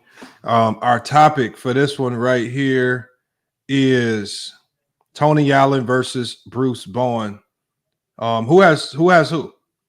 I got Tony Allen. I got Bruce Bowen. Okay, Herm, Tony Allen, Jalen with Bruce Bowen. Obviously, with Jalen being the lower ranked guy right now, that means Jalen, you got to lead off in each round. So we're gonna let you go first. Your time, it starts now, man. Go ahead and cook. All right, so Bruce Bowen is the preeminent and the dominant perimeter defender of the 2000s. For a decade, he was the best perimeter defender. Throughout this time, he was an 8-time all defensive team, which is more than Tony Allen. He had 5 first defensive team, which again is more than Tony Allen. Bruce Bowen was the point of attack defender of some of the best defensive teams of all time. Bruce Bowen was the guy for the San Antonio Spurs who had to guard the likes of Tracy McGrady, who had to guard the likes of Kobe Bryant, who had to guard the likes of Vince Carter. He's incredible at moving his feet, staying in front of the defenders, but also incredibly intelligent at even when he gets beat, he knows where and when to get beat. He knows that if he's going to get beat, get him down to a Tim Duncan so that their defense set up the shot of contesting the shot. He knows the weak spots and strong spots of players, so he'll let players get to their weak spots and not their strong spots. Bruce Bowen is incredible. Is not only that, but is incredibly intelligent in terms of when and not to chasing steals. A lot of times people will look at steal numbers, but Bruce Bowen, he understands that chasing steals is good for numbers, but sometimes when you chase steals, it can be bad for the overall defense. He chose to stay home, stay in front of his guys instead of chasing those numbers. Now, in terms of his contribution to the team, the 2003-2004 San Antonio Spurs are the best rated defensive team post-merger in NBA history with a 94.1 rating. He was their point of attack defender. 2004-2005, another all-time great defense, 98.8 defensive rating. He was their point of attack defender. Bruce Bowen in his career has 33.5 defensive peak win shares, and during his peak 3-year peak average, it was 4.4. Tony Allen has 29.6, and during his peak, it was only 3.7. So at their best, 3-year peak between Bruce Bowen and Tony Allen, Bruce Bowen was clearly the better defender than Tony Allen. Bruce Bowen is the guy that also did it when it counted the most throughout the playoffs and the championships. Bruce Bowen was an integral part of 3 championship teams, while Tony Allen only won 1 championship. And in that championship, in the finals, he only played 16 minutes a game. So Tony Allen was never really a big piece of that championship team. All right. Time. All right, Herm, you up next, man. Your time starts now for the first round. Everything that Jalen said was true. He got 2 more defensive teams or 2 more defensive first teams, which is true. But Tony Allen did it in a way tougher era. Bruce Bowen came into an era in the late 90s where he was still able to hand check, still was able to be more physical, and led it to the early 2000s, which was still more physical. But Tony Allen actually did it in a way tougher era. He was guarding the likes of Kobe Bryant, Kevin Durant, James Harden, and we could go on down the list as well in his era, in which he couldn't be as physical and couldn't use hand checking to his advantage. Tony Allen, for the defensive rating in their careers, Tony Allen is a 101.7, and Bruce Bowen is at a 102.2. And then I'm going to just use players that spoke highly of those two and really regard those two as some of the best defenders of all time. Kobe Bryant even said himself that Tony Allen was the hardest person that ever held him. It was hard to score on him rather than Bruce Bowen, even though they got a rivalry. But when you look at the numbers, Kobe Bryant actually shot 38.7% in the playoffs against Tony Allen and 42.1% in the regular season against Tony Allen. With Bruce Bowen, he shot 42.6% on Bruce Bowen, but in the playoffs, it increased tremendously. Kobe Bryant had a 46.8%. Really rounded out to 47% and averaged 28.6 a game, while Kobe Bryant only averaged 25 against Tony Allen in the regular season and playoffs as well. They didn't really face each other in the playoffs as much in the finals, which Jalen alluded to. Tony Allen only played 16 minutes a game, so you really couldn't contribute it and add the points up with that. But Tony Allen, just off the players alone, said himself. And Kevin Durant on April 29th in 2014 mentioned how mentally frustrated he was against Tony Allen and described how flustered he was when Tony Allen was guarding. That's time. All right. First round is over. You guys heard it, man. I think this one's going to shape out to be a good one. We got Jalen coming up, man, in the second round, man. Your time starts now. All right, so I think the big key difference here between Bruce Bowen and Tony Allen is that Bruce Bowen did it when it counts, and he did it in the playoffs. In 2003, round 1, Stephon Marbury, he held him to 22 points on 22% from 3 and 37% from the field. In round 3, Nick Van Exel, 17 points on 37% from the field. In 2005, round 1, he held Carmelo Anthony to 19 points a game when he was on him. In round 2, Ray Allen, one of the greatest three-point shooters of all time, he held him to 30% from 3 and 43% shooting overall, averaging 21 points a game. And the NBA Finals in 2005, the big reason why the Spurs were able to win that championship was because he held Rip Hamilton to 16% from 3 and 16 points a game. Rip Hamilton was the best scorer for that team. Without his scoring, that really hurt the Detroit Pistons and definitely cost them the NBA Finals. In 2007, the big one against an all-time great and now the GOAT, LeBron James, who was coming off an all-time great series, beating the Detroit Pistons earlier in the rounds, having an all-time great performances, 30-point game consistently, ran into the San Antonio Spurs and ran into Bruce Bowen. Bruce Bowen understood that LeBron James was not the jump shooter then, and he exposed the weakness. 20% from three, 35% from the field. And the NBA was ready to anoint LeBron James as the greatest of all time, but Bruce Bowen said, no, I know how to guard him. I know how to defend him. It's not going to happen to me. So in the playoffs, as 3 championship teams, he was the point of attack defender for all those 3. He was the lead guy to guarding the other team's best players. Now, in terms of the Kobe Bryant thing, without a doubt, Kobe Bryant's cooking a lot of guys. He's cooking Tony Allen. He's cooking Bruce Bowen. But there's also games where he struggled immensely. In 2000, he dropped 23 points, shooting 37% from the field. In another game in 2005, he dropped 17 points and he shot 31% from the field. So we can go game log for game log. Kobe Bryant's going to have a lot of great games, and Kobe Bryant's going to have a lot of bad games. In terms of why he decided to call Tony Allen the best, you know why? Because Bruce Bowen, he had this little thing where he was a little dirty. He would stick his feet under people's players so they would get injured. He would throw an elbow. He would throw a knee. So a lot of these guys won't give Bruce Brown his credit because he was a little dirty, but mentally he was in their head. That's if Tony gets time. a dirty guy, That's time. Oh, look, all right. That wasn't bad at all, man. That wasn't bad at all. This one's shaping out to be pretty solid, man. Herm, you up next. Gonna have to close it out strong. Your time starts now. Well, I can easily bring up series and numbers of which Tony Allen held the likes of Kevin Durant. Kevin Durant took 35% for the field while guarding him, even though Kevin Durant was shooting 50% on his other teammates. I could bring up stuff like that. But let's just bring up the tangibles of the two. When you do a scouting report on Bruce Bowen is known for bothering you with constant pressure and frantic energy. He's not a guy that's going to make plays on the ball. He's not a guy that's going to get a lot of steals and a lot of blocks. He's just a very annoying type of player. That's why they say frantic energy and constant pressure on you. But with Tony Allen, he is more stifling. He know how to cut off angles. He make a lot of plays on the ball. He cuts you off at angles. He makes you pick up your dribble on a consistent basis. We've seen that constant, especially in the 2014 series against Kevin Durant. That's why Kevin Durant did a press conference saying how frustrated he was when Tony Allen guarded him because he had to think so much. He said he had to look at how to move offensively in a whole total different light due to how Tony Allen was frustrating, how he was making him pick up his dribble, how he was cutting him off at angles, sliding his feet, moving frantically. Yes, you describe how Bruce Bowen was dirty. He was using his hands, would hit you in the nuts, would shove you, would nudge you, would grab you. Tony Allen was so great defensively, he didn't even have to do those things to be great and be dominant in this era. Yes, Bruce Bowen, he had one of the best defenders on the back of him, Tim Duncan, so he could be a little aggressive and take chances if he get beat. He got Tim Duncan right there. So at end of the day, Tony Allen didn't always have that type of guy. He had that with KG for a year or two, but that was young, but you just described it, didn't play that many minutes. Then on top of that, in Memphis, Marcus Gasol is not a world beater for us being a shot blocker. Zach Randolph is not a world beater for being shot blockers. They are known for rebounding and being physical on the offensive end, being physical opposing. All right, that's time. We headed into the last rebuttal rounds, man. You heard everything. It's time to bring it home. Your time starts now, Jalen.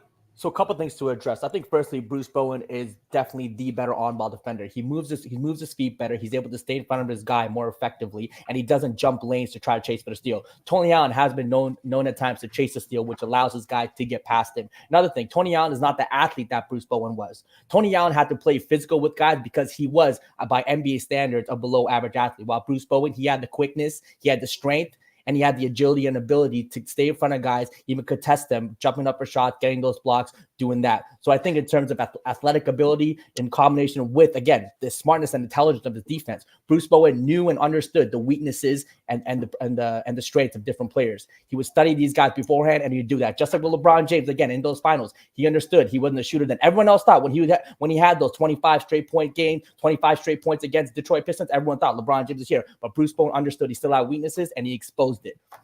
And when it comes to the Kobe Bryant thing, once again, Kobe, he said again with players like Kobe, players like Durant, they'll say Tony Allen's a great defender, but Bruce Bowen never got his credit because again, he was dirty. And like I said, when you're dirty though, that's mentally, when you know a guy's going to stick his feet under you, you're going to be scared to shoot the ball. When you know a guy's going to elbow you in the back, you're going to be like, damn, do I want to go into the paint against him? So when mentally in that aspect, yes, being dirty is questionable without a doubt, but it didn't cost him in terms of the fouls. He wasn't fouling out a ton of games. It was effective and it got the job done. And last but not least, again, I got to harp. When it mattered the most in championship level time in the playoffs, Bruce Bowen is second to none. Tony Allen, frankly, just didn't have that resume. If he was an elite, super elite defender, maybe he would have done better in the playoffs with Marcus on the boys, but they never got to a finals. They weren't winning these championships. Bruce Bowen was. Bruce Bowen was the guy again to stop Kobe Bryant, to stop Tracy McGrady, to stop Steve Nash near the West Conference Finals. Mike Bibby against the Sacramento Kings. He was the guy to stop the penetrating and the passing of Mike Bibby. He was the defender that led this team to 3 championship teams through his defense. That's time, man. Herm, you heard what he had to say, man. The last rebuttal round before we get to the voting process, man. Let's get it. Your time starts now, man. Go ahead and cook, Herm. Jalen, well, you brought up points about Bruce Bowen in that 2007 series against LeBron James. That's a total utterly lie. It was more of team defense. It was Lamont did a couple of videos with film studies showing how it was team oriented, how it was basically 5 guys basically waiting on LeBron James to make a move every chance. It was moments in those games when LeBron James was beating Bruce Bowen. He got easy looks. He had success. But the fact that the stifling defense that he had, the guys like had the lone defenders in Mr. Tim Duncan, guys like that and others, that he was able to recover easier with all those guys waiting on him. So it was like a more team-oriented defense, shutting LeBron down right in there, Bruce Bowen himself.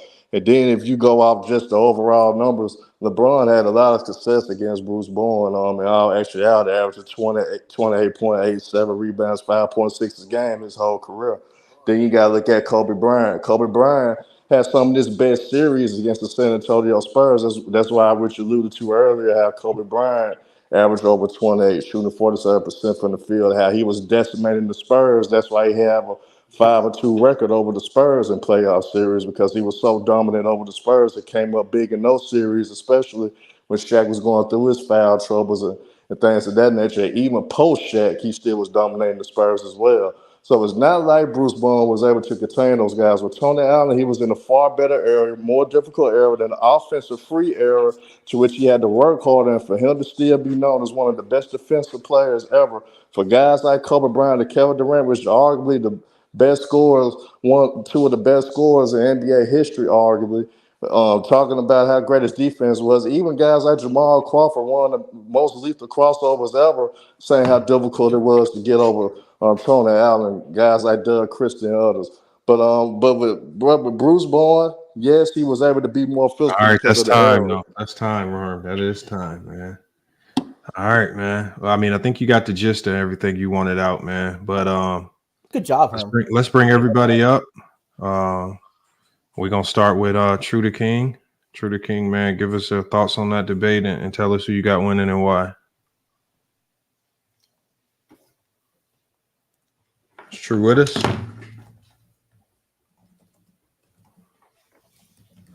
All right, if True's not with us, let's go ahead and go to BKNY Hoops, man. Who you got winning that debate and why? Hey, Jason the Kid, hit the link, man. Come on. Oh, all right. That's tough. This is a tough one, man. I have to go with Herm.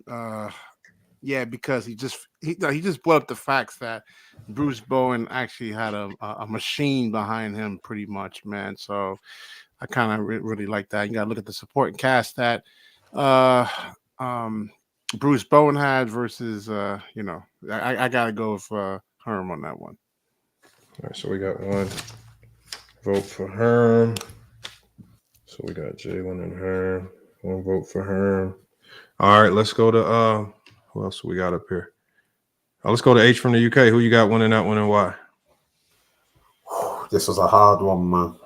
This was a hard one. So don't take it as I'm being biased to anyone. So that's just 100%. This was Herm's best debate ever. I'm not gonna lie. This is his best debate ever. And I thought you was on the ropes. In the last round, I thought Jalen had you, where you just talked about an individual player. Bruce Bowen is just better. But then when you brought up that in the 2007 finals, it was a team defense and brought up the impact of Tim Duncan, which kind of negates what Bruce Bowen's doing. And you brought up how LeBron had actually done, how could I say, done better against Bowen and whatnot. I think he edged it. I think he edged it for me, man. But it's love to everyone. It was a very close debate. If I could pick a draw, I would, but I got to go with Herm. Damn, that's surprising. All right, we got Herm with 2 votes so far. Let's go with Young Africa. Who you got winning that and why? Hey, bro, I had to step out. Real quick, so I didn't see a whole round, so I can't really say. All right, man. Yeah. When y'all step out, make sure y'all just hop out the chat because we need people to vote, man. We need the panelists to be voting. Let's go to Mehari, man. You heard the debate. Who you got winning and why? I did not hear the whole debate. I had put my phone down for a second. My fault. No, I'm back. I gotta go back. I don't feel it's right for me to vote in this debate. I only heard like one round. You got True. Did you hear the debate, True, or were you stepping? Yeah, I heard the debate. I heard the whole debate. I had to go to the bathroom. Well, all right, who you got winning that debate and why? It was a very close debate, man. Very, very close. I edged their Herm, especially they all deciding that last round.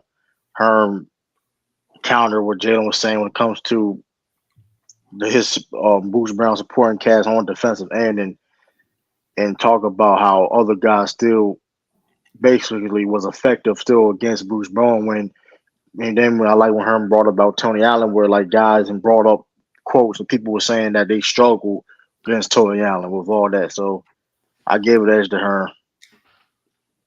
He edged it out to Herm right there. Let's see who we got else up here that heard it. Jason, the kid hit the link. I see you in the chat. You scared me. Avion, who you got winning and why? Man, Herm, man. Yo, Herm, Jalen, salute, bro. Herm, dog. Just like H4UK said, this was your best goddamn debate, bro. And that third round, like you brought it home. I like for me, what sold me is when you brought up the Kobe shooting percentage when he faced on the Spurs, and then you brought up the percentages when you faced Tony Allen against a series, man. You broke it down. You didn't get off track. You kept it to the numbers, and you brought up the correct context. I think I had a 2-1. Jalen won the first round for me, but the next two rounds, Herm, you really bounced back, and you brought up the stats like to back up your claim. So I got Herm in this debate. All right, that makes 4 votes on the panel for Herm. So Herm obviously wins on the panel. I can give my thoughts since we missed out on a few other voters. Obviously, my vote doesn't count. That'll give the chat some more time to solidify their vote in there. But I don't know. I thought I heard different, man. Maybe I'm crazy. I had Jalen winning this one 2-1. I just thought his points of emphasis on, again, I think Herm talked a lot about on-ball defense, but I think the most impactful thing in basketball is team defense and your ability to help make the team defense better. Individual defenders cannot win games. To me, team defenses win games, and I think he did a good job of talking about Bruce Brown's importance to some of the greatest team defenses in NBA history. And this man, Jason the Bum, is really running, bro. So, all right, hold on, Mehari, man. Hold on, Mehari. We'll get to Jason. If you don't show up, that's just a loss. It's not a big deal. But no, I thought Jason did a good job of explaining his case. Maybe he could have did a better job of talking about the team defensive aspect and how more meaningful team defense is than on-ball defense. Because a lot of people, again, I think a lot of people look to Tony Allen's on-ball defense, but kind of like you subtly pointed out, I mean, on-ball defense is good to a certain degree, but it's not going to have that much impact with regards to the team defense, which is what gets you championships. But you did mention some of those things to a certain degree. But I thought Jalen won it. But again, Herm won in the chat. Let's see what we got in the polls. And when I close the poll out, the poll vote is officially. Let me see what we got. Here, I'm still waiting on it. Okay, the poll vote has Jalen winning 52% to Herm's 47%. So right now we are stuck with a tie. So that means we're going to go to our special guest Jugs. And we got Nicholas in the chat, man. Hopefully he can break the tie for us. If Nicholas isn't available, then I will pull someone else up to break the chat, or I will select another special guest judge. But we'll wait on Nicholas. But go ahead, Jalen. Give us your thoughts on this one. Yeah, it's one of those things where I thought this was Herm's best performance. I've never seen Herm debate like this. Shout out Herm. He brought some numbers. He brought statistics. And even when I was researching, like the whole Kobe destroying Bowen in the playoffs, I don't want to bring it up, but that's definitely a new thing that he did. Regular season where most Kobe struggles were in that. I think I edged it 2 on the first 2 rounds, but I'm not mad at this loss because I thought Herm did phenomenal. So, I mean, I'm not mad at one of the 2 things. I think we both did well. I definitely could have done better in that 3rd round. If I'm easy work, my fault. If I'm easy work, pull up then, nigga. Why are you hiding in the chat? Nehari, yeah, so, you did that. That was a good job, though, Jalen. It could have gone either way. It was tough. Yeah, that was tough. Yeah. So it's like again, Herm, a standing job. Could have edged anyway. So I'm not too mad at the loss in terms of like that. But yeah, shout out Herm, man. I think that was a tough one. Salute to y'all. Salute to you too, Jalen. It's one of those debates. It's a toss-up because they were both so great defensively. It's kind of like you trying to make it. It's so close though. They so close though. It's kind of hard, man. It's kind of hard. This you debate like this every time. Don't just show up for me. Man. You gotta show up like this for everybody. Just be more consistent with this, bro, because this is like one of your best debates, man. Just be more consistent.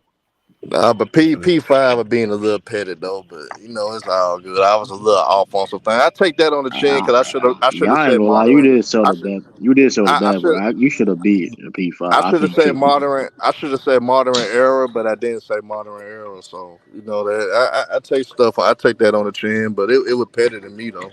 I went through a flag. Shout out to Big Ox for not throwing the flag, man. He was one hurt. Jalen, this was an did you expect Herm to debate like this? No, I've seen Herm debate a ton. I've never seen Herm do this. I've never seen Herm do this. You slept on him. I could tell. I've never seen Herm do it, but shout out Herm. He came research, came with the facts. I could tell you slept on him. But Herm could do this though. Herm could do this. Yeah, when Herm locks in, he's good. I ain't gonna lie. When he locks in. Yeah, man. When he's trying to debate and he at work or something, he trash. Yeah. When he on the streets of Memphis, he be walking around the streets being a fake security guard. Yeah, he said fake security. That's wild. Hey, but look, y'all, you can't. Bro, he don't be securing nothing, man. Herb just be out there stealing money, man. He don't be somebody got to be funny. You know what I'm saying? Somebody got to bring light to the panel. Sometimes everybody can't be serious all the time. That's all I do. I just bring a little. I ain't working for you, bro. Hold on, we got Young Africa here. I'm still waiting on the locker room to hit the link. Hey, where you going to? Hey, don't tell me the locker room. In the smoke, man. Hey, and hold on, with Jason the Kid got to hit the link too. But he in the chat just typing, bro. This is crazy. I ain't waiting. If I ain't next, it ain't happening. Hey, he ran. Hold on. This if locker room doesn't show up, I mean, he was just in here. I told him he was next. So no, he chatting in the chat. He typing in the chat, but he ain't pulling up, man. He ain't pulling up. So what we doing? Hey, Lamont, how you think I did my first debate? L on your record. Hold on. You ran away. Say that again. How you think I did my first debate? Avion, who'd you have again? I had on casual. Oh, that was a good one. Right there. You know what? That was a good one. That's why I said, Avion. I said you surprised me because you did much better than most first-time debaters. Yeah, you doing well, man. And I think I can't remember it per se, but I think there was a small difference between you winning and losing. I think you had an avenue to win it. It's just about showing your debate up, man. Just not leaving time on the clock, man. Just trying to get innovative with your points of emphasis and then also trying to predict what the other person's going to say and try to counter it. Try to just do your best to counter some of their best arguments. One thing I say, Avion, is that in the second round, I could see you built a lot of confidence, but you took your foot off the gas, man. And you ran out of time. You should have went home straight away with how Dirk beat the big three with LeBron, and it affected his legacy. If you'd have hit with the LeBron legacy, there's really nothing to overcome. Yeah, but Lamar, that was a broken down Miami Heat team, man. Don't matter, bro. Come on. I get what you say about the team. That was one of the finals underdogs in NBA history, man. But listen, injuries do matter, man. If you're playing pools and your opponent scratch on the 8 ball, you're not gonna go and actually beat your chest, man. You know what I'm saying? Yo, I'm the best. Hey, Lamont. Hey, I see you, Lamont. You trying to run a fast break with the bathroom, Lamont? You trying to run a fast break with the locker room, Lamont? I see you, Lamont. I see you, Lamont. I see you, Lamont. Hey, you ready or what, man? Stop the cab. You ready or what? Hurry up, man. Hurry up. Hey, but that was good shit though, Jalen. Good shit. No, it was bro. Herm, 100%. Yeah, it was good debate, Herm and Jalen. Yeah, Jalen, That was a man. good one. Jalen, I expect better, man, because you're way better than that, man. You slept on her, and I know you slept on her. I know you did. I thought I still did Jalen, is that your first debate up here? But 1v after 2v2, yeah, first 1v. Unless did I do something before? I'm not sure. I'm pretty sure. I thought you might have did one, but I can't remember. I'm not sure. We Yo, got True the to go. one- Jalen's good, man. Jalen's You good. bid for next week, True to go? I might get some of the True to go work. The one I want you to get. Try and get True, Miles. True to King. Don't call him True to Go. Go. Don't call him True to Go. True to King. Yeah, you know. I mean, he right. He was right. I mean, I can go by that too. I mean, you ain't wrong with the first time, but I mean, listen, man. I'm down, man. Hey, y'all, we got Young Africa. Yeah, man. And this one is one that been brewing for a while. We got Young Africa versus the Locker Room. They're gonna be doing who's the better scorer, Kobe or LeBron. Obviously, we know the Locker Room has LeBron. Young Africa has Kobe. It should be a good one. Is that the debate y'all had, or did y'all have another topic? I mean, listen, Lamont. I personally, I wanted somebody to take, who had the greater career. Jack and talk, man. Hey, but if y'all want to do the who's the better scorer, that works perfectly fine for me too. We could do that. Who the better scorer, LeBron or Kobe, man? Hey, stop the fucking talk. Hey. I ain't trying to hear all that, man. Yeah, all that shit ain't gonna work though. Yeah, you can do all that. It ain't gonna work though. It ain't gonna work. Hey, hurry up. Hey, let's get to it, man. Hey, I see you, Lamont. You trying to protect the bathroom, Lamont. I see you, Lamont. You trying to protect the bathroom. You let them duck sturdy. You let them duck me. Nah, it's time for the locker room to get in the ring and battle the big dogs over here at FYF Sports Debates, Lamont. Yo, that shit. This is my first time hearing Reggie debate, so I definitely want to hear this over here. Oh, Young Africa, man, you got to get him for that one, man. No. We about to cook, man. Let's get to it. All right, let me drop everybody in the backstage, man. This should be a good one. And then hopefully, Mehari, we can get Jason the Kid up here. And let me get this timer on the screen, man. Whoa, man. So obviously, Locker Room, you the lower ranked debater. That means you got to lead off these rounds. Africa, I think, is number 3 in our rankings. So y'all got the topic. Y'all know what we talking about. Kobe versus LeBron. Who's the better scorer? Locker Room, man. Your time starts now, man. Go ahead and cook. All right, listen, man. I'm gonna do the opposite of what my opponent is gonna do, man. I'm gonna actually talk slow, right? So you guys can understand what I'm saying. LeBron James is clearly, obviously, the better scorer than Kobe Bryant, right? So LeBron James came into the NBA, his rookie season, Lamont, averaged 21 points per game in his rookie season. Kobe Bryant, ladies and gentlemen, averaged a dismal 7.6 points per game in his rookie season. For all the praise that we give for Kobe Bryant being this prolific scorer, do you guys know that LeBron James actually averages more points for his career than Kobe Bryant? LeBron James for his career is a 27 point per game scorer, while Kobe Bryant for his career is a 25 point per game scorer. But it actually gets worse. LeBron James and Kobe Bryant, they both averaged 20 field goal attempts for their career. But ladies and gentlemen, not only did LeBron James end up averaging more points for his career, he actually did it on better field goal percentages and on better 3-point percentages. It took Kobe Bryant. Get this right. We sit on the internet. I hear guys sit on the internet trying to tell me all day how great of a scorer Kobe Bryant was. You guys realize it took Kobe Bryant 7 years in the NBA before he averaged 30 points per game. You guys realize LeBron James got to 30 points per game in his third season? So like I said, the reason why LeBron James is the better scorer than Kobe Bryant, number one, he's the all-time leading scorer in NBA history. He just eclipsed 39,000 points a few days ago, some Kobe Bryant could never do. And like I said, not only does he shoot a better percentage from the field, but he also shoots a better percentage from 3. Soft ass shit, bro. That ain't enough. That ain't enough. Look. You don't even have to say nothing, Lamar. Hey, look. LeBron James, all that LeBron James this. Hey, I asked him who was the greatest scorer of all time to start this debate. He said LeBron James. If he was going by scoring averages, nigga should have said Michael Jordan, should have said Wilt Chamberlain, should have said Elgin Baylor, who all average more than LeBron James. But no, he said LeBron James, so it ain't that. So don't even talk about it like it's about that. But let me talk about actual scoring, right? Let me talk about what it means to be an actual scorer. The skill set of a scorer to be able to score on all three levels, to have the mid-range game, to have the post game, to have the three ball, the skill in isolation to be able to break your individual defender one-on-one using the crossover, the jab step, the pump fakes, one of the greatest pump fakers of all time, to be able to do that in isolation. What does isolation lead to? It leads you in clutch time being able to be the guy you go to with defenses loading up on you and you're still able to take the shots. You know why LeBron has a better field goal percentage than Kobe Bryant? Because he took tougher shots. If you look at that career true shooting percentage, which actually rates the efficiency and not just the accuracy of your shots, you know that Kobe Bryant is at 55% and LeBron James is at 58%. In the era that Kobe Bryant came into, to have a 55% true shooting percentage in a regular season, and that to stay sustained, to be able to sustain that in certain series, elevate that to an even higher percentage is amazing. And one thing that Kobe had that LeBron never had is that Kobe never had an actual elite wing player that he played up with where he took the pressure off him. LeBron played with Dwayne Wade. LeBron played with Kyrie Irving. LeBron played with right now he's playing with AD who in the championship season was a great perimeter threat. When you play with elite players on the perimeter, it takes away the heat of the defense. Kobe played with Shaq and he played with Pau Gasol, who are actual all-stars. And they're post players.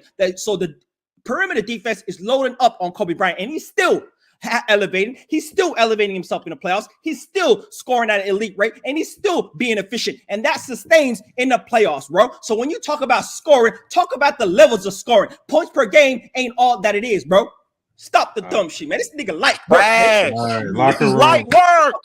Locker room. This is light work. Hold on, y'all. Locker room. Your time starts now for the second round, man.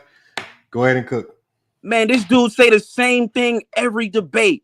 Ladies and gentlemen, is this basketball or just a talent show? He talking about pump faking and all these moves Kobe Bryant got. Well, guess what, you stupid fuck? That isn't the objective of the game of basketball, you idiot. The game of basketball is to score more points than the other team. The objective of the game is to put the ball in the basket. It doesn't matter how it gets there. Guess what, young Zimbabwe? You can shoot a fadeaway. You can shoot a layup. You can dunk the ball. Guess how many points it counts for? 2 points. Get real. You say the same thing every debate. So like I said, ladies and gentlemen, let's get to playoff scoring. Playoff scoring, you know, not only does LeBron James have Kobe Bryant beat in regular season scoring, he also has him beat in playoff scoring as well. Did you guys know that? Did you guys know that? The playoffs are where you make your name. Did you guys know that LeBron James is not only the all-time leading scorer in the NBA, he's also the all-time leading scorer in the history of the NBA playoffs? Man,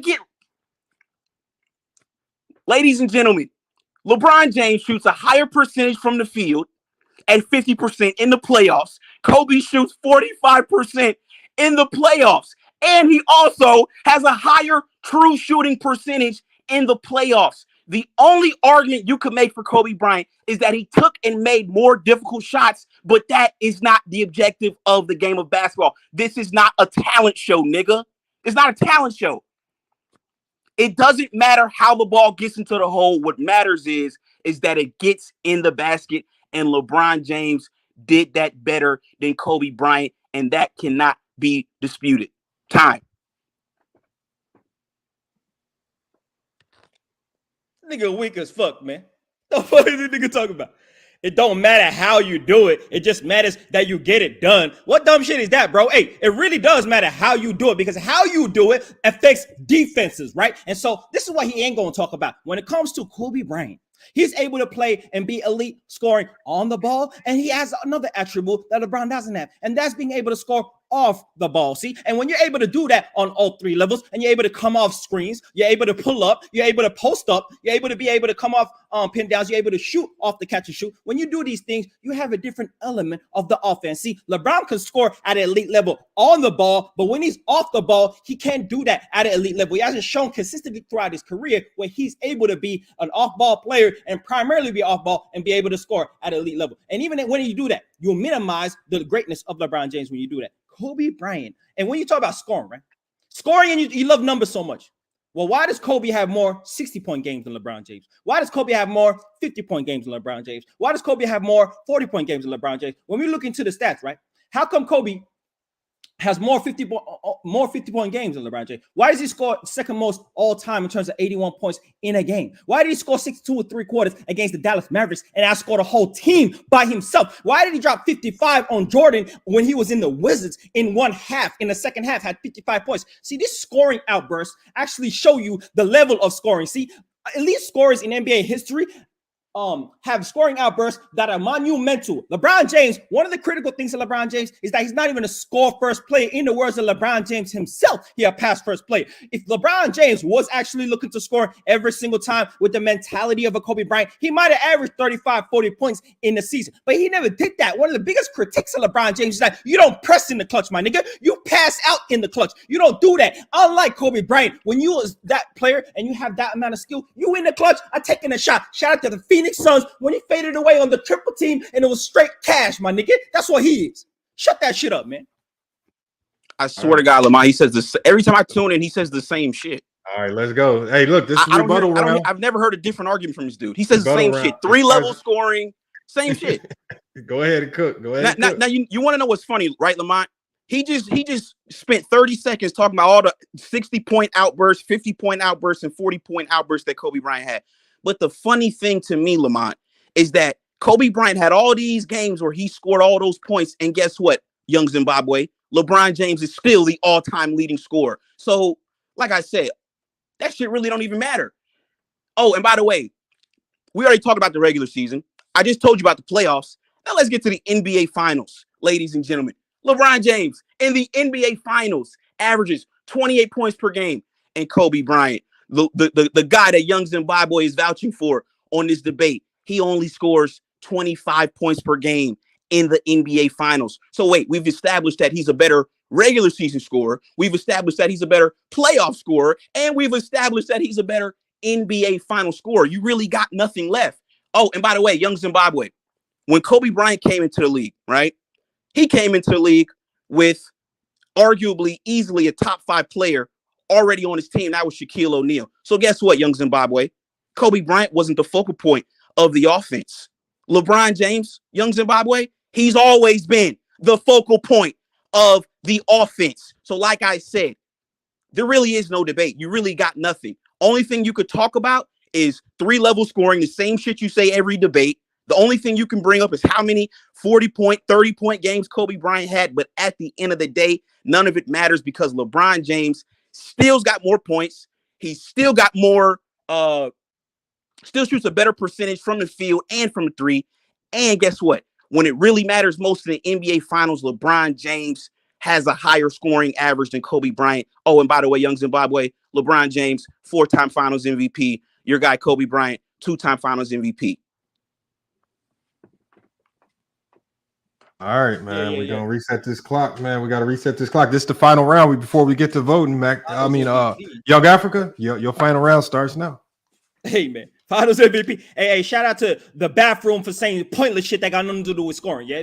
Shout out to you, man. Look, he claiming I say the same shit. This man talking about points per game for all 3 rounds, bro. He ain't saying shit. He ain't breaking down scoring because he can't break the game down, right? But let me talk to you about the context, right? Because I'll be switching my shit up. I'll be actually breaking down the game. Look, what you do ain't just about the points per game. It's about who it comes up against, right? The measure of a scorer is not just the quantity of points. It's not just the average of points, but it's the opponent's faced. When you face the opponents that Kobe Bryant faced in the Western Conference, you understand how great his scoring ability was. Look at this, right?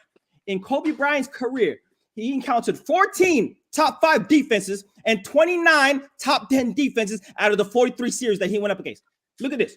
14 top 5 defenses, and 29 top 10 defenses. That means that his career predominantly was up against elite defenses in the playoffs, and he was still able to elevate his game to ridiculous standards, right? And so we saw what he did against the San Antonio Spurs. We saw what he did against elite defenses in the Western Conference consistently, right? That playoff dominance between 2000 and 2012 was 28 points, 6 rebounds, 5 assists on 55% true shooting percentage. You're talking about LeBron has a 58% true shooting percentage and Kobe only has a 55% true shooting percentage in the playoffs. But in the playoffs, when we talk about defenses, you cannot claim that LeBron came up against the defenses that Kobe came up against. And on top of that, the type of shots that Kobe was taking, the fadeaways, the leaners, off the dribble, pulling up, the degree of difficulty is way higher than the steam train of LeBron's athleticism getting to the rim and taking more shots closer to the rim. We understand that. So when you understand the actual game and you actually understand how to break down scores, it's clear that Kobe's a better scorer than LeBron James. He might not have more points. He might not average more points. It might not be even close in terms of the numbers. But when it comes to skill and game, Kobe clear cut is a better scorer than LeBron James, bro. Pack this nigga up. Don't let him talk to me again. The bathroom can't talk the game, bro. He ain't even like that, man. Stop this, man. Africa, no politicking. We got to go straight to the vote.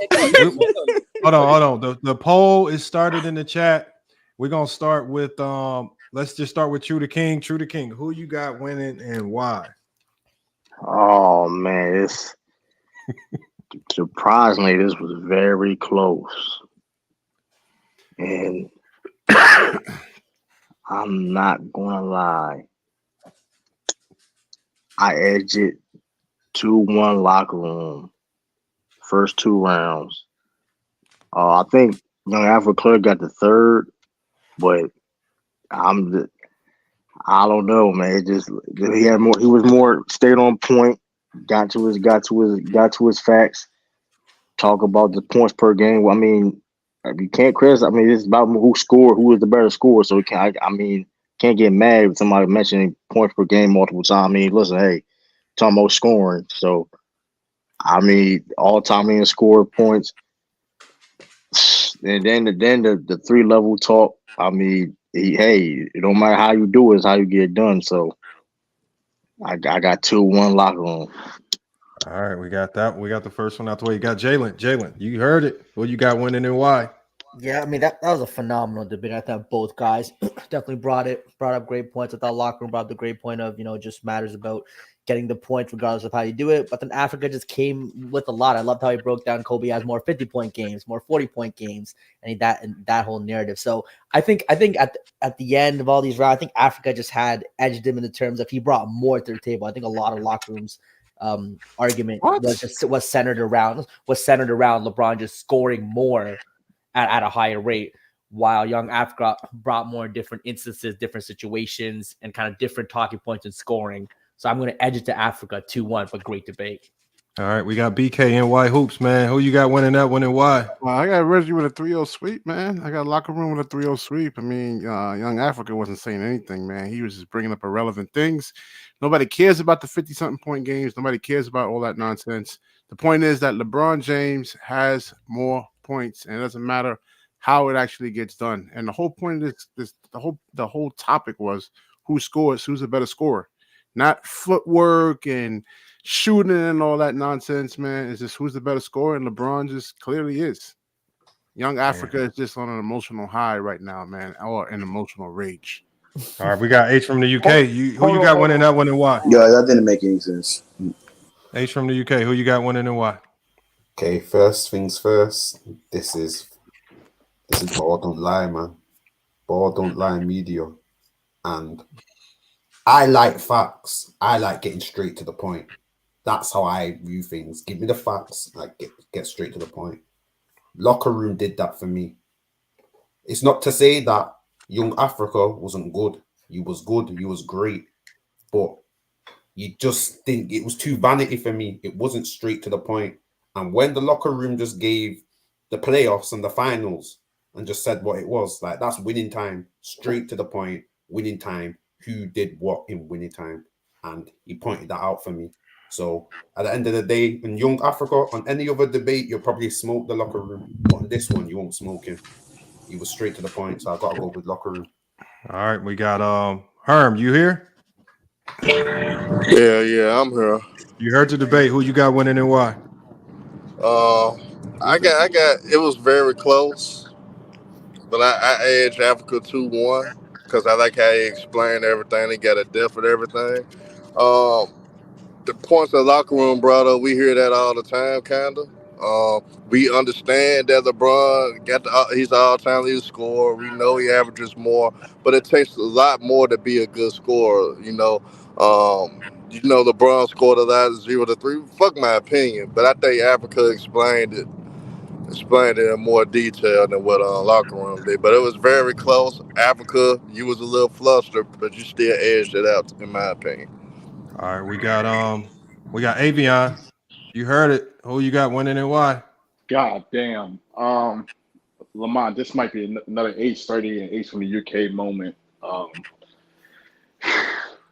I think both these guys, I mean, it was closer than people thought. I think after you kind of slept on locker room, I think we all did. I think locker room brought up some of the points. I mean, he went straight to the point. He kept it consistent all 3 rounds, and so did Africa. I had Africa actually losing, so I had locker room 2-1. I think what happened was the 3rd round, especially. I think locker room brought up, like just like Ace from UK said, he brought up like the main points, just stuck to the facts, and that's what did it for me. So I had the locker room 2-1. All right, let me get to Mehari, Bulls fan. Mehari, man, who you got winning that one and why? I have Africa 2-1. Africa just explained his points way more, brought up the context that Kobe Bryant was playing against some of the greatest defenses of all time and still scoring at an elite level. Brought up the fact that Kobe Bryant is a 3-level scorer. Like, he just brought more context to his argument than Reggie. Reggie really only brought up the fact that LeBron has more points all the time in the playoffs and the finals. He didn't really have no other points besides that. He had more points all the time. Young Africa just had the better points, and his argument made way more sense. Oh my God! All right, that ends the panel. The locker room got 4 votes to Young Africa's 3, so locker room wins it on the panel. And then when we go to the chat, let's see what we got. Let me end the poll, and we're waiting on the results. In the poll, we got the locker room winning 57%. To Young Africa's 42%, man. So we won't need to go to the special guest judge. Locker room wins in both the chat and the panel, man. Locker room, big dog hunting. I can't be that stupid, all right. So the locker room with the crazy upset, man. That may be a big upset. That's a big upset. That's some bullshit up in here, man. Hey, for the bathroom, Lamont. You trying to politic for bathroom, Lamont? Is crazy, man. Niggas on the panel though. Hey, I can understand the chat, but niggas on the panel. Hey, true. You capping ass. I'm nigga, being man. honest. This is what's crazy. I'm being honest. Oh, time out. Like scoring a bunch of points. That doesn't make you the better scorer. Time out. I can break down the defenses. I can break down the game, right? I can break down the opponents. I can break down. Here we go when people lose. Why when people lose? Hold up. I can give context, and all the nigga need to do is talk about points per game and how I got more buckets than you, and that's about it, my nigga. Hey, Lamont. Can I explain my point? Yeah, this is pretty nasty. Hey, Lamont. I told you, Lamont. You trying to politic? You trying to save the bathroom, Lamont? You trying to save Lamont? I see you, Lamont. I see what you're trying to do. Time out. Hold on, can I explain my point? Can I explain my? Nah, because here's the thing, though. Well, here's the thing. The chat, it got 57%, so we can't be that much off. You listen. At the end of the day, like you can't sit there and say that you a fan favorite over here. And you a fan favorite over here. How did you see it? No, don't worry about the chat. It's all good. The chat's gonna vote. How'd you see it though? What you mean? How I explained it? And you can't get me how I explained it. I did. All right, now I didn't explain nothing. Okay, don't get mad if you lost, man. It is what it was close. It was close. I clearly said, hold on. I clearly said you got the 3rd round. I said the 2 rounds. It's a lock room. I said you clearly got the 3rd round. So what are we saying? Like what do you like? Come on. What was the arguments that he had though? What was the arguments that he had that convinced you? That's all I'm asking. Now I can't get the same thing when I listen. At the end of the day, when he's listen, I don't gotta explain myself. Hey, all right, I'll let you go. I'm crying your ass. Hey, look, hey, one man came up on the panel. That's like saying Carmelo's a better scorer than KD because he has more points all the time.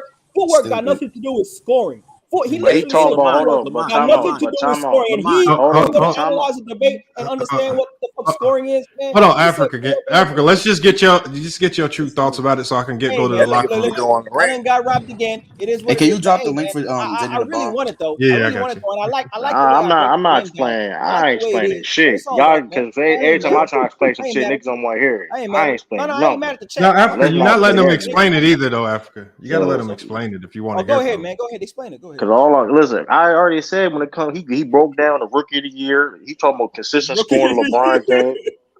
Hold on, the rookie years. He explained the constant LeBron James scoring on a consistent basis in different situations and playoffs and stuff like that. That's which I Love it. held Like more You gotta kick which I somebody in the held more minus weight. fool. points per game, right? That's It the one. is That's what the it stuff is. like that. I don't know why this is the main event, but I guess, man. Oh, that's all good, man. It is. Africa. Hey, Lamar, how'd you see it, man? That's all, man. I'm a slide. How'd you see it though? Hey, say what it is, man. I ain't gonna be mad. Say what it is, man. What is it? We want you to judge in this If last I got one. packed up, let me know I got packed No. up. Man. Hold on. We all know that out of a lot of the debates today, this might have been one of the closest because it was one where, like,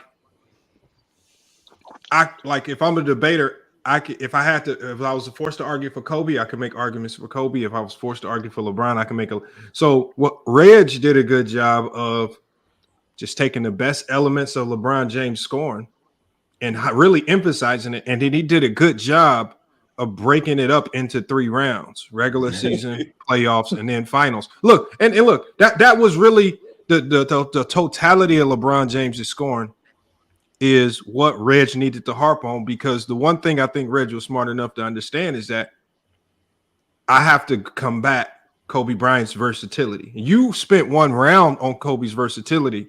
I feel like you probably should have spent more rounds on his versatility, maybe explaining why versatility makes you a better scorer, as opposed to a guy like LeBron or even a guy like Kareem Abdul-Jabbar who can spam the same types of shots over and over and over and get buckets. And so maybe if you would have broke down why the versatility makes him a better scorer instead of just going to the 50, because you kind of fell into that basket of running to the stat totals by bringing up Kobe's 50-point game, 81-point game. And so now when you dive into that arena of stats, that's one with LeBron James that you're always going to lose. So you dove into the arena of stats as opposed to diving into the arena of just maybe more just getting on the versatility of his game.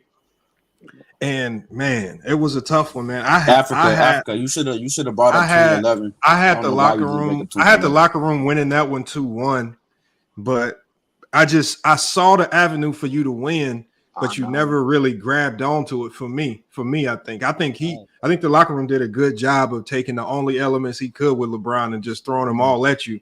And man, he threw the whole kitchen sink at you with LeBron, like the entire. And you left a lot on the table with Kobe. I'm not joking. Like, there's definitely less elements for LeBron in that talking point for sure. So, he threw literally everything he can throw with LeBron as a scorer. And then that second round, what he really did a good job of the second round is, even though he had to kind of get a bit eccentric with it, he did a good job of trying to nullify a lot of your points by talking about it. He spent that second round nullifying versatility. And that's when you saw him get super hyped up, and he really went at the versatility, saying that versatility is meaningless. That should have been an alert to you that versatility might be my way to win. And I think that's what he did, man. Like, I mean, look, I like nothing against Africa's men. I thought you would have won this one because Kobe would be the easier person to argue, but I just think you left a little bit on the table there. And I'm just being honest. I'm not trying to be biased or nothing like that, man. I wish you would have went down, because remember, we had this same conversation on this channel, Africa. And what did I harp on? I stood on versatility. I had Kobe as the number 2 scorer of all time, ahead of a guy like LeBron. And I solely leaned on versatility as being king in basketball. But I mean, I think you chose to go another route. I think you just got in bed with the wrong stats, and locker room just kind of he kind of got the one up on you. As soon as he brought up versatility doesn't matter, you should have brought up the 2011 finals where LeBron James couldn't score outside of the paint. He was getting locked up because he wasn't versatile. You should have brought that up. That would have killed his entire argument. But you would have had to really emphasize why the versatility was the most important thing in that conversation when it comes to a great score. So you know what it was for me, Africa? I'll be honest.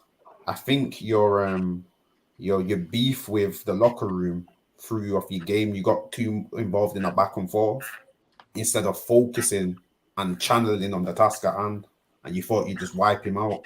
But at the end of the day, he was concise in what he said. Whereas what you said was your second round, I think that was the best round out of all of the debates. What you said in the second round was great, but I think you need to be more concise. Like, you can say a lot of things, but what you're saying, is it concise? Is it straight to the point? Whereas locker room was, look, boom, these are the facts. LeBron has more than Kobe in this area. LeBron has more than Kobe here, and it's putting the ball in the net. It was concise, whereas yours was concise in the second round, but then the rest, it was a lot of a slandering match in between, and then talking about Kobe. Hey, Lamont, can I get here, Lamont? Yeah, man. Okay, so where I got him at, right? Because like I said, he says the same shit every debate about the versatility and the 3-level scoring and all that. But I say this on my channel a lot, Lamont. When you look at a guy like Kyrie Irving, they claim Kyrie Irving is one of the most skilled players in the league, and I always say, well, that's nice, it's nice that he can dribble behind his back and he can do all these fancy moves with the basketball. But at the end of the day, it's about wins and losses. And guys like Young Africa, they seem to forget that. They think the NBA is a talent show. Like, it's not a hold on. We let you go. We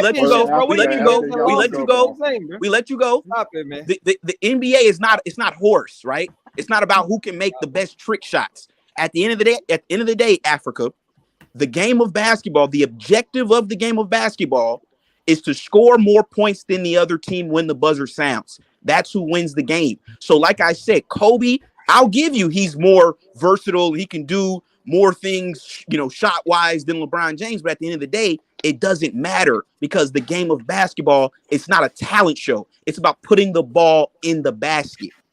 You understand that? Real talk, Young Africa, man. Real talk. You understand that, right? You're talking about real talk, bro. Hey, you don't even understand the game, bro. Talking about real Do you talk. understand? No. That's not.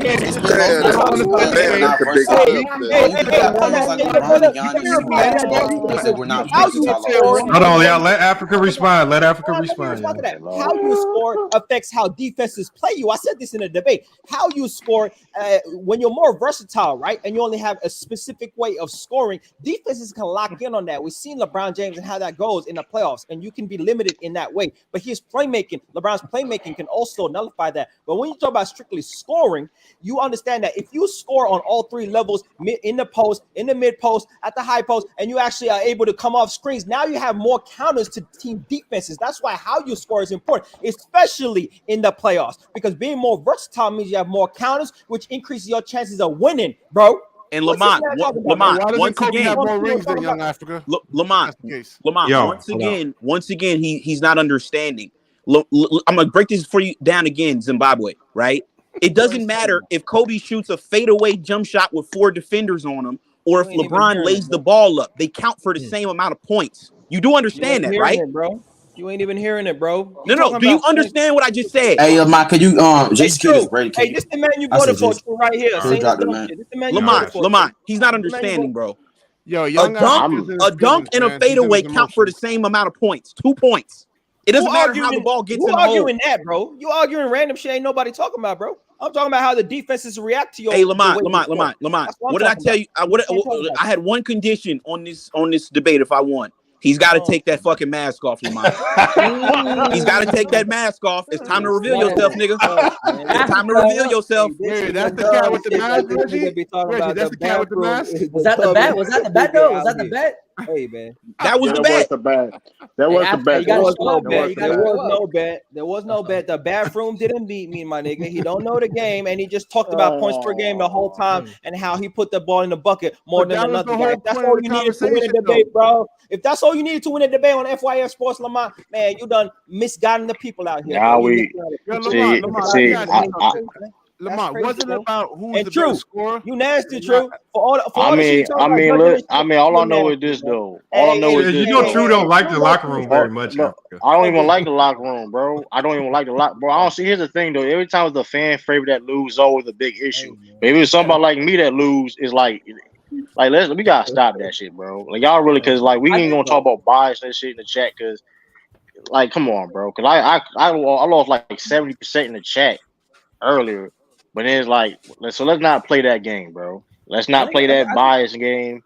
I think you understand if the battle's close, it could go any way. It's close. Like I don't know why y'all mad at. That wasn't close. What are you? No, but if you say the same thing, I'm not saying you that good point. Hold on, look, I'm not saying you that good point. Hold on, you don't have good. Hold up, man. But hold on, you don't have good. So I have a problem with you don't have good because people say I don't like you have good. All right, so if we gonna play that game, I shouldn't vote no more then. Hold on, I'm gonna make a spot for Sturdy because Sturdy been listening in, but every round is what gets it done. Like he had good points. Why you vote 3-0? But you said the same thing. But you brought up versatility a bunch of times too, though. That's why it's a fact. Man, you lost Africa, man. Take it to the chin, man. Take it to the chin, Africa. Hold on, y'all. I can't hear y'all. Hold on, we got to go one at a time to clean it up. Y'all clean it. And I need. Hold on. Next up, we got Mehari and we got Jason the Kid, who is now here. This is gonna be the last debate of the day. If there was any debates left, I don't think there are. Then we'll just do them next week. There's an extra spot. Sturdy, hit that link. There is an extra spot for you, Sturdy, because I want to hear your thoughts on these debates. I know you weren't able to debate today, but I want to get your thoughts on what you heard and what you expect to do next week because you got some big time debates next week. Kenneth, man, I haven't seen you up here in a while either, man. Yeah, I know Kenneth is a avid LeBron James hater, so I want to get his thoughts on that debate. Lamar, can you get me and Trudaking in for Moses Malone versus Shaq? For next week? Yeah. Jalen. Hold on. I Moses see you, Malone Lamar. I see what you're trying to do, Lamar. I see you, Lamar. You got a Moses Malone. He said he Who got Moses Malone? Trudaking. I got Shaq. Yeah, I got Moses Malone. Lamar, what happened to what's his name? The one that was supposed to debate right there, Ralph or something like that. What happened to him? I haven't seen him. No, he canceled. I think he was talking real greasy yesterday. He was in here. He was in here. I saw him. I don't know what happened to him. He was talking real greasy. Hold on, we got Sturdy. You heard the debate, man? Was it biased or what? What happened? Salute everybody. I had Africa winning 2-1, but it was a close debate. Here's what y'all need to understand. In a basketball debate, you can express the same thing in your own way. So just because LockerRoom didn't go as in-depth as Africa does not mean he wasn't being direct, does not mean he wasn't being factual. And most importantly, it does not mean he's not presenting his facts and his logic. He did present the logic of just because you might have more of an array of moves does not necessarily mean that you are the better scorer. He did display the logic of the fact that just because you have a fadeaway, a layup, and this, that, third still counts as 2 points.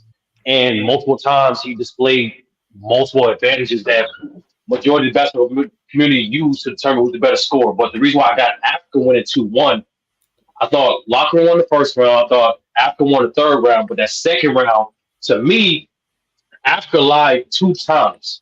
But also, LockerRoom, to me, that was his most repetitive round and most vague round. So I gave it to Africa because even though Africa lied a couple times, the onus was on LockerRoom to emphasize that lie and exploit that lie. So I got it on 2, but it's very close though. No, nonetheless, it's close. So I don't think either contestant should be mad at the results. But me personally, I had Africa 2-1 for the debate. Close to but so. Hey, can I be honest though? If we all being honest, I thought none of us expected LockerRoom to come up here and be that loud. Not at all. Good job, LockerRoom. Yeah, you did better than that surprised me. And that surprised the shit out of me. My fault, Lamar. I got to give my props. shout out to LockerRoom and Mack Def, because I didn't watch all the debates. I only watched like 3 debates so far. But shout out to LockerRoom and Mack Def for improving. I don't know why Mack Def threw that challenge flag for the first round. That was crazy. Real talk, Lamar. That was one of Mack Def's top rounds ever. Like I top told 3 him. of his I said, rounds Mac ever. Ref, are you sure you want to do this? I told him not to do it. I tried. And then He probably would have won that but, round. But the thing is, even if he and that's the thing too, Mac Def. My advice to you, Mac Def, you should retire because you're improving. But I think the fact that you knew you fucked up when throwing that flag, that fucked up your second and your third round. And Mac Def, even though you fucked up, you can't let your opponent know you fucked up, bro. Niggas thought you got smacked. All right, Lamar, we ready, man. Let's get this. No, last thing, bro. I just got up here. Shout out to Jalen, bro. Shout out to Jalen and Herm. In my opinion, that was the most competitive and the best debate so far tonight. Shout out to you guys, bro. Like, y'all did your thing. Lamont, that's a victory for me, right? Because Ralph ran away, right? That will be a victory if Ralph. That's an automatic victory because he ran. That's crazy. He was talking real crazy yesterday. Yeah, I feel you, man. When they be talking crazy, they wait the last minute to pull up. Well, let me do this then. We got the last debate of the day. These two, man, they've been going at it for a while, man. Well, I'm gonna drop everybody down. We're gonna finish it off. I'm gonna drop you guys down. We got Jason the Kid. We got Mehari Bulls fan. Hopefully everybody can stick around and be a part of this last panel, and then we can get our thoughts.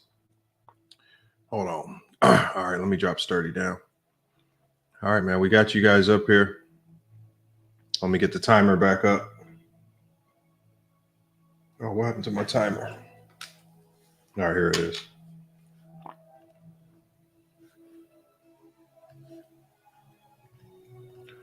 All right, man. Who's the? Isn't Jason the Kid 0-1? I'm 1-0. He's 1-1. So, all right. So that means you're probably ranked slightly higher. So Mehari. So we're gonna have Jason the Kid go first. You're gonna be going first in each round. The topic you guys are debating. Refresh me on the topic again. Giannis is not an elite defender. I think Giannis is an elite defender. He doesn't think Giannis is an elite defender. All right. So Jason the Kid's going to be debating that Giannis is not an elite defender. Mehari, the Bulls fan, says Giannis is an elite defender. Jason the Kid, you're fighting this. You're climbing a mountain in this one. But your time starts now, man. Go ahead and cook. Okay. So when we talk about elite defenders in the NBA, we think of players like Mutombo, Zoe Morning, KG, Ben Wallace, Dennis Rodman, Bill Russell, Loose Booty, Dwight Howard, Draymond Green. And that's just talking about defenders that show their elite and defensive presence in the paint. We also have elite defenders that was on the perimeter, like Gary Payton, Scottie Pippen, Tony Allen, Sidney Moncrief. We got Kawhi Leonard, Bruce Bowen, Alvin Robinson, right? So when we think about these players, at some point in their careers, they showed us why. They was elite at the defensive end. And when I say elite, I mean by somehow either stopping or at least slowing down another elite offensive player. So when I think of elite defender, that's what I'm thinking of. Not necessarily just a person who helps out and defends. When you think of Giannis on his team, you have dudes like Brook Lopez, who actually impacts the paint on defense at a way better elite level than Giannis does, averaging double the blocks, around the same amount of steals. I think Giannis is at 1, Brook Lopez is at 0.7.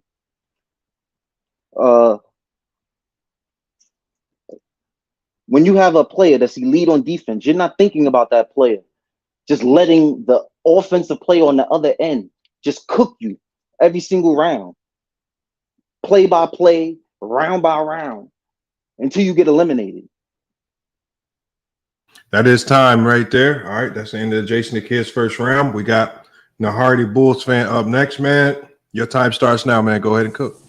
First of all, the defenders that he named are all-time great defenders. KG, Dikembe Mutombo, Dwight Howard. Those are all all-time great defenders. I'm not saying Giannis is an all-time great defender. I'm saying he's an elite defensive player. One of the best rim protectors in the NBA. One of the best help side defenders in the NBA. Very good in the passing lanes. Very good at covering the ground. Very good at guarding the dribble handoffs. Very good at guarding transitions. One of the better transition players in the NBA. Giannis Antetokounmpo has consistently led a top 5 defense in the NBA multiple times in the NBA. In the playoffs, he has led some of the better defenses in the NBA again. In 2019, the Bucks were the best defense. In 2022, the Bucks were the best defense in the playoffs. In 2021, no, not in 2021, but in 2018, the Bucks were the best defense in the playoffs. In 2017, the Bucks were also the best defense in the playoffs again. So Giannis has led the best defense in the playoffs and anchored it multiple times. And before Giannis even got Jrue Holiday, he won a Defensive Player of the Year. Before Brook Lopez even became a Buck, he was nowhere near considered an elite defensive player. He got considered an elite defensive player when he joined up with Giannis, because Giannis makes his teammates better defensively, because he's one of the greatest off-ball defenders of all time. Giannis has had multiple playoff series when he's been elite defensively. In 2021, he primarily guarded Jimmy Butler and held Jimmy Butler to 14 points and shooting 30% from the field. He was elite defensively in that series. In 2020 versus the Magic, he was elite defensively. In 2021 versus the Suns, he had one of the better defensive finals of all time, getting one of the best stops of all time, guarding the pick and roll ball handler in Devin Booker, and guarding the roll man in DeAndre Ayton at the same exact time, getting a clinching stop in the clutch for them to win that series. And he averaged a steal and 2 blocks in that entire series. He has had moments defensively when his impact has shined. So to say that you've never seen his defensive impact before is a lie, because he's led some of the best defenses in the playoffs multiple times. I'm done. That's time. We're going to the second round. Jason the Kid, man, you heard what he had to say. Your time starts now. Okay, well, there's a lot of debunking to do, but I'll do that in the third round. Because all of that 2001 average and this and that, he got dudes on his team that average more. Well, like I said, that'll be the next round or whatever.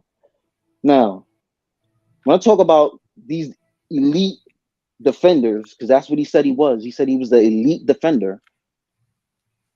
These players guard the best player on the other team. They show at some point in their careers why they are an elite defender.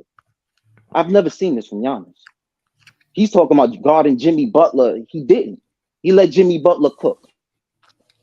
Again, I'll get into that later though. He let Tatum cook. He let everybody just cook. And he just watches. He is elite as far as helping, I guess. And I wouldn't even say elite because, like I said, the dudes on his team, like Lopez, they average more blocks. They're more of a rim protector in the paint. Their enforce is better than Giannis's. So when we look at Game 6, when Tatum was cooking and dropped 46, what did Giannis do? Huh? The elite defender. What did he do? Did he even try? I don't think so. What did that game do? I think that game tied the series. So now he has a Game 7. What does he do? He loses that game too. End up losing the series. Jimmy Butler. Game 1. Just a couple of months ago. What did he do? 35. What did he do? Game 4? 56. And then he cooked them just to send them home and gave him 42. What did Giannis do this whole time when all of this was going on? He watched Holiday, seeing that Jimmy Butler was way taller and bigger and stronger, and he did nothing. All right, you're done, man. Just a bunch of narratives. There's just a bunch of narratives, not actually talking basketball. You said Giannis never guarded Jimmy Butler, but in 2021, Giannis was Jimmy Butler's primary defender, and Jimmy Butler averaged 14 points and shooting 30% from the field. That's lie number one. And first of all, when opponents when guarded by Giannis at the rim shoot 17% less than what they usually shoot at the rim. That's the best in the NBA. Opponents were guarded by Giannis in general shoot 41% from the field. That's also the best in the NBA. Now, I've already told you time in and time out that Giannis' defensive impact is not on an on-ball defensive player. You're not going to ask his 7-footer to go out there and guard Jason Tatum and Kevin Durant where his value was off the basketball. And off the basketball defense is some of the most valuable defense in the NBA history. He's one of the greatest off-ball defenders of all time. To say you never saw his defensive impact is sad, because you saw in 2021 he had one of the best defensive finals of all time, one of the greatest defensive stops of all time. I've already told you this. Average of steal and over 2 blocks per game. He has led the best defense in the playoffs multiple times. He has led the best defense in the NBA multiple times. He's led the best defense in the NBA multiple times before Jrue Holiday got there. When he won his Defensive Player of the Year, Jrue Holiday was not on that team. And I'll say it again. Brook Lopez did not become an elite defender till he got with Giannis on his team. I wonder why. Giannis makes his teammates' job way easier defensively. Brook Lopez was considered a cone on defense before he went and joined the Bucks. And then he goes to join the Bucks and becomes one of the better rim protectors in the NBA because Giannis makes his teammates' job that much better. The fact that he's an elite transition player, the fact that he's an elite help side defender, the fact that he's good at covering ground, the fact that he's good at getting in the passing lanes. That's what makes him an elite defender. And he's shown you this multiple times. You bring in a specific series where Giannis was bad defensively, but every other series, you're not going to bring up the fact that he was elite defensively in 2022 versus the Bulls. He was elite defensively versus the Heat in 2021. In 2019, he was elite defensively. 2018 was elite defensively. He has multiple series where he's been elite defensively.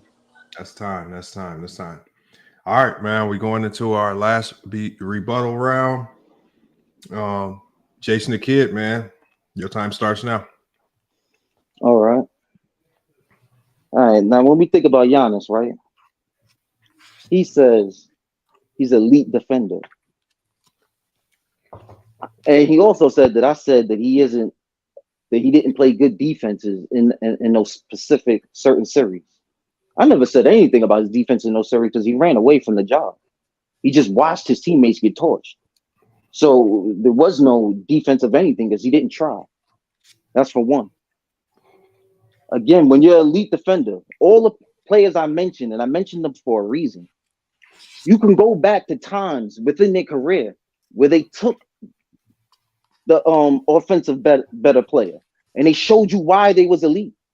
You said Giannis is, I guess, his height and all of that, so he can't guard Jason Tatum, he can't guard Jimmy Butler or something like that.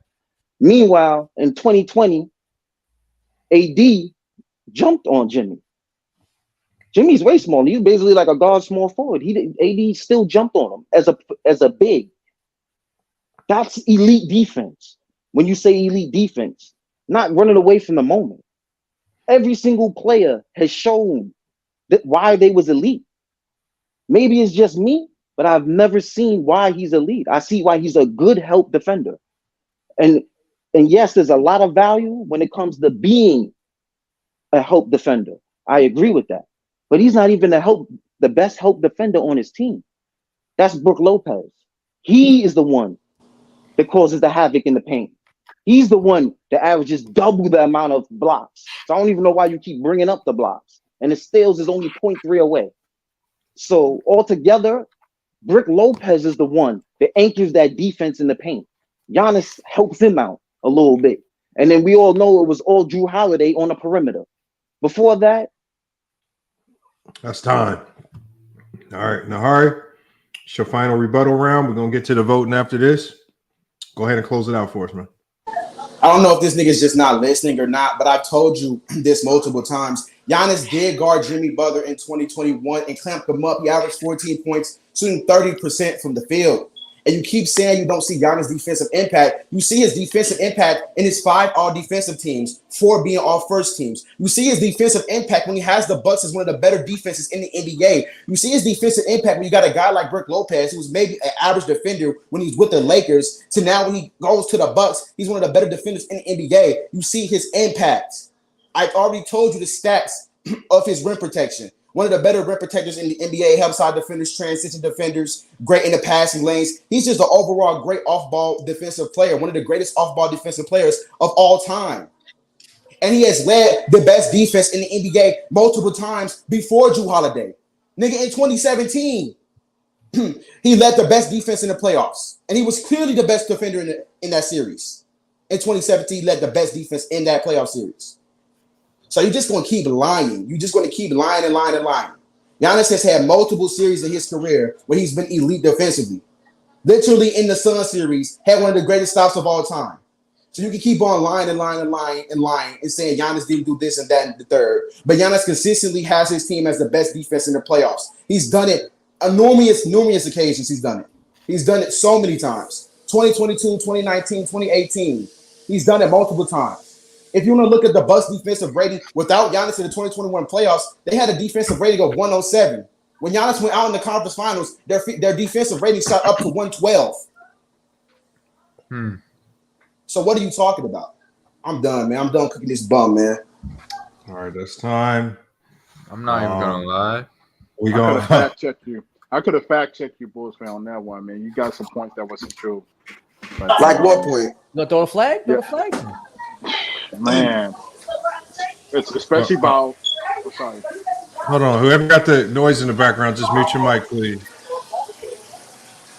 Is it? No, that's Mehari. I got to mute. Mehari, I got to mute you up.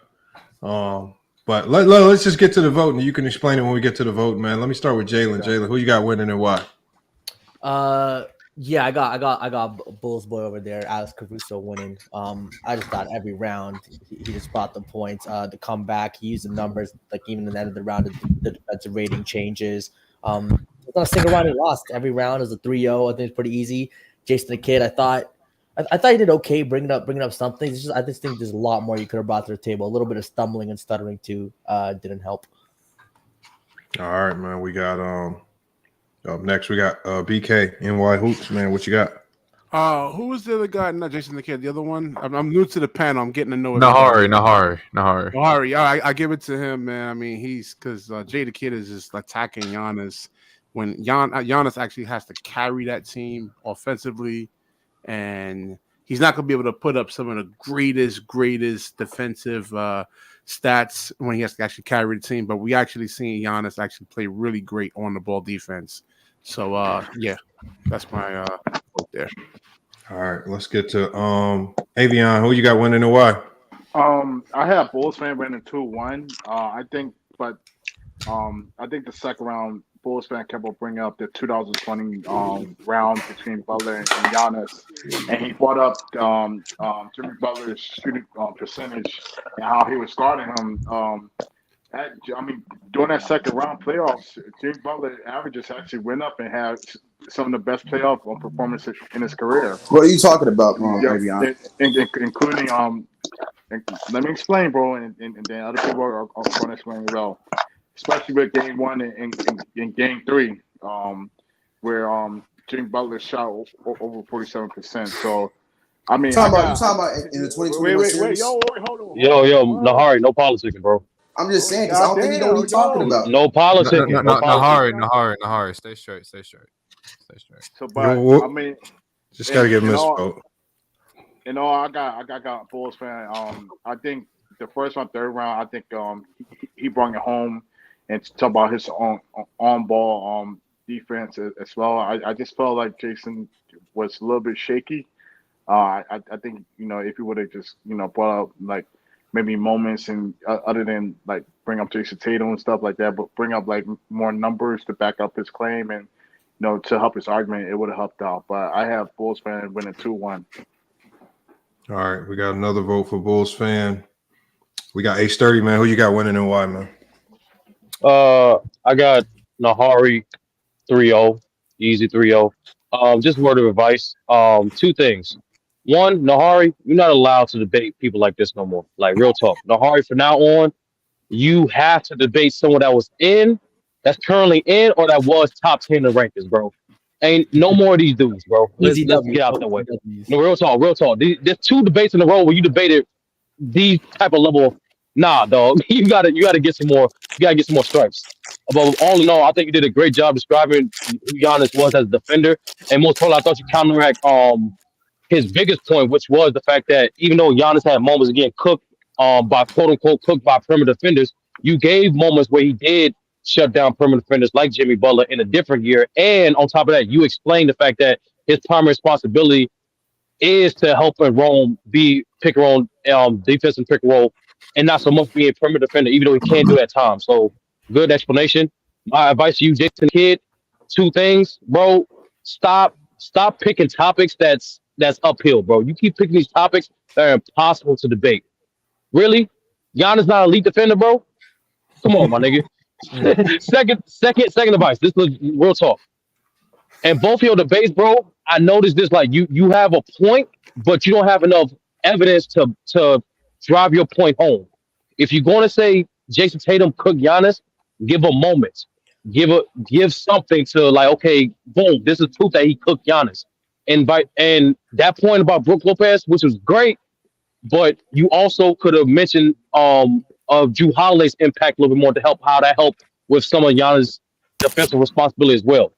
The point is, overall, Jason Kidd, and both of your debates, you start with a point, but you just don't finish it. You need to just have evidence to support your point, and I think you do better. That's it. All right, let me hear from P5, man. I think this is closer than what we're giving credit. I think Mehari destroyed him in round one. Destroyed him, right? Broke down Giannis' defense and the impact that he had. However, in round two, even though I don't love the points that Jason the Kid brought up about the other stars kind of getting off, Mehari just repeated himself from round one, basically. He just repeated himself. And he kind of did the same thing in round three. And Mehari won 2-1, but he barely won because Jason the Kid, I thought couldn't bring it home in round three. If Jason the Kid could have given me something more than just kind of the same thing that Ace 30 said, if he could have brought me more than just these stars did this against Giannis's team, then I feel like the Kid would have had a shot to win this because Mehari caught a hint of just repeating himself every single round. And the only reason I have to give Mehari the victory is because they kind of both did the same thing in the third round, is repeat what they said in the previous round. And at that point, I had to tax Jason the Kid for the same thing I taxed Mehari for in the second round. But Mehari, this was not Mehari. That was closer than what I think everyone else up here is giving credit for. I think this is a 2-1. P5. I'm not trying to politic, but P5. I said way more in that third round. I brought up the defensive rating. I brought up Giannis. Nahari, definition of Nahari, bro. You politicking, bro. Let him finish. No politic. It's all good. I think you just repeated yourself. You won, but it was closer than what people up here are giving Jason the Kid credit for. I think, even though I don't think either one of you did a tremendous job after round one, or Jason the Kid after round two, but Mehari wins 2-1. I give Mehari 2. All right, Mingo, what you got on this, Mingo? Mingo, he's on mute. Let me go to Ace from the UK. What you got on this? Hey, I'm here. Oh, you here? All right, Mingo, what you got on this, man? Hey, man, that debate was man.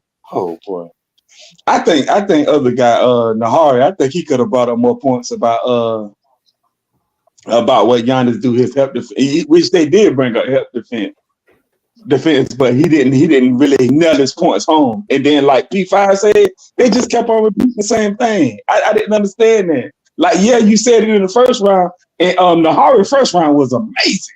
When he got finished with his first round, I was like, man, this dude about to cook. But then he started bringing up his same point in the second round, and he did it again in the third round. Same thing with Jason the Kid. And I'm like, man, oh Lord, here we go again with this. Do y'all not do enough research or something, or like what? There was things I said in the third round that y'all just not highlighting. I guess I just wasn't hearing. But like I said, man, it is what it is, man. Anyway, I got Mehari winning. 2-1. Yeah, it was 2-1. Yeah. All right, man. Let's go to the chat. Let me go ahead and close the poll out. It looks like Mehari has won in the panel. He just needs to improve on his presentation. I think. I don't know. Hold on, let me get the panel results. The chat results. We got. Hold on one second. Okay, we finally got it. Mehari, the Bulls fan, wins at 70% to Jason the Kid 29%. So it's pretty dominant in the chat. I want to say something real quick, Lamont. The reason I kept bringing up that Jimmy Butler point is because Jason the Bum kept bringing up the fact that Giannis was getting cut by Jimmy Butler, and I kept telling him the nigga was not getting cut by Jimmy Butler. He actually guarded Jimmy Butler very well, and he kept bringing up that point, so I kind of had to keep doing that. And in the third round, I brought up multiple points. I brought up the Bucks defensive rating. And you won, buddy. You trying and you won. You won and you still trying. I want to say you talking all that he guarded Jimmy Butler. Why he ain't got him? Why he ain't got him a couple of months ago? Why he ain't do that a couple of months ago? Let Mehari cook, bro. Let Mehari cook. Shit. Hold on, nigga. Hey. I brought up Giannis. I brought up a bunch of stats when Giannis is when he's guarded his opponent. They shoot 41% from the field. I brought up when Giannis guards at the rim. They shoot 17% less than what they usually shoot. And I brought up their defensive rating without Giannis in the 2021 finals and the playoffs. So I don't know what y'all were hearing. You brought that up multiple rounds, though. I heard. No. I brought that up in the last round. No, you brought that up in the second round. I'm gonna rewatch the tape. I'm gonna rewatch the tape. No. I did not. You did. Yes, you did. Yes, you did. You did say that in the second round. You did, bro. Hold on. I brought up the defensive rating without Giannis in the second round. Huh? I brought up the what he did in the third round. You can repeat your points, but you can also add more context and evidence to your points. There's nothing wrong with doing that in the third round. And no, he did not mention defense. He did not mention Giannis. He actually went more in depth on Giannis individual from a statistical standpoint in the third round than the second round. I do agree with you. The second round was a little more repetitive in comparison to the first round. I'm not going to lie and say he said something he didn't say in the second round. Oh, and last thing too. This for everybody. I heard this shit all fucking day. The next motherfucker that used defensive rating for an individual player, you're going to get smoked. You can use it for a team. You can use it for a situation. I use it for the team. Defensive rating for an individual player is so flawed. Is so fucking flawed. Yeah. Honestly, a lot of I didn't use his defensive. I used the team's defensive. No, you did it. You did it. No, hurry. I didn't say you did. I'm just saying. I said throughout the whole night. I heard that. I'm like, bro, individual defensive rating is flawed. The problem with defense debates in general, it's very eye test based. A lot of defense stuff, you have to watch the players. A lot of the even advanced defensive metrics are just all flawed. Yeah. And that's why what you and Herm did was great, because y'all not only described the type of defenders they were, y'all described the roles and impact they had on their prospective teams and the result of that. That's how you can do it if you can't find the right stats to back up your point. I also think the kid harped way too much on the stealing blocks. I think he harped too much on that. He harped on it every round, I think, and it especially Brook Lopez. Yeah, he come on bringing Brook Lopez. He cost a lot of other players. Yeah, I love the point that Mehari brought up about Brook Lopez before he joined the Bucks. I loved that, but it was just a little repetitive. But he won. But it was Mehari. Why don't you call out P5? Why don't you call him out here? I don't disagree with P5 on things, bro. I just don't. I think the same. No, but Mehari, real talk, bro. Your next opponent has to be a person that was or currently in the top 10. Real talk, bro. No more easy. My next opponent, I want SB. Oh, okay. SB. I'm a little late. Real quick, when he kept bringing up the fact that Giannis had Brook Lopez and he got destroyed by Jimmy Butler. It got so annoying, so I just had to keep telling him that that's just not true. That Brook Lopez. All you have to do is bring it up once, and it'll count towards. And he kept saying it, my nigga. Okay, well then I taxed him for being repetitive as well. Like, you don't have to keep bringing up the same counter argument if he's making the same dumb argument over and over again. You don't have to. Guys gotta listen to the debate. Hey, Bulls fan, I got a question real quick. Crazy and Duncan, you're doing Mehari. Hold on, real quick. Let J Kid. I feel like that was an easy 3-0. Let J Kid give his comments.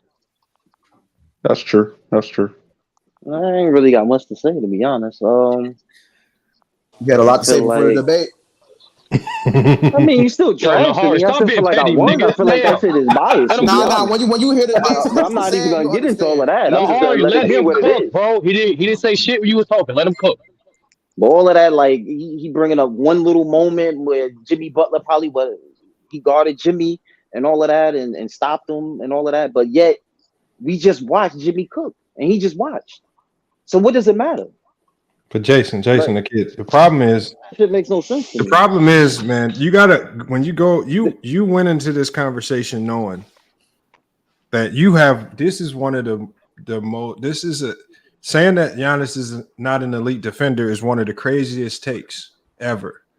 And so you got to come in with astronomical information to support it. Like every round, you should have been hitting us with analytics, all types of crazy stuff that might support it. Something that could sway us. You would have had to introduce something new that we ain't never seen before that might lend credibility to it, because it's just rare that you have a defensive player of the year that's not an elite defender. I mean, that's just very hard to do. I mean, I just want to clarify. Listen, Bulls fan, were you talking about the series in 2020 or 2021 between the Bucks and Bulls? I mean between the Bucks and Heat. You said what, Avion? Which series you was talking about? Jimmy Butler was guarded by Giannis. 2021. He was guarded by him in 2021. Giannis clamped that nigga up. Okay, that was my fault. I thought you were talking about 2020. Yeah, that's why I was like, I don't know what Avion was talking about. All right, real quick. Yeah, that's H. I have to clarify some things because I didn't see your response to my questions in the private chat because I had to go. Explain to me the rules of our debate next week because I don't fully understand the rules. Can you just clarify them for me real quick? Can you hear me? What do you mean? I hear you. Okay. I hear you. Why would the rules change? Nah, because I'm on my phone now, not on my laptop. No, because I don't understand. So basically, the criteria of what team I can pick and what state the team's going to be in. So we both picked the Grizzlies, innit? We both picked the Grizzlies. So I'm saying scrap the Grizzlies. Okay, you said you want to go with the Pistons. Yeah, you said you wanted to go with the Pistons. I said I'm going to go with the Jazz. So we're basically doing what Jalen and Ox did with SB and the casual, but just 1-to-1, one-on-one. We have a team. We're at the bottom of the NBA right now. What moves would you make to get them into the playoffs this season? In 1 year. This season. This season. Also, are we taking the teams as they are, like, because the Pistons right now are 2-11? Am I taking the 2-11 Pistons? No, you're just taking the roster, not the record. You're taking the roster. Okay, you're taking the roster. Okay, I just had to clarify. That was the one thing I had a question on. Okay, that was the only thing. Because SB used the Magic when they were 11-5. Hey, Lamont, did I miss that tag team debate? Yeah, you missed it. It was a cookie. And I have Avion. Jen the Ox was cooking. Hey, Avion, real quick. Next week, you have LeBron, right? Avion? Tim Duncan versus LeBron, yeah. And I have LeBron, you have Tim Duncan next week. I have two next week. Okay, I'm fine. Yeah. Okay, so Time out. Tim Duncan versus LeBron. Yo, don't listen, man. Listen, whoever P5 and H from the UK, but if you smart, I wouldn't do no LeBron. I wouldn't do a LeBron. I wouldn't do a LeBron debate. I just wouldn't. I don't like LeBron like that. I'm not debating. I wouldn't. I don't like LeBron. I want to do a Phoenix Suns versus Lakers debate. I wouldn't do a LeBron debate. Do a LeBron debate. I wouldn't do a LeBron debate. I stay away from all LeBron debates. People on the panel plus the private judge will leave their feelings out of it. Because I know some people have some pretty hard feelings about LeBron. My feelings out all the time, man. I debate. Hey, real quick. Hey, let me ask Lamar a quick question. Yeah, Lamar, how was that tag team debate? What was your thoughts on it? I missed it. I thought it was really good. It was different. There's probably ways we can improve it, but I mean, for the first time doing it, and then with the media questions at the end, it just put a different twist on it. So we're just not spamming the same thing over and over. So it just makes people think outside the box a little bit. And then, it's just different. I liked it, though. But that was good, yeah. I liked it. I'm gonna say this: Jalen and Big Ox were cooking though. They was them boy were cooking. I'm talking about Big Ox got so into it. This nigga done brought out the whiteboard and started drawing on the whiteboard. I was like, what the hell is going on? I was like, damn, Big Ox brought into it. They brought up a whiteboard? Oh yeah, Big Ox brought the little whiteboard. He was drawing on the whiteboard, drawing up plays and shit. I was like, I liked it though. Little unique twist on. Ox really wanted that win. I can tell. You said you don't have a degree. Can't go 0-2 for the weekend. It's crazy. Hey Jason, why do you say loose booty the white, bro? I was fucking dying. Nah, I'm not gonna lie. Once he started naming all-time great defenders, bro, I was just like, what is this nigga doing, bro? This nigga started naming the greatest defenders of all time. Like, what? I don't know what he was doing, bro. Real talk, Jason, real talk. When you go into these debates, let me help you out. When you go into these debates, you need to talk as if you're talking to a person who don't watch the game, who's a complete casual to the game of basketball. So when you say your points, you can't be like, "Oh, we saw it." No, you have to explain it. I agree with that. Yeah, man. You're giving good advice there, Sturdy. One thing that also one thing I'd also say to you, if you're gonna be laid back with your takes, you need to come with every single fact outside the book. If you're gonna be laid back, like there's only two ways you can do it. You're gonna be go on. No, I was just saying, you can go ahead and finish. I'm just letting everybody know what we about to do. We about to go ahead and put all of this information in the chat GPT to see what the new rankings are and what it kicks out. We just going to do it live. We just going to do it live. Oh, that's what I was waiting on right here. I want to say something real quick. Hey, Lamont, real quick. I heard some debates didn't go through. Like, what debates didn't go through? The only debate that didn't go through was SB and who was it? H from the UK. They postponed to next week. Yeah. And Pull up in locker room didn't go through either. No, pull up in the podcast and the locker room didn't go through because pull up podcast had to go work the Clipper game. So there was a couple that didn't go through. But yeah, I didn't get through too, Lamont. I mean, Ralph. Oh yeah, Ralph just showed up too late, man. I would have got Ralph in here if he'd been here earlier, but he just disappeared on us, man. So we didn't get Ralph in there, but we might postpone that one to next week too. I'm trying to get into that top. Okay, 10 that's not bad. Like, well, out of like 13 debates, you got 11 to 10. That's not bad. we got the majority of them in though. Yeah, I'm trying to get in that top 10, Lamont. I'm really man. Yeah, I ain't gonna lie. What's it called? Now look, y'all. What I'm going to do is look. If there's any elements that can make this ranking more accurate, I want y'all to tell me what to put in to make it more accurate because I'm going to give it last week's results and the rankings from last week. And then I'm going to also to finalize it, I'm going to give it the results that just happened today to see what it kicks out. So let me share the screen. What's she covering criterias or categories? So again, I'm going to let you look. So if y'all want me to put any tweaks to this, I can put tweaks to it, and then I feel like if you lose like a couple debates in a row, that's ChatGPT determines how you get penalized for winning or losing. We just got to give it criteria or like boundary. So this is what I put. I just put. We just had another round of the debates. I would like you to help me understand, help me update this week's ranking based on strength of schedule, being an active debater. If you were about to beat or come close to beating a ranked debater, and so on and so forth. Could you help me with this? So I'm just giving it generalizations right now. Do you have anything in there about being another ranked debater, or did I miss? Lamont. Yeah. Sorry, P5. Sorry, P5. I don't want to cut you off. So where's because what you've done now? It looks like you've created a new prompt for ChatGPT. Is that correct? I'm going to start off with a whole new prompt. Yes. No. You switching up again, Lamont? What's wrong with the last one? You don't want me to go up? No. You want to go through the previous prompt? Yeah, I do. What happened was the previous prompt, I messed it up because I started doing a whole bunch of other stuff on that same thread, and it just got messy. Right. We could do that. Damn, Lamont. I'm not gonna lie, Lamont. That last criteria for last debate, last ranking, it was fair all around. Look, what I can do is this is what I can do. I can just give it because remember it gave me the base set of criteria that it wanted me to provide. So what I can do is I can just say, when I had you create last week's poll, here's the criteria that you put out, and I can just let it use the same criteria. But I'm saying, do we need to add to it?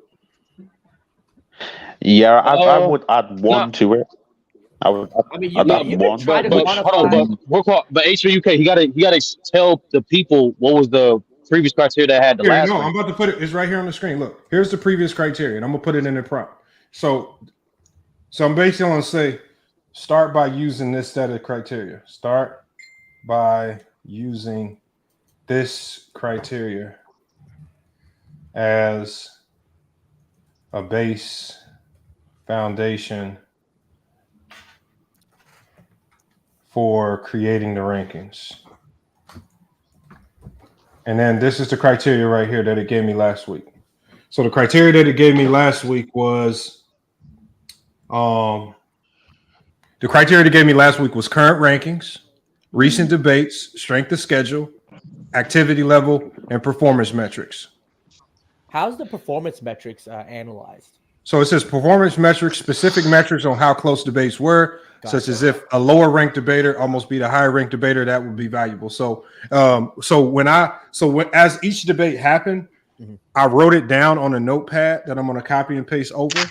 And I wrote if it was 3-0, if it was 2-1, if it was controversial decision. And then I'm going to let ChatGPT put all that because I already have that all marked down. Gotcha. All right, that makes sense. So I have another topic as well, or another criteria. What you should put down is is difficulty of topic. So, for instance, Jalen and Ox's topic is more difficult than some other topics. That shows who's the best debater than just basic. Like, for instance, just the one we just had before with Giannis isn't a good defender and Giannis is a good defender. Like, that's not a good topic, man. Like, you shouldn't get high rankings off that, even though the guy did cook on it. It's not really that difficult. Whereas what Ox and Jalen did, that's very difficult. And I'm not gonna lie, Jalen and Ox, man, you man went in your bag for that one, man. Like, it's if Ox needs a GM for his girl team, man, man, you should join Jalen, man. Like, you sold me on that. I even had to get into character for that, man. You sold me on that. All right, so I just added it in. It says, I would like to add new criteria based on the difficulty of the topic that each of the debaters are arguing. My only question with that, Lamar, my only question is H, you can answer if you got an answer. My only question, Lamar, how do we determine like certain weeks or days where like it's player versus player? Like, you know what I'm saying? Like, you have a mixture of player versus player. How do we determine which is more difficult? It's hard to quantify that. That's so like, I get it. I mean, let's see what it says when I get this. Okay. And if we need to tweak it, we'll just tweak it. So let me, and then if we need to tweak some of the things that we said, we'll see, because it's going to kick out some things. It's going to basically ask for information for me to give it. This is review current rankings, assess who debates whom, which I already have that. Okay. Strength of schedule. I can provide it that. Hold on, let me see. Yo, Herm might actually move up top 10 then. Herm's already in the top 10. Oh, he is? Oh, okay. Are you debating a lot of people next week? Hold on, can I provide? Yeah, I got 2 debates next week. I didn't do this one because I went to a game. You went to a game? What game? Oh, shout out the Brooklyn Nets and Miami Heat. Oh, that's lit. Who won? Brooklyn beat the shit out of Miami, but Bam and Jimmy didn't play, so it was still a good game. Hold on, do y'all remember the current rankings? I can't copy and paste it right now. Yeah, it was. Oh, the current rank was. Okay, you got. Oh, hold on. So the current rankings was Ace 30, Trudaking, Young Africa, SB, H from the UK, P5. Who was after P5? I believe it was Mehari, right? Nah, Mehari was number 9.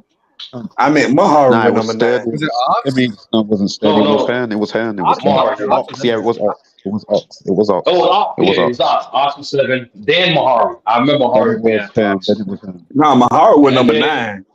No, Mehari. What? Hold on. It's on the. I could just throw it on the screen real quick. So right I know Mack Depp number 10. So after P5, it was it was Bob. It was Bob. It was Bob. Oh, it was Bob. Okay. Bob, Herm, Mehari, and then Mack Depp.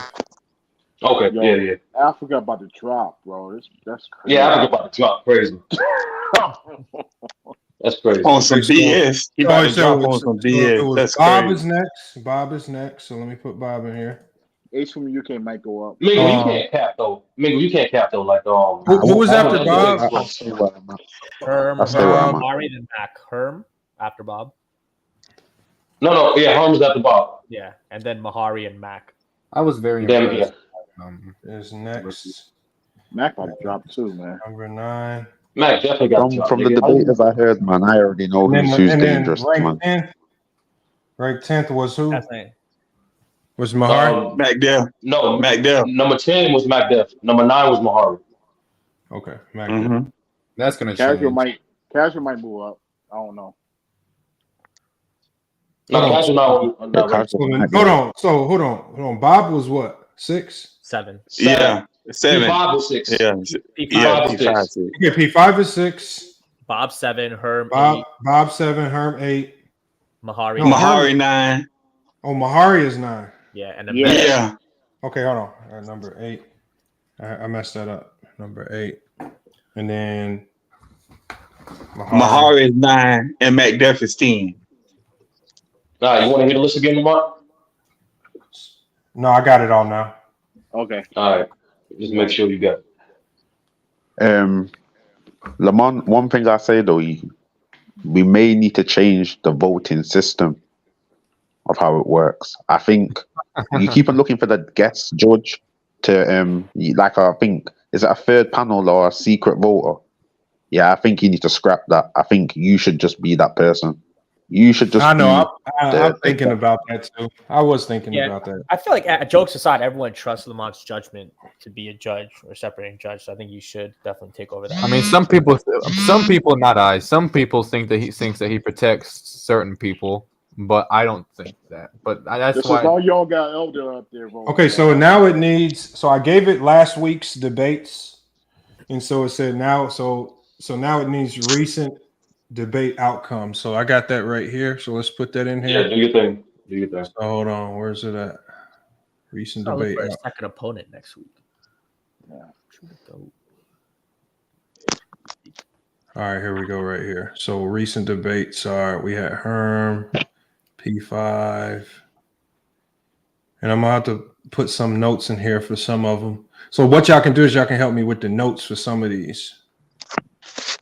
How is it ranked? Like, just like, do you get the win over? And that was my next question. Yeah. That was exactly my next question. How you Okay, do so 2v2? hold on. How would we describe the Herm and Jalen debate? It was probably one of the closest debates today. I got Herm in my opinion, yeah, closest debate. Yeah, and Herm won 2-1, I believe. I got Herm and Jalen, Tony Allen versus Bruce Brown. Herm wins a close debate. I mean, I don't want to give it too much. Herm versus P5. How would we describe that one? P5 won because like the challenge won pretty. Wins. Hold on. When he wins with 2 challenges. Wins a debate with 2 challenge votes. Nasty word. I mean, am I supposed to let him lie? Am I supposed to let him lie? Mehari. Okay, so I got yours in. How would we describe H from the UK? That was postponed. So I got postponed there from H from UK. Bob and Mack Def. Mack Def did win. How would we describe that? Mack Def wins, and in the upset, that was definitely a win in a close decision in an upset. All right. And then we have Young Africa versus Mack Def. Young Africa dominated. No, that was real. Yeah, that was bad. That was dominant. So what you gonna put in there? Money? He got washed. Yeah, he got washed. Okay, hold on. Young Africa. You gotta add extra to it. God damn.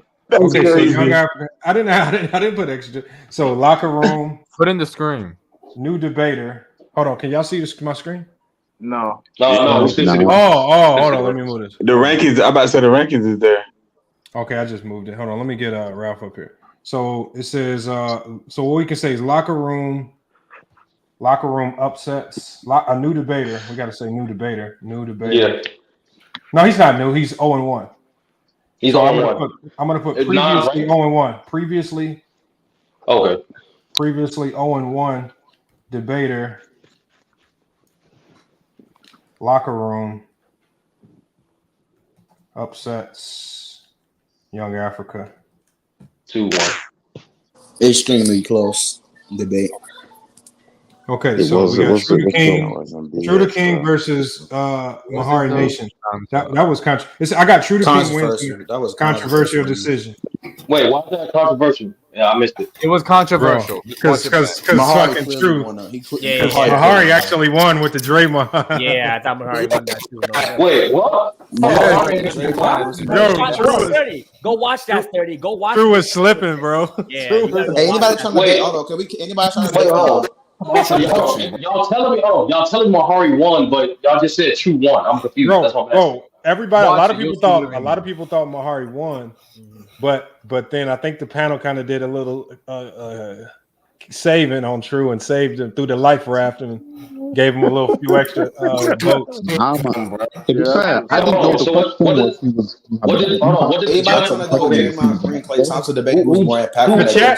The chat had True losing, but like bad. It was like 70 to It was like 70-20. 30. Basically, the panel just They had some really biased panel votes. So the panel went with their own feelings of why Magic is more impactful, which is fine. Oh, so the panel agreed. The panel agreed with you. Okay. They just agreed with the general thing. Nah, not like Drew was getting cooked, bro. I don't know what they were talking about. It was bad. Feelings, Jalen fraud in the heart. The Bulls fan boy. He fraud, bro. Stop. True. Who said I'm a fraud? Who's saying this? Who's that, Ralph? That's Ralph. Yeah, you know who it is, bro. What you want to debate? Hold on, we're doing something else right now, yeah. Oh, that's what I thought. We're not man. debating nothing. We just talk. Oh, that's what I thought, man. All right, hold on, y'all. We got So hold on. The Avion and P5 debate. They did debate, right? No. That's man next week. casual. That's next week. It was man casual. Okay, so hold on. We'll postpone to next week. I'm not going to get a loss for that, am I? Or is it going to take? No, I said postpone to next week. It's not going to. I was just making sure. Yeah. Hold on. We got the casual versus 2-4. Casual won that debate. The main event was Big Ox and Jalen. Clear win. Hold on. Trudaking, you can get it, my nigga. Hold on. That's what I want next. Give me True. Hold on, we'll get to that later, y'all. We got to do the rankings. Okay, so hold on. We got the main event. So we got all of them in here. So look, we got all of them in here. We got Herm versus You're missing Jalen. one. Which one? Casual versus me. Casual versus Avion? Yeah. We did the Dirk and close decision as well. Close decision. Hold on, accidentally hit enter. My bad. I gotta stop that. I think Avion won that Duncan person. the fade versus me. Hold on. So hold on. Casual versus Avion. Yeah. What did y'all debate? Dirk versus KG. Dirk versus KG. That was a tough one, man. The chat was 50. And casual wins. And what? Salute to all y'all brothers. Y'all did good tonight, man. It was close. It was close. Casual wins a close decision. Yeah. All right, I got it in there now. All y'all did good. All right, let's get it. All right, let's see what it kicks out. It says, based on the details, here's a simplified view of the updated rankings. It says results. Okay, it's breaking it down too. It's breaking it down. GBT. So basically, it says results. Herm and P5 both secured wins. P5's victory seemed more decisive due to the use of challenge flags, which could be seen as a strategic advantage. That was a strategic advantage. GBT smart. Hold on, y'all. Please hold on, y'all. Please.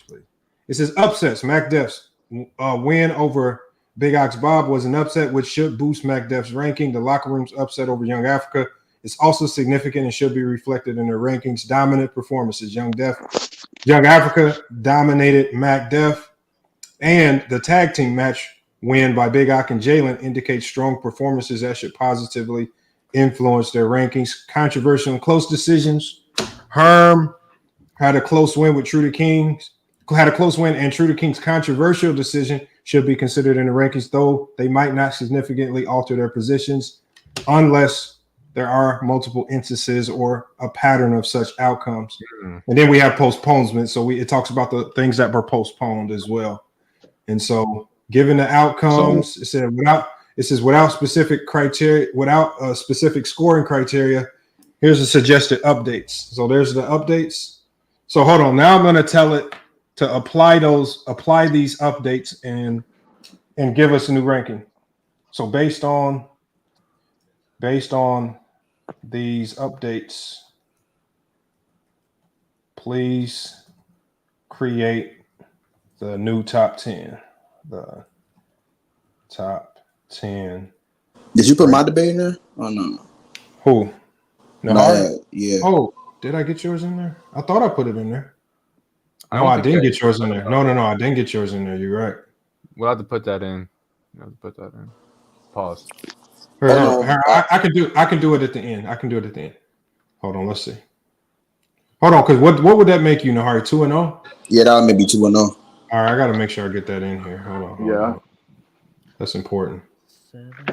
All right, hold on. So Mehari, Bulls fan, previously 1-0. Beats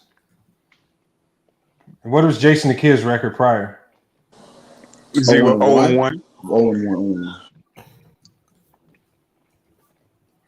Yeah, he a garbage debate. Previously. That's crazy, man. That's What did you guys disrespectful. do? Oh, you guys debated Oh my waist, Lou. man. That's crazy. It was closer than y'all think it was today. I'm telling you. No, it was not. You just chatting P5. No, it really was. You just chatting P5. No, it was. It was. Just straight chatting, bro. No, it's because you underperformed. That's what it was. All right, now underperformed. I dominate that. I redid it. So I redid it. So it comes up with this: wins, loss record, strength of schedule, activity, closeness of debate.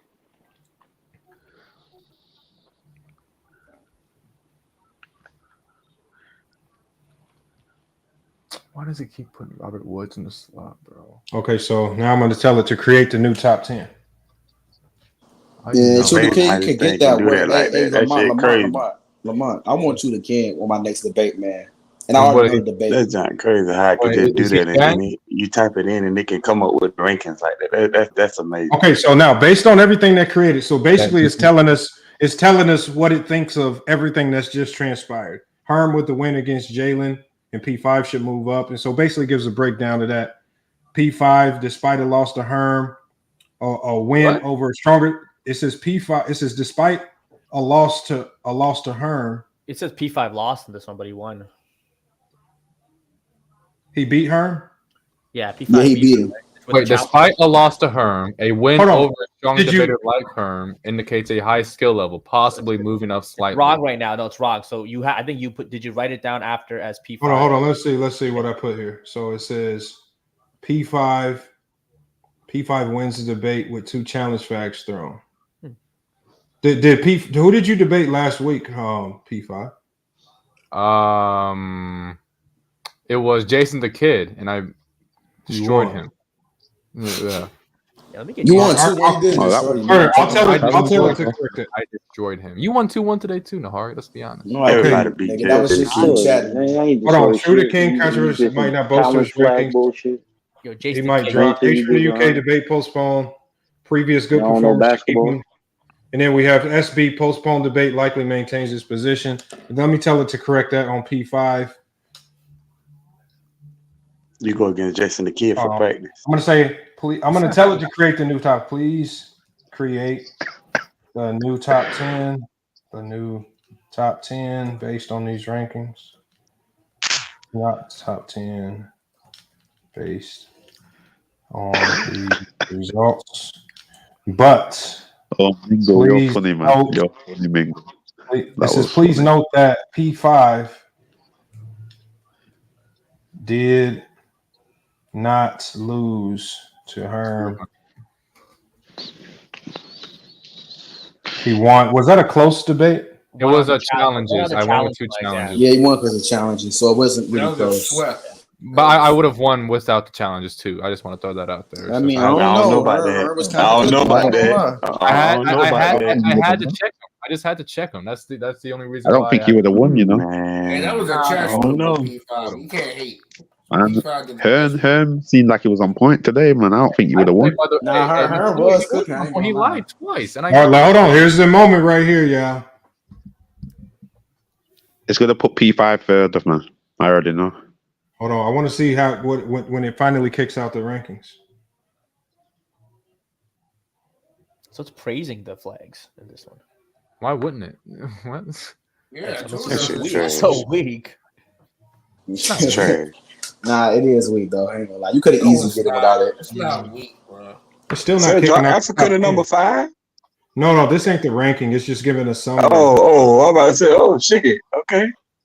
I was about to say, there's no way I'm number 1 after that. Hold on. It's still typing. This is proposal. Get a line. Oh, it will move you up to top 3 though, P5. So that's all right. Hold on a sec. Hey, it'll move me up from 6. That's what I Top want. 3? Yeah, move him up to top 3. Hold on. Let me just do this. Last week's rankings were what?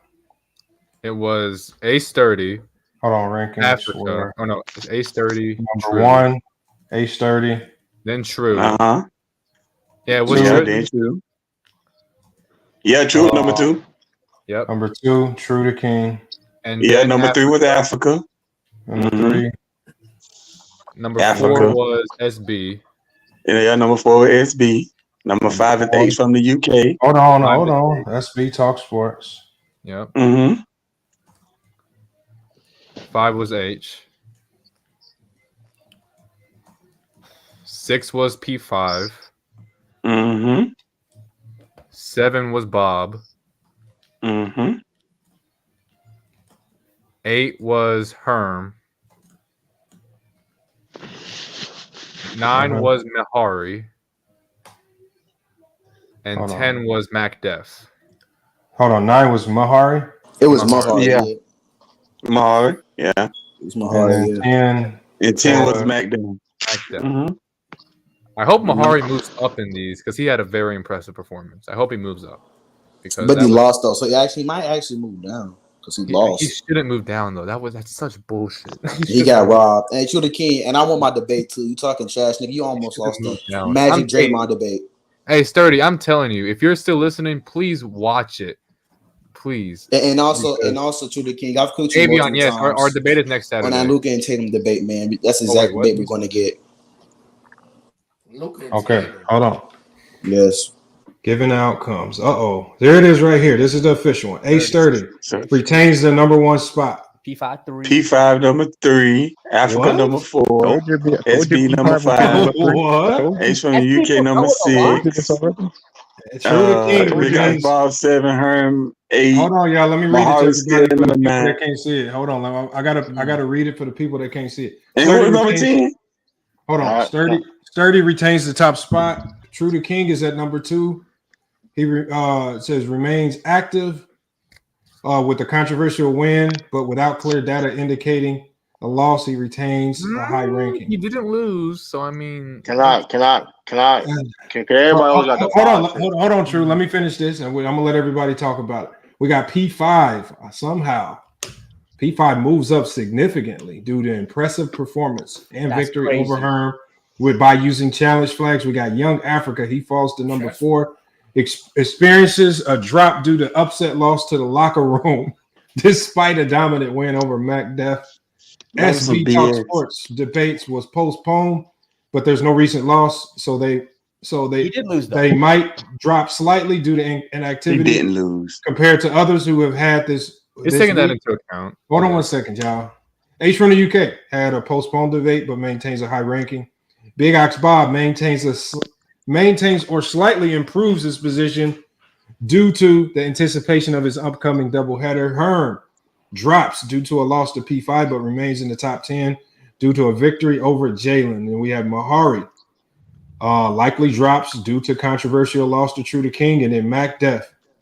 They said Mack Def drops out of the top 10 due to losses to Young Africa. But hold on, he didn't drop out of the top 10. He's no, but you have to factor in. Hold on. Look what it says.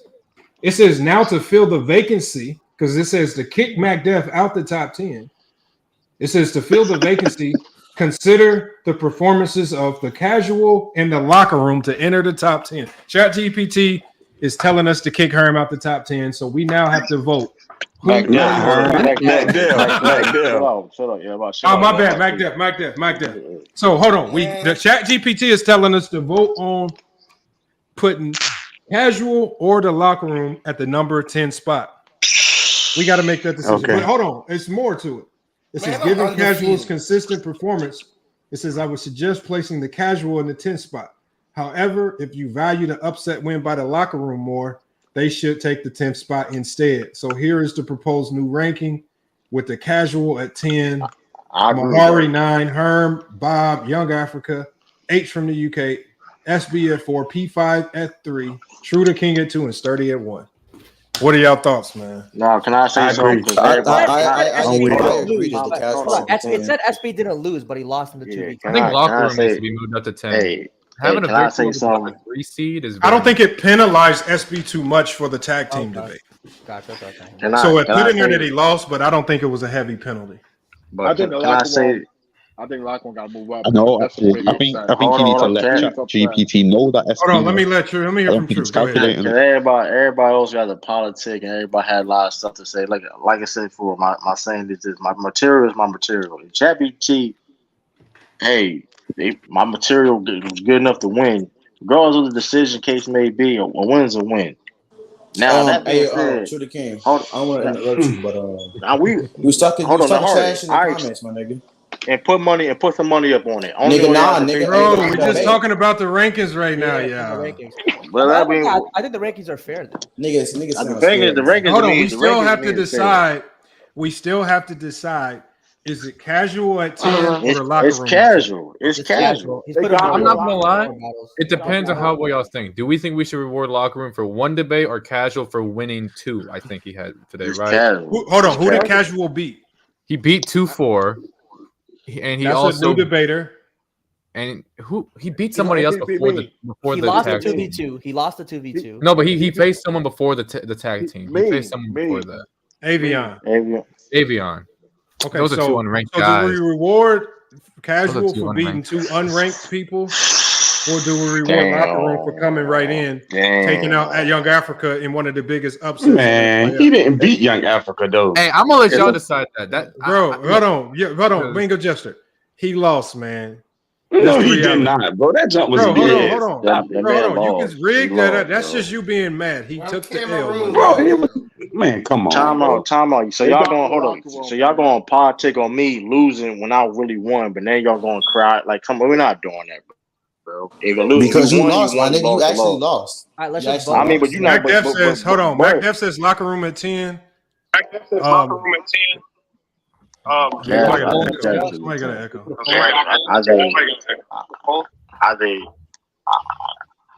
Who is that? Someone got an echo. Who's that? Me?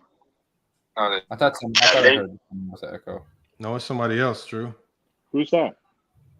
I don't know. It's gone now, so it's fine. All right. Yo, he says, Double E says you got to award strength of victory. I thought I heard. Yeah. Tiffany says casual should be at 10. Locker room should be at 10. We got another locker room at 10. Casual 10. But y'all got to understand, locker room has 2 debates, just like casual has 2 debates. They both have 2 debates. I got 3. In that case, it's locker room. That they both have 2 debates. But he runs a lot though from debates, so he can't get. No, he don't. You got to realize he had 2 debates scheduled today. Pull Up Podcast had to back out today, so he actually had. He ran from sturdy for 3 weeks. Bro, he debated today, bro. Lamar, just keep it simple, bro. Just drop a poll in the chat and then let's do the. Yeah, you're right. Keep it simple. But I think casual should be top 10. But if I'm going casual top 10 too. Hold on, y'all. Let Lamar set it up, and you'll let us know. Yeah, we'll just put the poll in. Lamar, one more thing. Locker room did debate Breezy on Halloween. Remember that? And took an L. Yeah, like they both got the same amount of debates. If y'all caught you properly. Yeah. So they both got 2 debates, but then how much do we consider strength of schedule? A lot. And to me, schedule, that was a upset. I ain't gonna lie. But Lamar, that's the thing too. But how much of difficulty do we give a guy? Do we give casual and SB for doing debate that we didn't do before on a topic like that? You know what I'm saying? So it's like these are all factors we should all consider. That's what I'm saying. That's like me coming in and being Lamont, bro. Like y'all niggas gonna treat me. Lamar didn't even get a dub yet. That's not saying nothing. you saying that? That's funny. That is funny. That was just ass kissing right there. That's what that was. Nigga, I'm just saying. True, any top 3 debater. It's a bunch of BS though. I'm just saying. Bro, that's top 10, yo. I think he did a really good job. I just think that. I think it's. I don't know. The upset win with locker room over Africa was pretty insane. No, that was the biggest upset. Locker room had a horrible. And that was a really tough topic too. I think that was a tough topic. No, actually, and I want to push back against that. Mehari. Even yes, he only said stats, but just because you only revolve around stats does not mean you're not making your point. That's the thing about basketball. You can explain your point in different ways. So it might not. He was not as descriptive as Africa. But I did the poll wrong. My bad. I did the poll wrong. Yeah, I did the poll wrong. Oh, I'm not talking about that. I'm talking about when he went against Big Fan Breezy. Hold on, my bad. Oh no, yeah, that was hard. He was awful in that. I don't think he should be top 10 off of that, bro. What? No, just wait till Lamar. Wait till Lamar get ask for our vote, and then when you cast your vote, then we'll talk about it after. So, well, people in the chat saying, well, they can debate on who be top 10. That's people idea. That'd be fire. That'd be fire. Hey, that's up to Lamar. That's up to Lamar. You used to watch it. Shit. Wait, they should debate for the top 10 spot? Yo, true. I heard some damning evidence, bro. So if I mean, you heard, but listen, debate, at the end of the day, you can hear about anything. You know what comes to me. Like, it's always gonna be some type of controversy. I want to debate. I mean, it is what it is. Nah, you true. I want to say something real quick. My phone about to die. I want to say something. Yeah, go ahead. Hey, True, you call me a trash debater. Lamar, can you please set that debate up? I want to be a top 3 or whatever he is. Now that being said, though, hold on. I already got a topic. Luka versus KD. No, you don't control the topic. You don't control the topic. I'm the top dog. We're gonna debate that because we've been debating that, nigga. Who voted for Hold on. Time out. Mehari, if you want to debate me, if you want to debate me, we gotta put some money up. Let's do the first ever. Money up on the debate. What are you talking about, nigga? Let's do that. Why not? I'm down. Just debate me, nigga. Stop. What are you doing? Man, you scared. Listen, that's the only way I'll debate you. $50. How about that? Just $50. This nigga sounds stupid, my nigga. Nahari. He's just saying that you have to work your way up. That's what he's saying. He's saying I am working my way up, nigga. This nigga almost just lost a Draymond Magic debate. This time. I'm not worth his time, but he lost a Draymond Magic debate. That's him saying that. Nahari, real quick. Nahari, real quick. I know you about to I want to say something too. I've been on a panel with Trudaking before, and I've cooked them multiple times. I'm not afraid. Hey, Lamar. Nahari. All I'm saying is, Nahari, real quick. Don't do the Luka versus Tatum because we already did that topic. I'm on a new topic. LockerRoom, did you see the rankings? You see what ChatGPT said? Lamont. Yeah. Now wasn't Zimbabwe number 3? Yeah. He was number 3. So how I knock off young Zimbabwe and I don't get on. No, listen, no. Win that debate. Hold on 1 second, y'all. Hold on. So this is what it said. This is what it said. It said for sure Mack Def lost his number 10 spot. It says to fill the vacancy, there's 2 people we can select: the casual and then the locker room. So it basically said we got to decide who the number 10 is. So I'm putting the poll in the chat for the people to decide who the number 10 is. So it could. So they did propose that it's the casual, but that's not for certain. So it's going to be based on the poll that I have in the chat. I see what you're trying to do, Lamont. You trying to keep me outside of the top 10, Lamont. You trying to keep me outside of the top 10, Lamont. You trying to run a fast break with young Africa, Lamont. Bro, the casual should be the number 10 spot. Hold on. I'm not going to cap. Yo, I'm not going to cap. Those are the 2 worst people to lose to the base on YouTube for. It's not even the fact that it's who they are. It's not the fact that like the type of debaters they are. Is what's gonna come after that, bro. These are the locker room and tickets, the worst niggas you do not want to lose debate to. You will not hit it fucking end of it, bro. I'm still hearing about it. You're still hearing about it. I hope Africa don't disappear like we did last time. You know how Africa take losses now. Like, we're not gonna see this another month. He shouldn't have lost. I don't see how he lost. He lost because the people said he lost, man. That bullshit ass argument that nigga came with, bro. Y'all voted for that. Man, get out of here with that. Hold on. Right now in the chat, the locker room is winning. Who should get the number 10 spot? Right now, he's winning. I'm gonna leave it up for a little longer. He's up at 53% over Mack Def and the Cavs. Trash ass debater. Why you put Mack Def in it? My nigga, what the fuck? Because Tiffany wants Mack Def at the 10th spot. Wow. I didn't know you had to work up to ask for smoke, though. That's kind of wild. No, she said casual. There's no way Tip said Mack Def.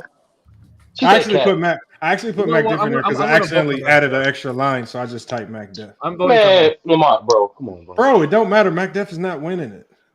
I voted for him. But what you're doing, you're taking votes for the other niggas. That is what that does. Hey, all I know, they're gonna vote for who they want to vote for. No, like for example, Lamont. If the locker room right now is winning like 53% and casual got like 43, that other 3%, he needs that shit. You know what I'm saying? Like that's the point. All right, do you want me to close the poll and do it again? Vote for No, it's already up, nigga. Like that's your second poll.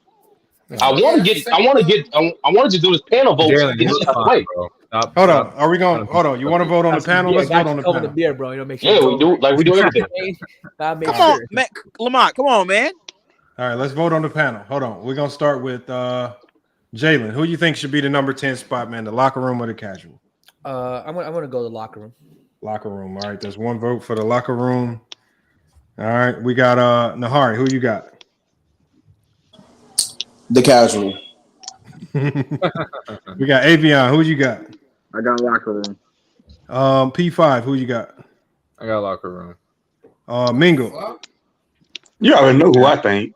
You gotta say it though, Mingle. Come on, you got casual. I got casual. All right, Ralph. Who you got, Ralph? Black Mamba, man. All right, Ralph has casual. Trudaking. Who you got? I got casual. Sturdy. Who you got? You know, Lamont, for shits and giggles, I'm gonna pick the locker room just to make shit close. And then hold on, so fuck. I think I'm the last person left. You asshole, dog. Yeah, hey, you decided to vote, Lamont. You decided to vote, Lamont. It's tied. It's tied on the panel. He decided to vote, Lamont. Lamont is deciding to vote. Oh.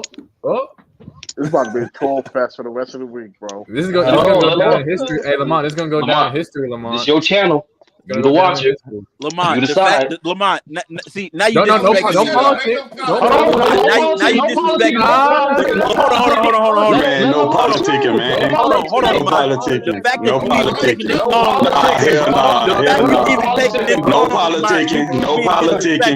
No politicking. I'm only not voting because everybody's still talking. I'm just waiting for everybody to stop. I don't let everybody mute up. Go ahead, Lamont.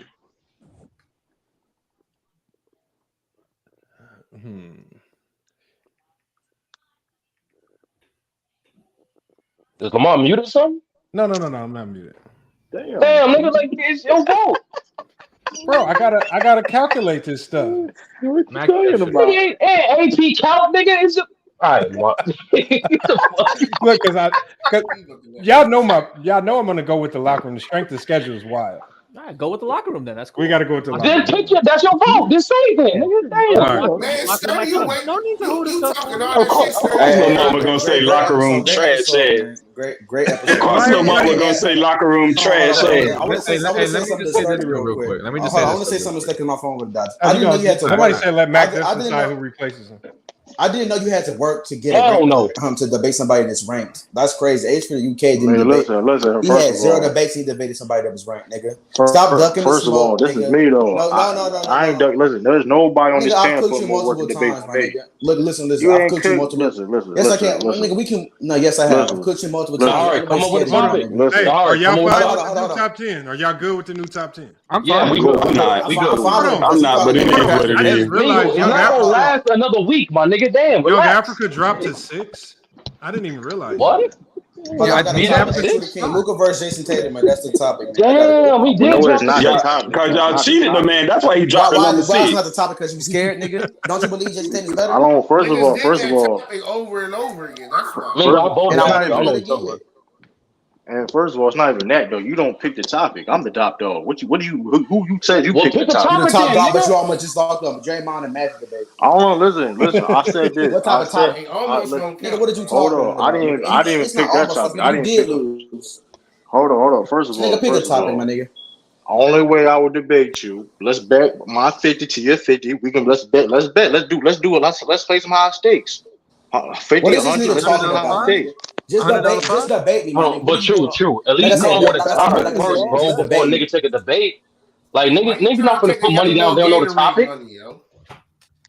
Young boy need skittle money, bro. Stop. Bro, like true. Nobody's gonna place a bet down. They don't know the topic. I really don't want to debate. Listen, I really don't even want to debate him. He's really trash. Just say that he's then. really garbage. If I'm trash, then why you ducking, nigga?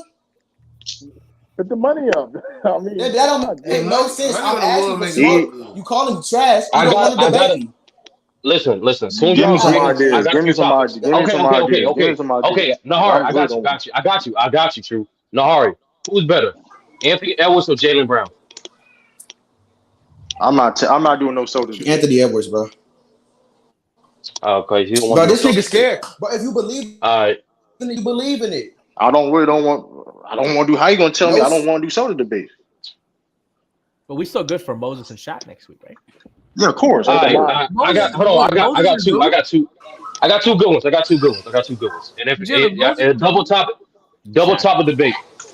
topic debate. Who's the most underrated? Who's the best role player in the game today? And who's the best player to never make an all-star team? No, I got better idea. No way. Hey, you know what though? You know what? When I look at what Mon Wright said, I actually kind of like what he said right here. He said, "What's the point of the ranking when you get to pick your opponents?" I think maybe I should start having a little bit of control over who debates. I've been told you that, Lamar. But you know what? You know what I'm going to do? I'm going to wait till we get closer to Super Bowl weekend. I'm going to allow it to be free for all debates right now because we got to see who's in the debates for the long run and who's not. Because you got guys like Jalen who can easily crack the top 10 if he keeps debating. And we got even a guy like 2-4 that lost today. I think he was pretty good. He was just new and didn't understand the format yet. I think he can crack it. So I think we should still make it free for all like we're doing now until probably I would say when is the Super Bowl? February. Early February. So I would say around the end towards like the mid-January, we should start doing more debates that really challenge the top 10 because that top 10 the top 10 are the guys on Super Bowl weekend that are going to do the debate off to see who's Lamar, your channel.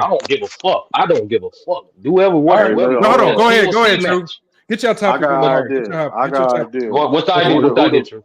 Hold on. Who the best 6-man of all time, Nahari? Nahari's phone died, I think. Nahari fell out. Here? I think his phone died.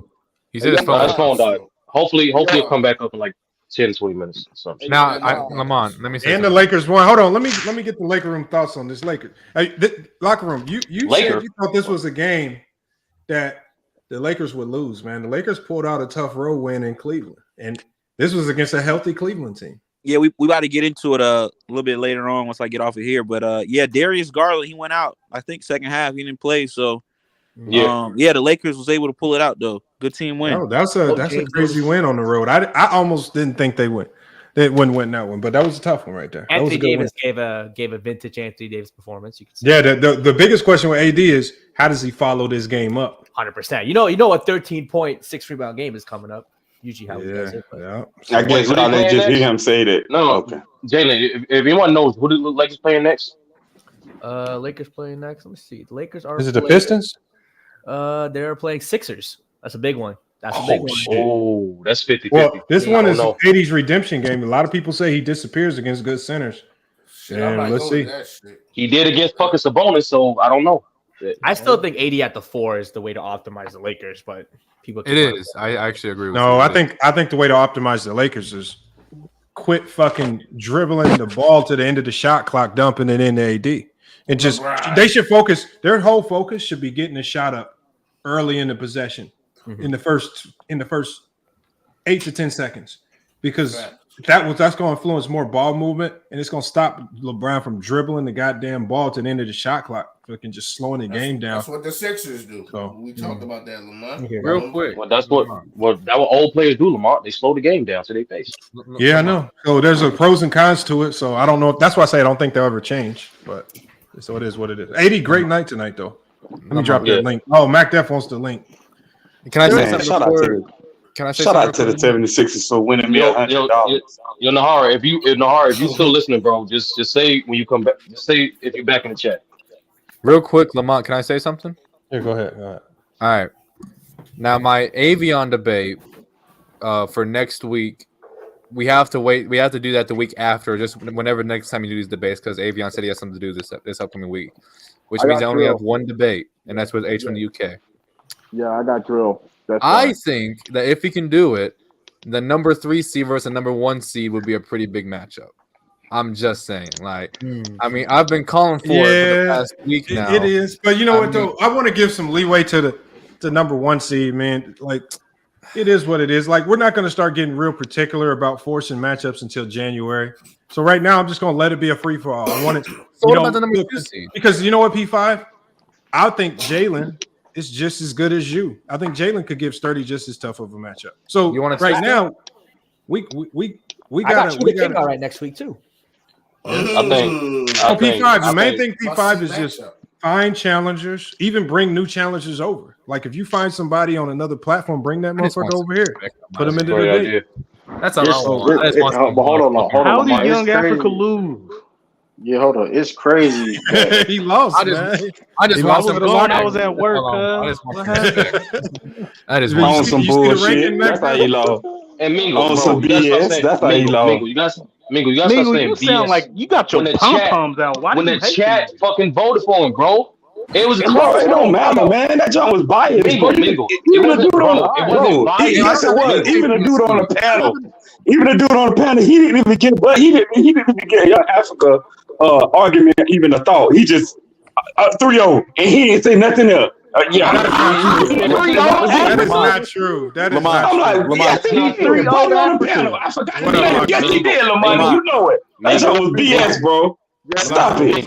Lamont. Bro, Mingo, it's not that big of a deal. Hold on, locker room, bro. Did you sweep him? Did you win on the panel and the chat? Yes.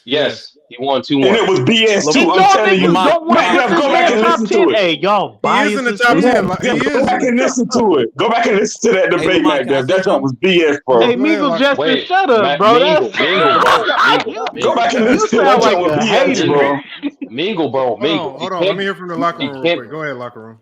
Lamont, we did a show a few nights ago, right? Yeah. This clown mingled Goofy. He called in. Nigga, shut the fuck up. I love the show. I said, yo, why are you hating? Like, what did I do to you? He's like, Nigga, shut the fuck up. Now he's back on your channel hating again. Nigga, you lost. That's why. Nigga, that bullshit ass voting system shit. Nigga, that shit was BS, nigga. You know you lost that shit. Nigga, stop the cap. You talking about? Why is you mad though? Why are you upset? Because he's like the only fan. Now shut your sorry ass up. Nigga, that's why you got kicked out of the top 10. Sorry ass. Hey, bro, it sounds personal. Look at him. Look at me, Justin. Look at him. Emotional. Mack Def, emotional. Every night I'm on a panel with Mingo Jester. He is a Kobe fan. I know this. He's a Kobe fan. That's why. That's why he's bro, me being a Kobe fan has nothing to do with it. It has everything to do with it. No, it doesn't. If Locker Room would have made a better argument, I would have said he won, but he didn't. He kept on saying the same shit over and over. Hold on. So Mingo Jester, he won, but you just didn't vote for him, right? Hey, bro, he kept on saying the same thing over and over. I gotta go back and listen to it. Damn, Go back and listen to it. Africa could have had 2 L's tonight. Damn. Go back and listen to it. Thank you, Mingo. Thank you. Mack Def, bro. Because you didn't answer this question, bro. Why did you challenge that first round, bro? I don't want to talk about it. Be panicking. Hold on, Mack Def, you need to tell us what that scream was. Yeah, we need to pause on that screen was. Hold on.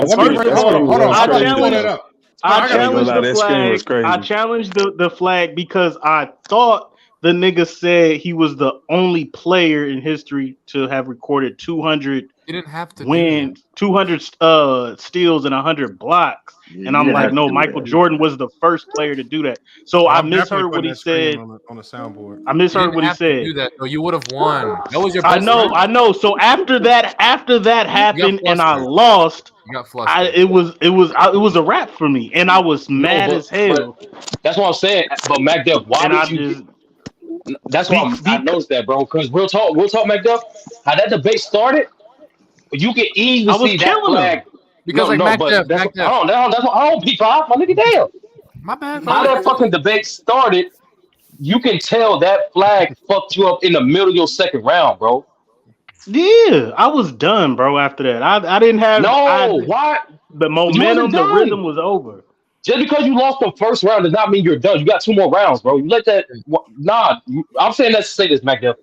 You should retire. Real talk. You getting better. You gotta be flawless. I can't believe Africa lost to Locker. You mad. don't gotta be lost to flawless. Africa. You don't gotta be flawless. The fucking Locker Room got up here and beat the Africa. That's crazy. Bro, I will say this though, Mac Def. He shouldn't have lost to him. He shouldn't have lost to him, bro. That was come on, man. I think the only way that you challenge after round one is if you haven't gone yet. That's why I challenged Herm after his first round, because I knew if I get this challenge, which I knew I was going to get it, it's an automatic round one win, and I don't have to say anything. You cooked him in the. Listen to him. He didn't even debate. You cooked him. Yeah, that's the thing. You want, bro. You didn't even have to challenge him. I know. I cooked him in the first round. I threw the flag. It fucked up everything. It was downhill. I threw the flag against. I threw the flag against Jason the Kid because I knew I was probably going to lose if I didn't do that. Because I slipped up in round two, and like I should have just let it ride. I should have just let it ride. No, you throw the flag when you know the fact that you can win a challenge. Don't do it on no mates, bro. I fucked up. Always doing the Mack, bro. Yeah, I'm not gonna lie, Mac. You be holding yourself like you should listen to Lamont when he tried to save you. Like he did. Like Lamont tried to like, yo, really, nigga, you really want a challenge? I'm not tripping, bro. I fucked look, that's fine. That's fine. I was trolling you. I panicked in the big situation. You did all right. For what? I'm like, bro, like I've never seen Mac just start a debate like I this. killed the nigga and I turned around and slit my own throat. My nigga. Fuck. Yeah, that was That's crazy. like you did that dumbass. That's wild. It happens. You learn from it. Just move on. Ralph, shut your dumb ass up, nigga. Where you been at, nigga? I LeBron picture? I was in the chat waiting for Mac Def was Over cooking in there in that first Philly eating round. hella I ain't gonna lie. cheesesteaks, nigga. You ain't been Let me ask Lamont a quick question. Mac Def was cooking in that first I don't round. know what the problem is with Let me ask Lamont a quick question though, because he didn't really give. It's all good, Ralph. I don't care, Lamont, but like for curiosity standpoint though, why did you pick the locker room over casual? You know why? That's my man's beat. Right. Lamont does have a well thought out like process to his That's opinion. my protege. He said Yo, Ralph, come on, my nigga. He said strength of No, he schedule. did have a I good ain't gonna lie, the reason. rankings from 8 to 10 is horrible. Like, how is Jalen not even top 10? He won. I haven't both battled his enough. No, he hasn't battled. No, because he's won one. He lost one. Yeah, no, he's won one. No, but Mac Def, he's won one, but his first win was a tag team, so it was like ChatGPT don't know how to like, give him how much credit. Yeah, I lost. He did. He lost to Herm. He's won one.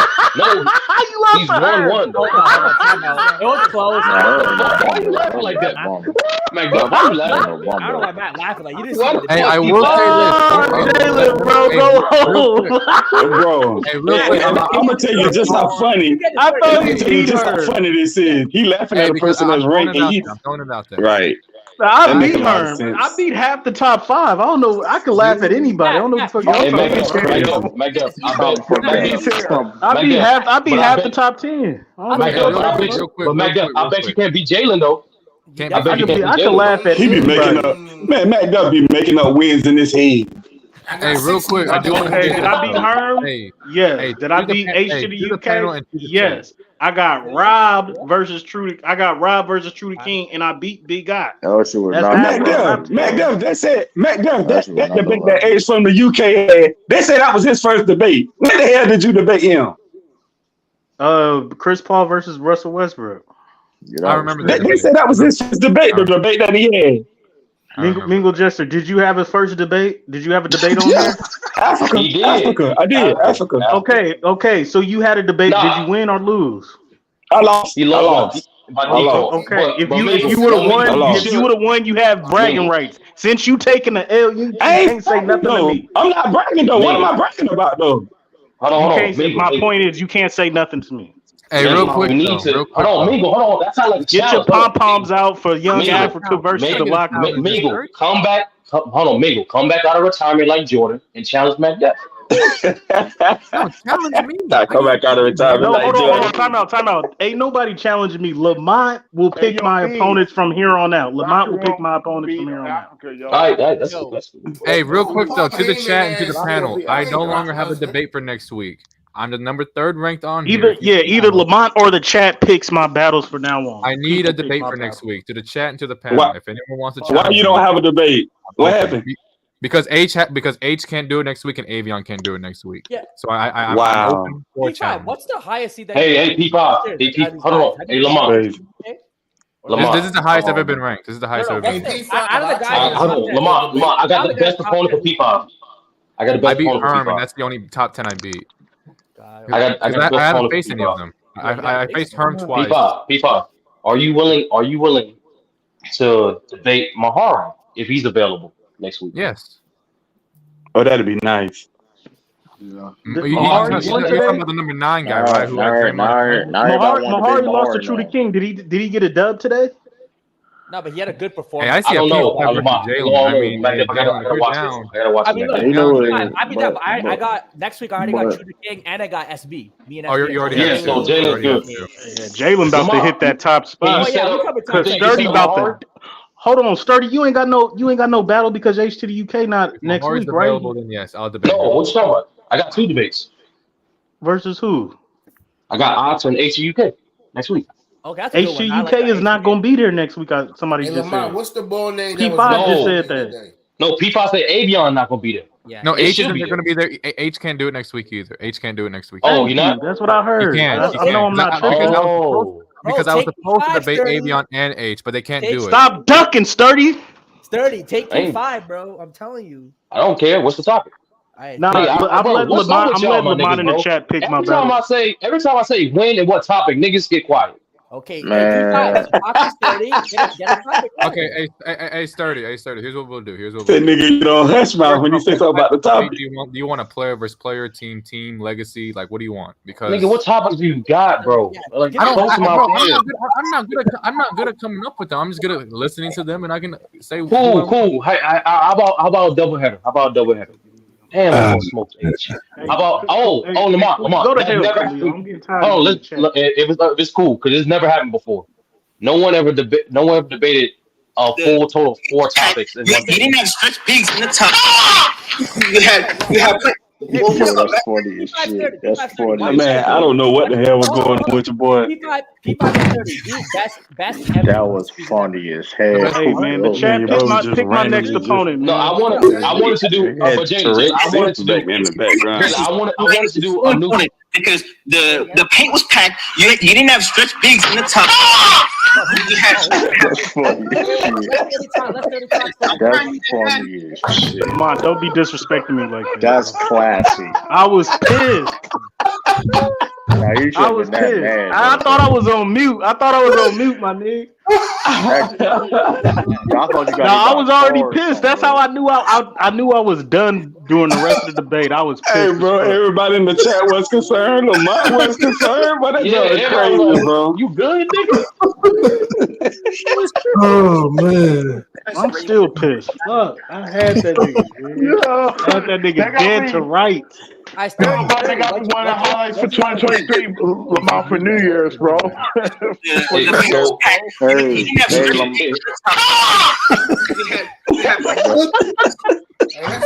P5. How about this? 2 topics. Why'd you hitting the horn and everything, bro? I thought somebody. Oh man, the horn was fucking crazy. Let these niggas chill out. Nah, bro. That's Your what bro, I do. I swing on niggas. going on? Hey, Lamont, dude, I got topic. I was swinging like Trey and Boys in the Hood, nigga. I was mad as hell. Hold on, what'd you say? I got time for no hurry. I had to really dig. John Havlicek versus Scottie Pippen. I got John Havlicek. If you want to do that, take that. If I was Nahari, I'd take that. If you would do that. Nahari. Hold up. For the bread. For the bread. I don't know if True, it's bad. you gonna lose your money. True, you gonna lose your money. You gonna Nahari, lose your money. take that. Nahari. Please take that. You'll win. Nahari, you got to get in your bag to win that one. Nahari, That's actually a good debate, though. That's actually a good you debate. will lose your money, True. True, you will lose your money. Stop trying to save me. That's cool. That's cool. Hey, listen. Hey, if y'all what y'all think, they said we're gonna lose them hard. They said we're gonna lose a lot of debates, but hey, Hey, Lamont, let me get a week off and climb out this grave and dust myself off. Right? Let me climb out this grave, dust myself off, and I'll let you in the chat pick my opponents, man, from here on out. But I'm gonna take a week off though, man. Now hold on. Now let's stop the money shit. First of all, we understand interior. Oh man, this is so funny, man. Lamont, it ain't that damn funny, bro. We can move on. Hey, before you give up your idea, I do have a topic if you want to take it. I don't know what your opinion. We can move on. Oh man, I might have to make a rap song with that. All right, Lamont, you playing with fire. Hey, time out now. Because we're trying to. Well, look, I don't be doing this stuff. That be y'all. Sturdy, what's I'll your roast you in the rap. Somebody got an echo. Somebody got an echo. Yeah. What's the video? Hey, Lamont, for next week, me and SB, we're going to lock in a debate too. We talking on Telegram right now. All right. You and SB? Yeah. Best player never to win MVP. Jalen. Who do you have? Or are you going to wait to reveal that? I'm going Dwayne Wade. That's good. Yeah, He's going to lose. I mean, hey, we're going to see. I mean, there's an argument he could go down. There's a pathway he could go down and win. Who are you debating next week? It depends on who he has. Somebody got an echo. Is that me? Let me mute myself. No, that's not you. Check 1, 2. Hey, I don't know. It's not me. It's not me. I don't know. I don't care if the echo was me. Hey, all I know is this people in the chat. I beat more people in the top 10 rankings than anybody in the ranking. So not I. No, I'm saying Are you debating next week? Yes, I'm debating Jalen next week. Big Dog Hunting, why don't you get your ass on the panel and debate? I'm debating Jalen. Hey, Sturdy, what was your idea before? Because I think everyone's calmed down from the screen. What was your idea? I was gonna say, hey, Cleo, I'm gonna make the best you in the gulag. You in the gulag. I was gonna say two topics: who's the best role player, and who's the best player never to make an All-Star team. Boo. Well, I have CJ McCollum. I think the best player to never make an All-Star. The best role player in the NBA is Jaden McDaniels. I mean, you can go a lot of ways with that, so that's a very open-ended question. That's the point. That's the point. But Trudaking, he doesn't want to take a topic that, like, he don't want to take an even topic. He wanted to take a topic that just heavily favors him. Like, this nigga talking about Scottie Pippen. Nigga, I wasn't even alive doing Scottie Pippen, bro. Why you don't want to take no? Do your research. He's giving you Scottie Pippen. I don't want that. You wasn't debate. alive during Havlicek neither. You don't want that debate. I know. Nigga, why would I take a debate? Do you want to do our topics? The two topics that I just proposed? Man, we ain't doing that. What's the topic? Hold on. We ain't doing Sturdy ain't battling nobody. He ain't battling nobody in the top 5, bro. How the King don't battle? What's the topic? You're gonna have to get used to debating topics you're not comfortable with. 100%. It's true. It's true. When it comes to January, I'm gonna start picking topics, and y'all ain't gonna have no control. At the end of the day, accept the topic, but we ain't debating it. But I threw like 10,000 topics at this nigga. Now he telling me to accept the topic. But you, man, me in the middle, because he know it heavy. I'm not me. Why? Hold on. He don't want to take no even topic. That's what bums do. That's what we trying to do. Duncan, bro, you battling my heart. You my nigga. How am I Duncan? How the fuck am I Duncan, man? Time out. You ducking me, and I'm not even ranked. That's sad. Hold on. Time out. How I'm ducking? We had so many other good debates. This nigga went John Havlicek for Scottie Pippen. How I'm ducking, right? I beat Mehari. I beat Big Ox. You didn't beat Mehari. Regardless, listen, that's how you feel, but the results are the results. I beat Mehari. I beat Ox. I beat Mack. I beat Mack. He was just in the top 10. I beat a lot of SB. The robbery. I got a topic. Who do you think was the second most impactful player on that Warriors team? Bro, if you ain't doing that first topic, we ain't debating. Hold on, bro. This nigga's a clown, bro. Listen, bro. Listen, bro. If the debate don't heavily favor this nigga, you don't want to do the debate. Listen. The debate ain't gonna do it. Listen. This nigga did a Draymond Green Magic debate. Like, nigga, you're a clown, bro. I don't even know why I'm Scottie Pippen. Yo, take the Havlicek and Scottie Pippen debate. like bro, that's a good one, Mehari. I guess Damn, I'll take Nerdy, it. I agree on He knows that heavily favors him, but I guess I'll take it. But you must say This nigga though. this nigga talk about John Havlicek every day. But it's like, But you must say here Lamar though. Lamar said whack, bro. That's just whack, bro. But Lamar said in February he gonna be picking the topics, and you ain't gonna have no other choice but to do the topics. And that's fine. That's fine. But that's just weird, bro. I don't know. So you we had all these best role players. Imagine the strength of schedule if I tell ChatGPT not only did True pick the topic, but he lost his own topic. That's gonna be a hellified boost in your rankings, man. So come on. Sturdy, stop dunking the topic. Shaq versus Duncan. I'm not this dunking. Nigga don't want to do it. I just said he agreed. This nigga just don't want to do no Damn, topics. you're not even paying attention. No, you have the advantage in the Pippen debate. Nigga just agreed. He literally just said, "I agree, Sturdy." Damn. Y'all agree with the same people. Idiot. No, he asked me, and I picked. And then he said he agreed. P5, who you got? And who you got? Gonna get washed. Who between the two I put in? I have Duncan and KD over Karl Malone and Shaq. See, nigga, that's not me, nigga. Hold on, bro. Whoa! I thought y'all was picking. It's a separate topic. We're trying to come up with topic. No, we're trying to come up with topics, man. Why can't we do the best role player? I feel like that's a great topic. So who you don't want to do that? I don't think he don't want to do we don't want to do it. He just wants to do bro, topics. If you're not taking Havlicek or Pippen, not about Scottie Pippen, bro. I don't think he can do it. I don't think True can do it though. All right, then move on because I'm tired of hearing this dude. We got so many other debates. He's just so scared to do it, man. It's really sad, bro. You have no, Lamar. What you think, Lamar? What you think? You think he can do a second? Hold on. I think Mehari needs to take the because Mehari. This is you have the advantage. He gave you a topic where you had the advantage. I got him. I'll take Scottie Pippen. I know he don't want to take that Luka and Tatum debate because he know he'll get smoked. It's already been done. It's already been done. We've done that debate like 3 times already, though. No, I'm saying, bro, like that's already been done. But it's all good. He don't want to take the role player debate. He don't want to take no team versus team debate. He don't want to take nothing. He just want to take debates that favor him. But I'm still. Get on your research, man. Just go do some hellified research. I'm gonna do my research, nigga, and I'm gonna take the debate, man. He doesn't know. Yeah, just go do some hellified research. That's all you gotta do. Listen, just do your research, cuz. Nahari. Let me. This nigga sad, though. I will say that. Nahari. I personally know it's very possible to beat you on a Celtic topic, bro. So like, nigga, Pippen is better than Havlicek anyway. That too. I beat him already. Yeah, like I said, man, I'll take the debate. P5, who you got? Shaq or Tim Duncan? Hold on. I'll take the Havlicek versus. Hey, Sturdy, can you put your top 10 all-time? Hey, hold on. Yo, when's the debate, Lamar? We're not doing no top 10 next week. Okay, we're not gonna do top 10 next Saturday. It's next week. Yeah.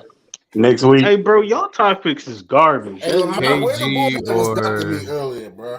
I was waiting here since. If I beat this, if I beat this nigga, he picked this topic, bro. I'm definitely gonna be bragging, nigga. Yeah, that's. I'm gonna be cooking that. Lamont, Sturdy and P5 trying to think of topics on backstage and Sturdy ducking, bro.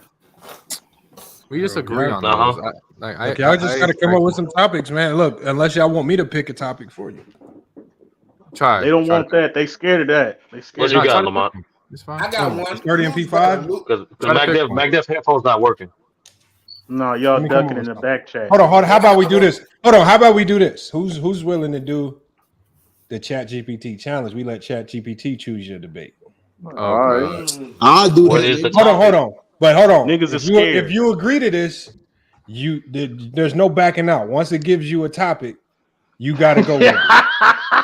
I'll do that. I hear crickets. Okay, hold on. I hear crickets. My only exception is the not a debate that's already been done. That's it. Okay. I don't care. So, all right, so hold on. That. So who's the first up that want to go to the ChatGPT challenge? I think me and Sturdy and P5.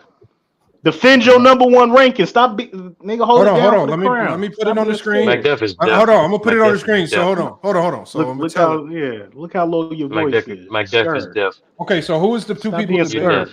P5 and Sturdy. P5 and A Sturdy. The chat don't want no. Let me move this comment. Sturdy. All right, give me something good here. Give me something good. Hold on, let me move this. Okay. Give me something I can work with. Damn. That's the most who got this man? It gotta be basketball. Yes. Yeah, who is Tim talking to me? My bad, Miss Lady. Oh, right, she did beat you. Damn, Mac Duff, who did beat you? Fuck, I forgot. God, I haven't been not you, nigga. Ooh. Oh, you want that smoke, Mac Duff? Now, shut up, nigga. Quick response. Quick rebuttal. Are you about to duck? Nigga. Oh, now you're ducking. Who's scared now? What are you talking about? I just asked you, do you want to debate, Mac Duff? Bro, I've been calling out. You again? and Young Africa is the only two niggas I've been calling out. Is that a yes? Is that a no? Is that a scared? Maybe later? What is it? It's we not next week, but the week after. Now let Lamont or Chad. That's even better. I'll cook you and Maz on the same day. That's even better. Bet. Go ahead, Lamont. Do you think? Okay, here it is right now. Here it is right here. So I told ChatGPT, we are Sports Debate Channel on YouTube, conducts head-to-head debates. We're having trouble coming up with relevant debate topics. Two of our debaters need you to select one debate topic in regards to NBA basketball that they can debate next week. All right, y'all locked in on this? Locked in on it. Come on. All right, let's go. Don't care. It's doing his research. It'll be something nasty. Uh-oh. Man. Here we go. Don't run. I'm not running. Predictions for the inaugural NBA in-season tournament. It says debaters analyze which teams might be the winners of group play stage and the potential impact of the tournament on the regular season and the playoffs. We ain't doing that shit. Hey, there's no picking and choosing. There's no picking and choosing. I don't even understand the. Okay, hold on. Age 30. Hey, y'all don't get it? What kind of topic is that? Hold on. It's simple. Our debaters are age 30. And who else? P5? P5. And P5. Please select. I don't even understand the whole debates. Playing. The irony. Debates. What in this topic? All right. Okay, so it's picking it for you, age 30, and it's picking it for P5. It says debater A, which is 30. You need to argue in favor of the top seeded teams based on current performance. And P5 needs to take the position of advocating for underdog teams in recent significant improvements. So you have to. So age 30 needs to. So go ahead. So P5, it says it gave you your topic. I'm gonna copy and paste it, and I'm gonna put it in the. Oh yeah, write that shit down. I'm gonna put it in a private chat, and this is y'all topic. P5, you dead. All that shit you was talking about, karma's a motherfucker, payback's a motherfucker. Lamont, you know what's crazy, Lamont? Yeah. The irony of this topic, bro. I hate the in-season tournament, and I don't understand it. I don't understand how that's it crazy. Works. Stop crying, nigga. That's the hold debate. on. Here it is right here. Hold on. I'm gonna put it right here. So this is damn position of advocating. Hey, I'm not letting Chad pick my motherfucking hey, no, nigga, we gotta round. All right, now, does anybody else want to debater? Hell no. Hey, man, hold on. Hey. I said I let the chat or Lamont pick my topics. No, you said chat or GPT. No, I didn't, nigga. Shut up. Look, they said RIP to P5 in the top 5. They said RIP. Hey, Lamont. Just based on the top. Hey, I wouldn't take that over a text message. What'd you say? Debater P5 could take the position of advocating for underdog teams. F your feelings in the chat. Want to debate in 2 weeks. What is the let's schedule that next week then. What is the he said I can do it 2 weeks. In 2 weeks. That's what I'm saying. In 2 weeks. That's what I'm saying. We can schedule it next week then. P5. What you debating? Why can't you write stuff down? No. I'm saying the same thing. We can. I'll plan it next week.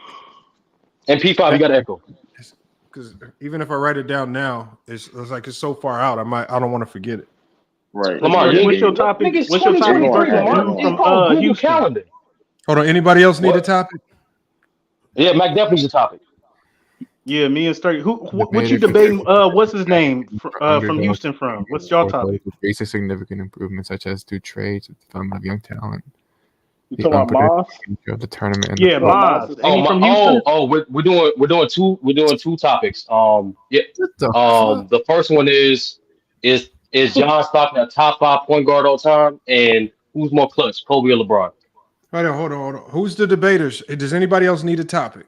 I don't even know what our Why debate everybody is. quiet?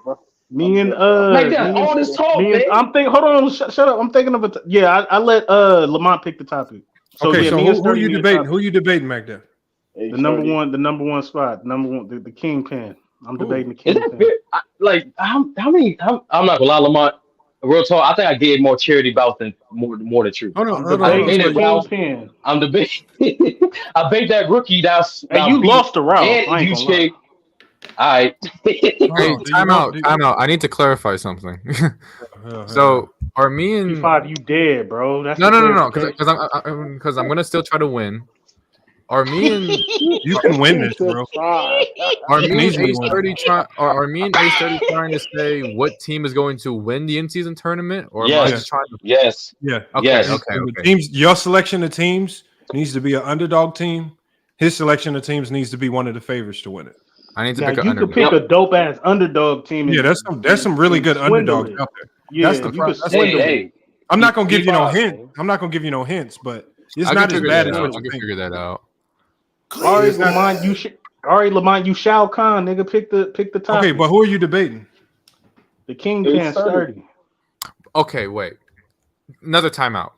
What would you consider what's an underdog? Like, what's the criteria for an underdog? Do your research, bro. P5, do your research, bro. Ain't nobody giving you hints, bro. It's pretty straightforward. Hold on, y'all. P5, you in college, man. Y'all can't do it. I'm not in college. Hold on, we'll explain it in a second, P5. Hold on one second. Let me show Are my you screen. not, nigga? You're in high school. All right, so ChatGPT is thinking. Lamont, I thought you was doing it. I'm not doing no topic from chat. Hell no. Hold on, this is a good one right here. Who is the better? Bro, oh, man, bro, I'm not fucking with chat. You in trouble. Damn, and they gonna make me be an uphill battle too. That's fucked up. Who is the better point guard to build a franchise around? Ja Morant or Luka Doncic? Oh yeah. That's a horrible. What? That's a Hold on. horrible. No, we gotta see who gets what. Who? That's a horrible topic for whoever. Which player? They gave me a chance, bro. Shit. Mac Def has Ja Morant. Okay. No doubt. Hey, Mac Def, cool. Hold on. Time Mac Def, this is one of the best debate. Mac Def, this is one of the best. I got lucky. This ain't funny. I got lucky. Thank you, chat. I got lucky. Okay, you right. Hold on. Mac Def has Ja Morant and Sturdy has Luka Doncic. I got lucky. That is no P5 problem. is the one who died. I got a chance. What do you mean? I'll put it in the private chat so you guys know. I'll put it in the private chat. So A30 gets to have the favorite for the NBA in-season Bro, tournament. I'm not choosing it, bro. And Luka. I'm talking to Chat choosing GPT. it. That's the way it's supposed to be. That's what's up. I'm talking to Chat GPT. That's who I'm talking to. Like, that's crazy. Hold on. You want me to tell ChatGPT you mad? I got a chance. I'm mad, bro. Hey, Lamont, that's what's up, bro. You should do all your battles like this, topics like I this. already know what team I'm picking. I already know. So I'll be fine. All right, man. P5, just do your research, bro. No. I'm actually confident now because I already know what team I'm going to get because I see. He said Mac Def never getting in the top 10 again. Hey, but if I win, they said ChatGPT on Sturdy Dick, man. How? Yo, wildin', bro. Hey, I'm fine because if I win, it's a guaranteed number one. It should be at least. Hey, bro, I have no fucking control. How is y'all mad at Ja Morant? Like, I don't get it. Yeah, he said he cool. Okay, you'll see. You'll see. No, listen. Here's the thing. I'm not. Hey, if I win, that's a guaranteed number one. Like that is true. That is true. Hey, that is. Hey, man. That's more incentive for me to even try to go harder at winning this. I want to say this.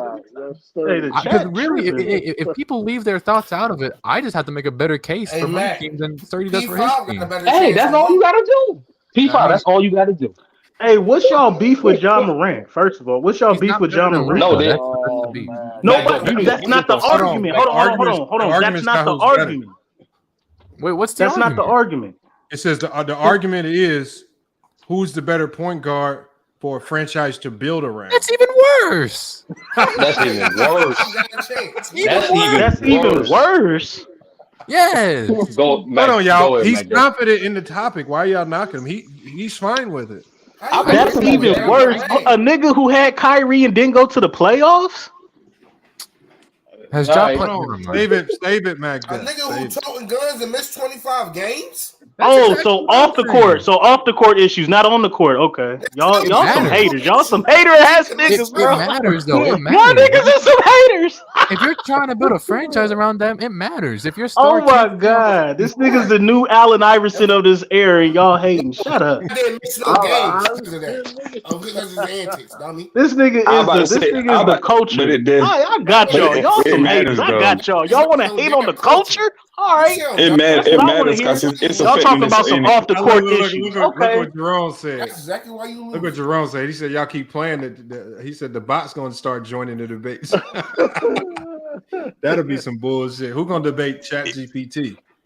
It affects his ChatGPT because ChatGPT can pull whatever stat it wants out of its ass. Oh, that'll be a crazy debate. Number one. Lamar. I will say this though: when we do the FYF Bowl, don't let ChatGPT choose the topics. The FYF Bowl? ChatGPT is clutch with the topics, man. I'm starting to like it. Don't do it, Lamar. Hey, that's what Lamar gonna do. He gonna go to ChatGPT and pull up all them topics and then just be saying random people. That's what he gonna do. It's picking solid topics, not just a player versus player. It's picking sturdy. Different when topics. You beat me, it didn't count. It's just it's in favor of sturdy for some reason. And I'm calling out. I'm calling out P5 2 weeks from now. He didn't have no polls and none of all that, bro. No. You're calling who out from 2 weeks from now? I'm calling out P5 2 weeks from now. Are you sure? That's a bit of that sounds like a mistake to me.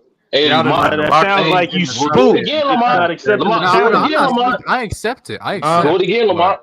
Me and P5 got P5 2 weeks. Who? For me P5 and Mack Def. All right, so P5, 2 weeks from now.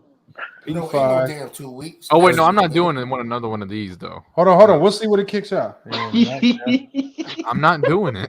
Need another debate topic. Unless I like it. Versus P5. Who debates what side? Okay. Small ball. So is small ball basketball a sustainable strategy for winning an NBA championship? Yeah. P5 needs to argue that small ball is sustainable. Mack Def is taking the opposite approach and is arguing. I like this. Lamar. Woo! Oh, that's a good. That's actually a good debate. I like this. Hey, that's actually a good debate right there. Fire debate. That's a good debate right there. Okay. ChatGPT. I might have talking shit too early. So you got that one? Go. That's a fire debate. That was good. That's a good one. Yo, Mack Def has to argue against his GOAT. That's crazy. Yes, sir. Yeah, no, he has to argue against his GOAT. Who? That's crazy. Steph Curry. I have no idea what you guys are talking. Hey, for this topic, I have no idea what y'all talking about. I put it in the private chat. Y'all better copy it. Yo, y'all better copy that. You better copy Put it in a private chat. Yeah, it's cool. So small ball lineup won't work? Okay. God damn, this nigga Lamar gonna use that shit for the bowl. God, I know this nigga. You gonna do it. You gonna do it. So I have to argue against what I think. Like a lot That's of crazy that he got talking about head Steph Curry to go. Hey, no lie, Lamar. You might as well do some mock just in case. Like write them down just in case. Salute to MC Robinson, man. Appreciate that, man. Anybody else need a debate topic? It's crazy. I actually don't think small ball can win. To pull up versus me, Lamar. But I have to argue for it. Okay. Rob, didn't you run? Hey, Tank Jones, you've been hating on me since you've been on the panel, man. Since you've been in the chat, bro.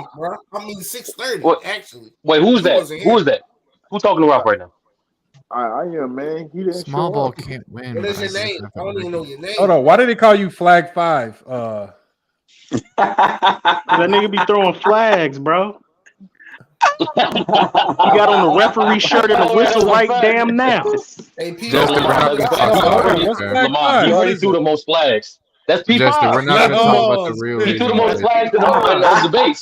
So hey, bro, you gotta remove screen Hey, Justin, death. we're not gonna talk about the real reason why. Screen death versus flag. Hey, bro, flag 5 is crazy. Hey, yo, Justin, you know what I'm thinking about, bro?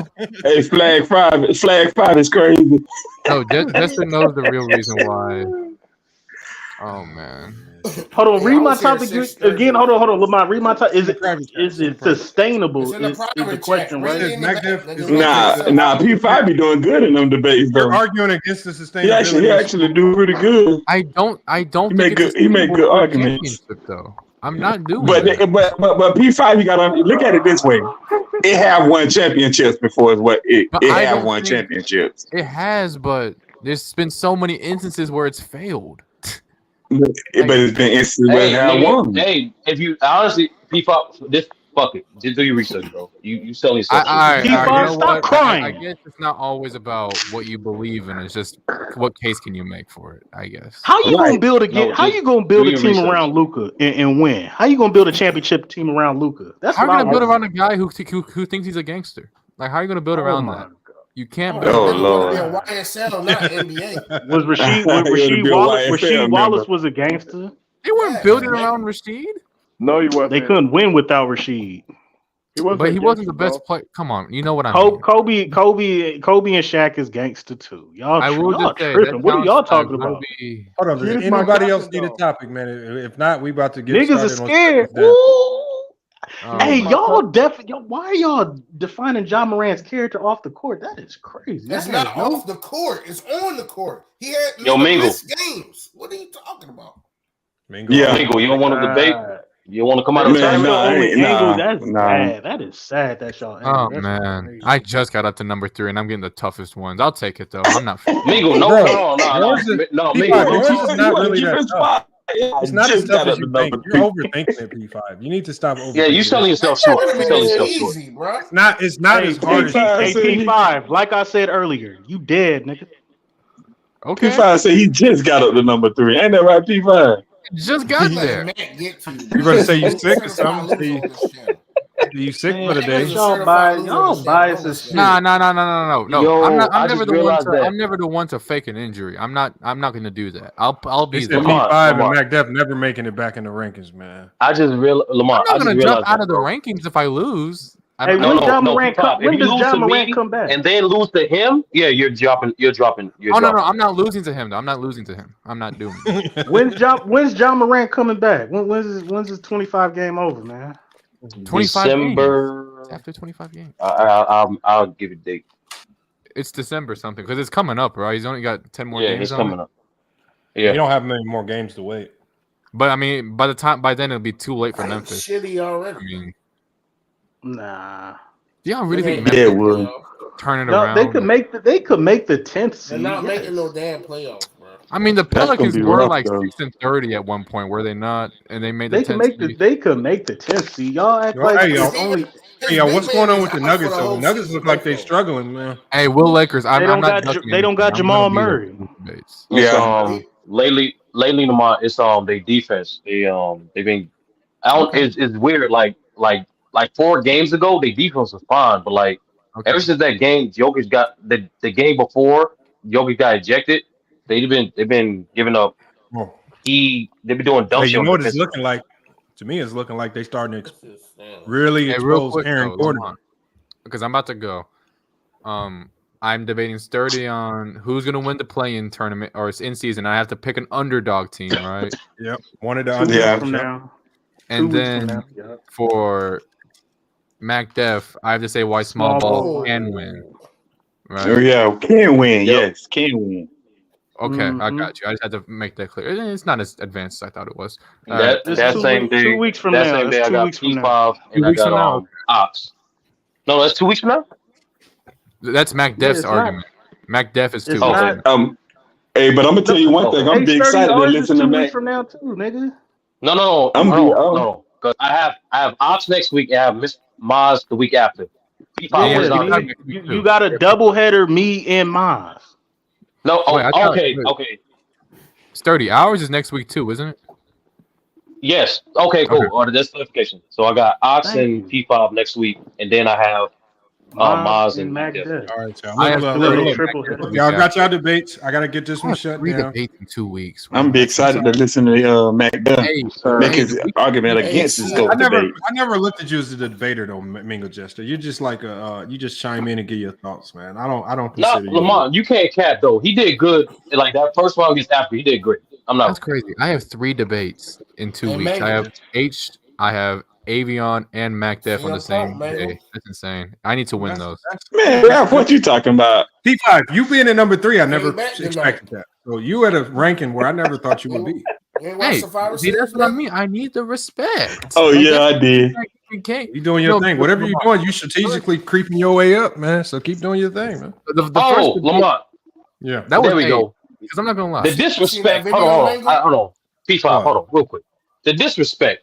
When Low asks you who you think can beat him in debate, they disrespect you, my nigga. First of all, you only had 2 niggas in the No, you didn't. You said Africa, a nigga ranked 3rd and lost the goddamn ticket and locker room. Africa's not gonna like. He's not gonna like us for about 3 weeks, man. So hold on now. But to be fair though, Ticket ain't lost the debate yet though. Ticket done beat everybody. He don't win again. Wrong, Mingle. He lost. He never. Who he lost to? I said who he lost to that he done debated. Who he lost to that he debated. I just told you Mars. So they went against each other and he lost to Mars. Yes, like 3-0 years ago. Like he never won a debate against Mars. Oh, okay. I ain't never see it, but I'm gonna go look for that. Hold on, I beat Ticket in our Draymond Green debate on PC. Yeah, and Lamar did that too. Oh, I ain't see that one. I'm not gonna lie. I ain't never seen Ticket get that mad. Crazy because Lamont. Hey, speaking of that.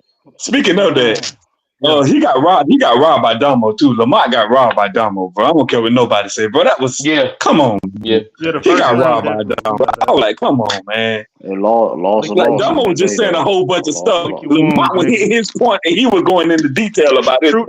Trudaking, where's my rematch at? Real quick, Lamont. Where's my rematch at? True. You got a debate next week. What about 2 weeks from now?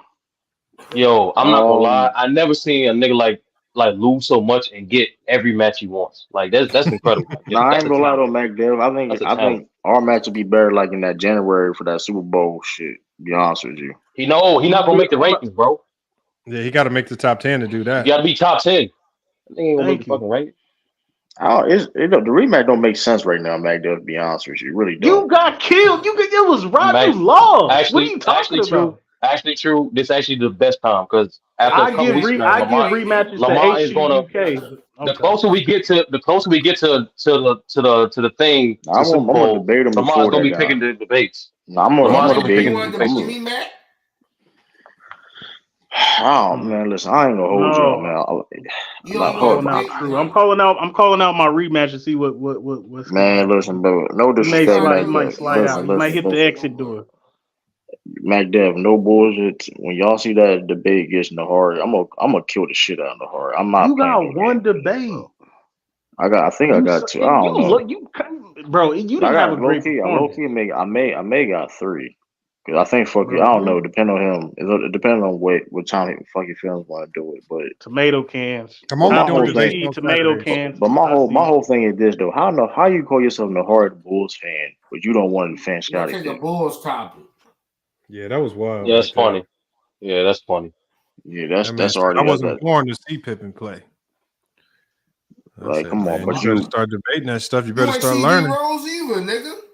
It's all about teaching moment. Listen, and here's the thing: I did too much charity. I get too many motherfucking shots and opportunity talking about I'm gonna pick the topic. Man, we ain't doing that, bro. Listen, come on now. We ain't doing that, man. I'm not gonna lie to you. I'm doing the same shit, bro. I gave like 5 new niggas opportunities. That's what I'm saying. That's why I my helmet for like. True. Just smoke these niggas. It don't matter. If you better, just smoke them. It don't matter. Even with Mehari though, Mehari was one of the most duck motherfuckers for like a long time. Beat you already. I don't want to. Hey, I don't want the rematch no more, bro. Hold on. Mehari was one of the most duck motherfuckers. Nobody wanted to take that time. No, he wasn't. He wasn't even. Yes, he was. No, yes, he was. Sturdy. If I'm lying, Sturdy. I'm lying, Sturdy. Well, some of it was also doing the part where Mehari kept having to reschedule because his schedule. Yeah, but Mehari could have done. You've been talking about that Draymond bullshit for about a year now. You trying to tell me for over a year though, Lamar? It's been like a year. True. You lost to Ralph. Yeah, sure lost to Ralph. You remember. Hold up, you remember it was the chat shit. You remember going to chat. You know it was a lot of shit. Oh yeah, when you cussed his chat out, and they just went left. They went haywire. No, don't do that. That was with Renegade. Don't do that, True. No, it was Bowen. That was Renegade. Yeah. No, that was Renegade. Well, Renegade took his win and got up out of here. He ain't came back. But it was both though. Go back though. It was so. Look, y'all. The best way to hash out, because it's a whole bunch of y'all in the Discord. Look, y'all just need to join the Discord, and if you want to challenge somebody and get the topics and the date set, if you put it in the Discord, I'm gonna automatically see what y'all schedule and the dates that y'all set. That way, when y'all come up with something, I already see it, and I can already just start creating a calendar of debates that's already in the books. I'm gonna put the Discord link in the chat one more time. It's been popping up throughout the stream, but I think if everybody joins that Discord and start chopping it up in there, it's gonna make it easier for everybody to set these debates up. And we can have and if you need to reschedule, you can put it in there. It's gonna make it easier to reschedule too. All right, because I ain't listen. I'm just gonna listen. That Mehari. Listen, I'm gonna smoke the shit out of Mehari off the gate. Don't sleep on Mehari, bro. He's not an idiot. I'm not sleeping, bro. I didn't sleep on. I don't sleep. Listen, I'm just saying, bro. Like, Mehari. Bro, Mehari is. You can tell by the way he talks, bro. He knows what he's doing. Like, and every time he debates and he starts getting used to the format, like once he gets used to the format, he understands how people vote. He's learning. Like he's gonna be better. That's how do you think the locker room improved from his first debate to now? That locker room got better. I'm not losing no locker room. I'm not losing no locker room though. We ain't losing no porta potty. If I lose a locker room, I'll stop debating. If I lose a locker room, he debated Jason the Kid, somebody that's like a walking. That's what I'm saying. You bet. Come on. First of all, you debate. First of all, let's not give you. We giving the hard too much props. He had a debate. Bro, true. Every time we tell you this, every time we tell you don't sleep on somebody, and then that person mess around and come out. I never hold on. The only time I really did that, Renegade and me. The only time, yeah, but if you want to be honest, technically, Caldy, I lost to Renegade and Ralph. But if you really want to be honest, I did not lose no debates. You're not being honest. Like that, you lost. I just realized that. Hold on. I would now hold on, Lamont. Now I do agree with that. Y'all told me that when I debated Herm. I saw Herm. I mean, I didn't. I wasn't fully prepared during that time. So yeah, but besides that though, you lost to Herm too. Yeah. I mean, Elizabeth. Did you lose to H30? Yes. Hey, bro, this top five is even though they changed the format, even though the format was changed last minute, the format was changed last minute for 4 rounds. It's still my first debate, True. It don't matter. So top five. Hold on, but Sturdy though. But would you understand people saying I won that one though? Some people said, but majority said I won. So that's how it works. That's how it works. Some people say you won, majority say I won. All right, I'm gonna let you walk. I'm gonna let you get your chops up, True. We'll do that down the line. Hey, look, y'all, hash it out in the Discord. I put the link in the chat. January. We'll go before January. Tiffany got to stop running. She got to get back in it as well. I'm scared of her. You got to get I ain't back gonna lie. Tiffany may smoke a lot of people on the load. Yo, Tiff smoked the shit out of you, Mac. She didn't smoke the shit out of me. That was Tiffany was smoking. Tiffany tweaking. You tweaking. Hey, listen. You heard what? Listen, Tiffany would smoke a lot of people though. Tiffany got cheated against 30. Hey, this is what it is. You heard? Hey, listen. All right, man. What? Hey, fire at stream, bro. I'll see y'all when y'all see y'all, man. All right, MacDuff, man. All right, Sturdy. All right, Ralph and Trudaking. I'm gonna go ahead and drop y'all down, man. Appreciate y'all pulling up, man. Great debates today. Hell of a show. I'm gonna officially post the new rankings tomorrow. on the community post and on Instagram. I'm also gonna put it in the Discord, so y'all see that link in the Discord. But man, today, man, way to get through them debates too, man. We pushed through them debates. Appreciate you guys sticking around. I know it was a long wait time for some of you guys to come up. So I just appreciate some of you guys just sticking around for your time. And then some of y'all came up and all performed at a high level too, man. So again, another great day of debates. But look, y'all, it's FYF Sports, man. Another great podcast episode. We're going to be back with more sports and news. Until then, it's FYF Sports. And we out.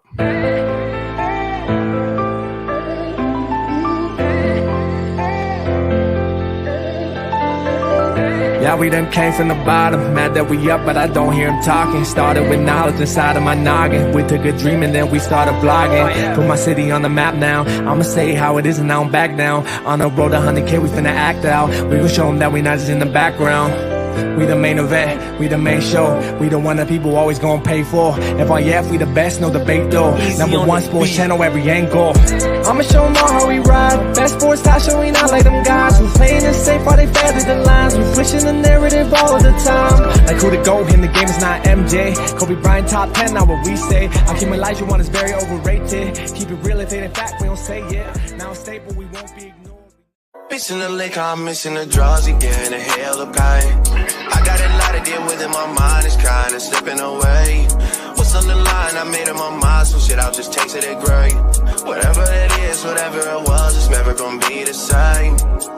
How do I explain what's been going on with me? You say that I changed, but you didn't know the old me. I think that I saved you, tell me who gon' save me. I'm way too fucked up in this club, I'm ashamed, baby. You say that I changed, but you ain't really know me. When I'm around my dogs, girl, they just can't control me. Trying to spend my time right, using every second of it. Trying to spend my time right, using every second of it. Before it's too late, girl, before it's too late. Can I speak my mind right, girl, before it's too late. I've been moving backwards, rolling up the backwards. Out of being best, do you have my back, girl? Before it's too late, can I say my piece, girl? You know what you mean to me, you just keep it real with me. I've been moving backwards, rolling up the backwards. Every time I'm backstep, missing the lake, I'm missing the draws again, a hell of pain. I got a lot to deal with in my mind, it's kinda slipping away. What's on the line? I made up my mind, some shit I'll just taste it great. Whatever it is, whatever it was, it's never gonna be the same.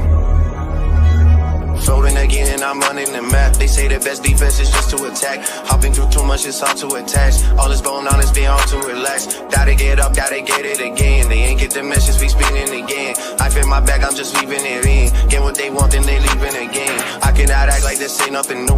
Been getting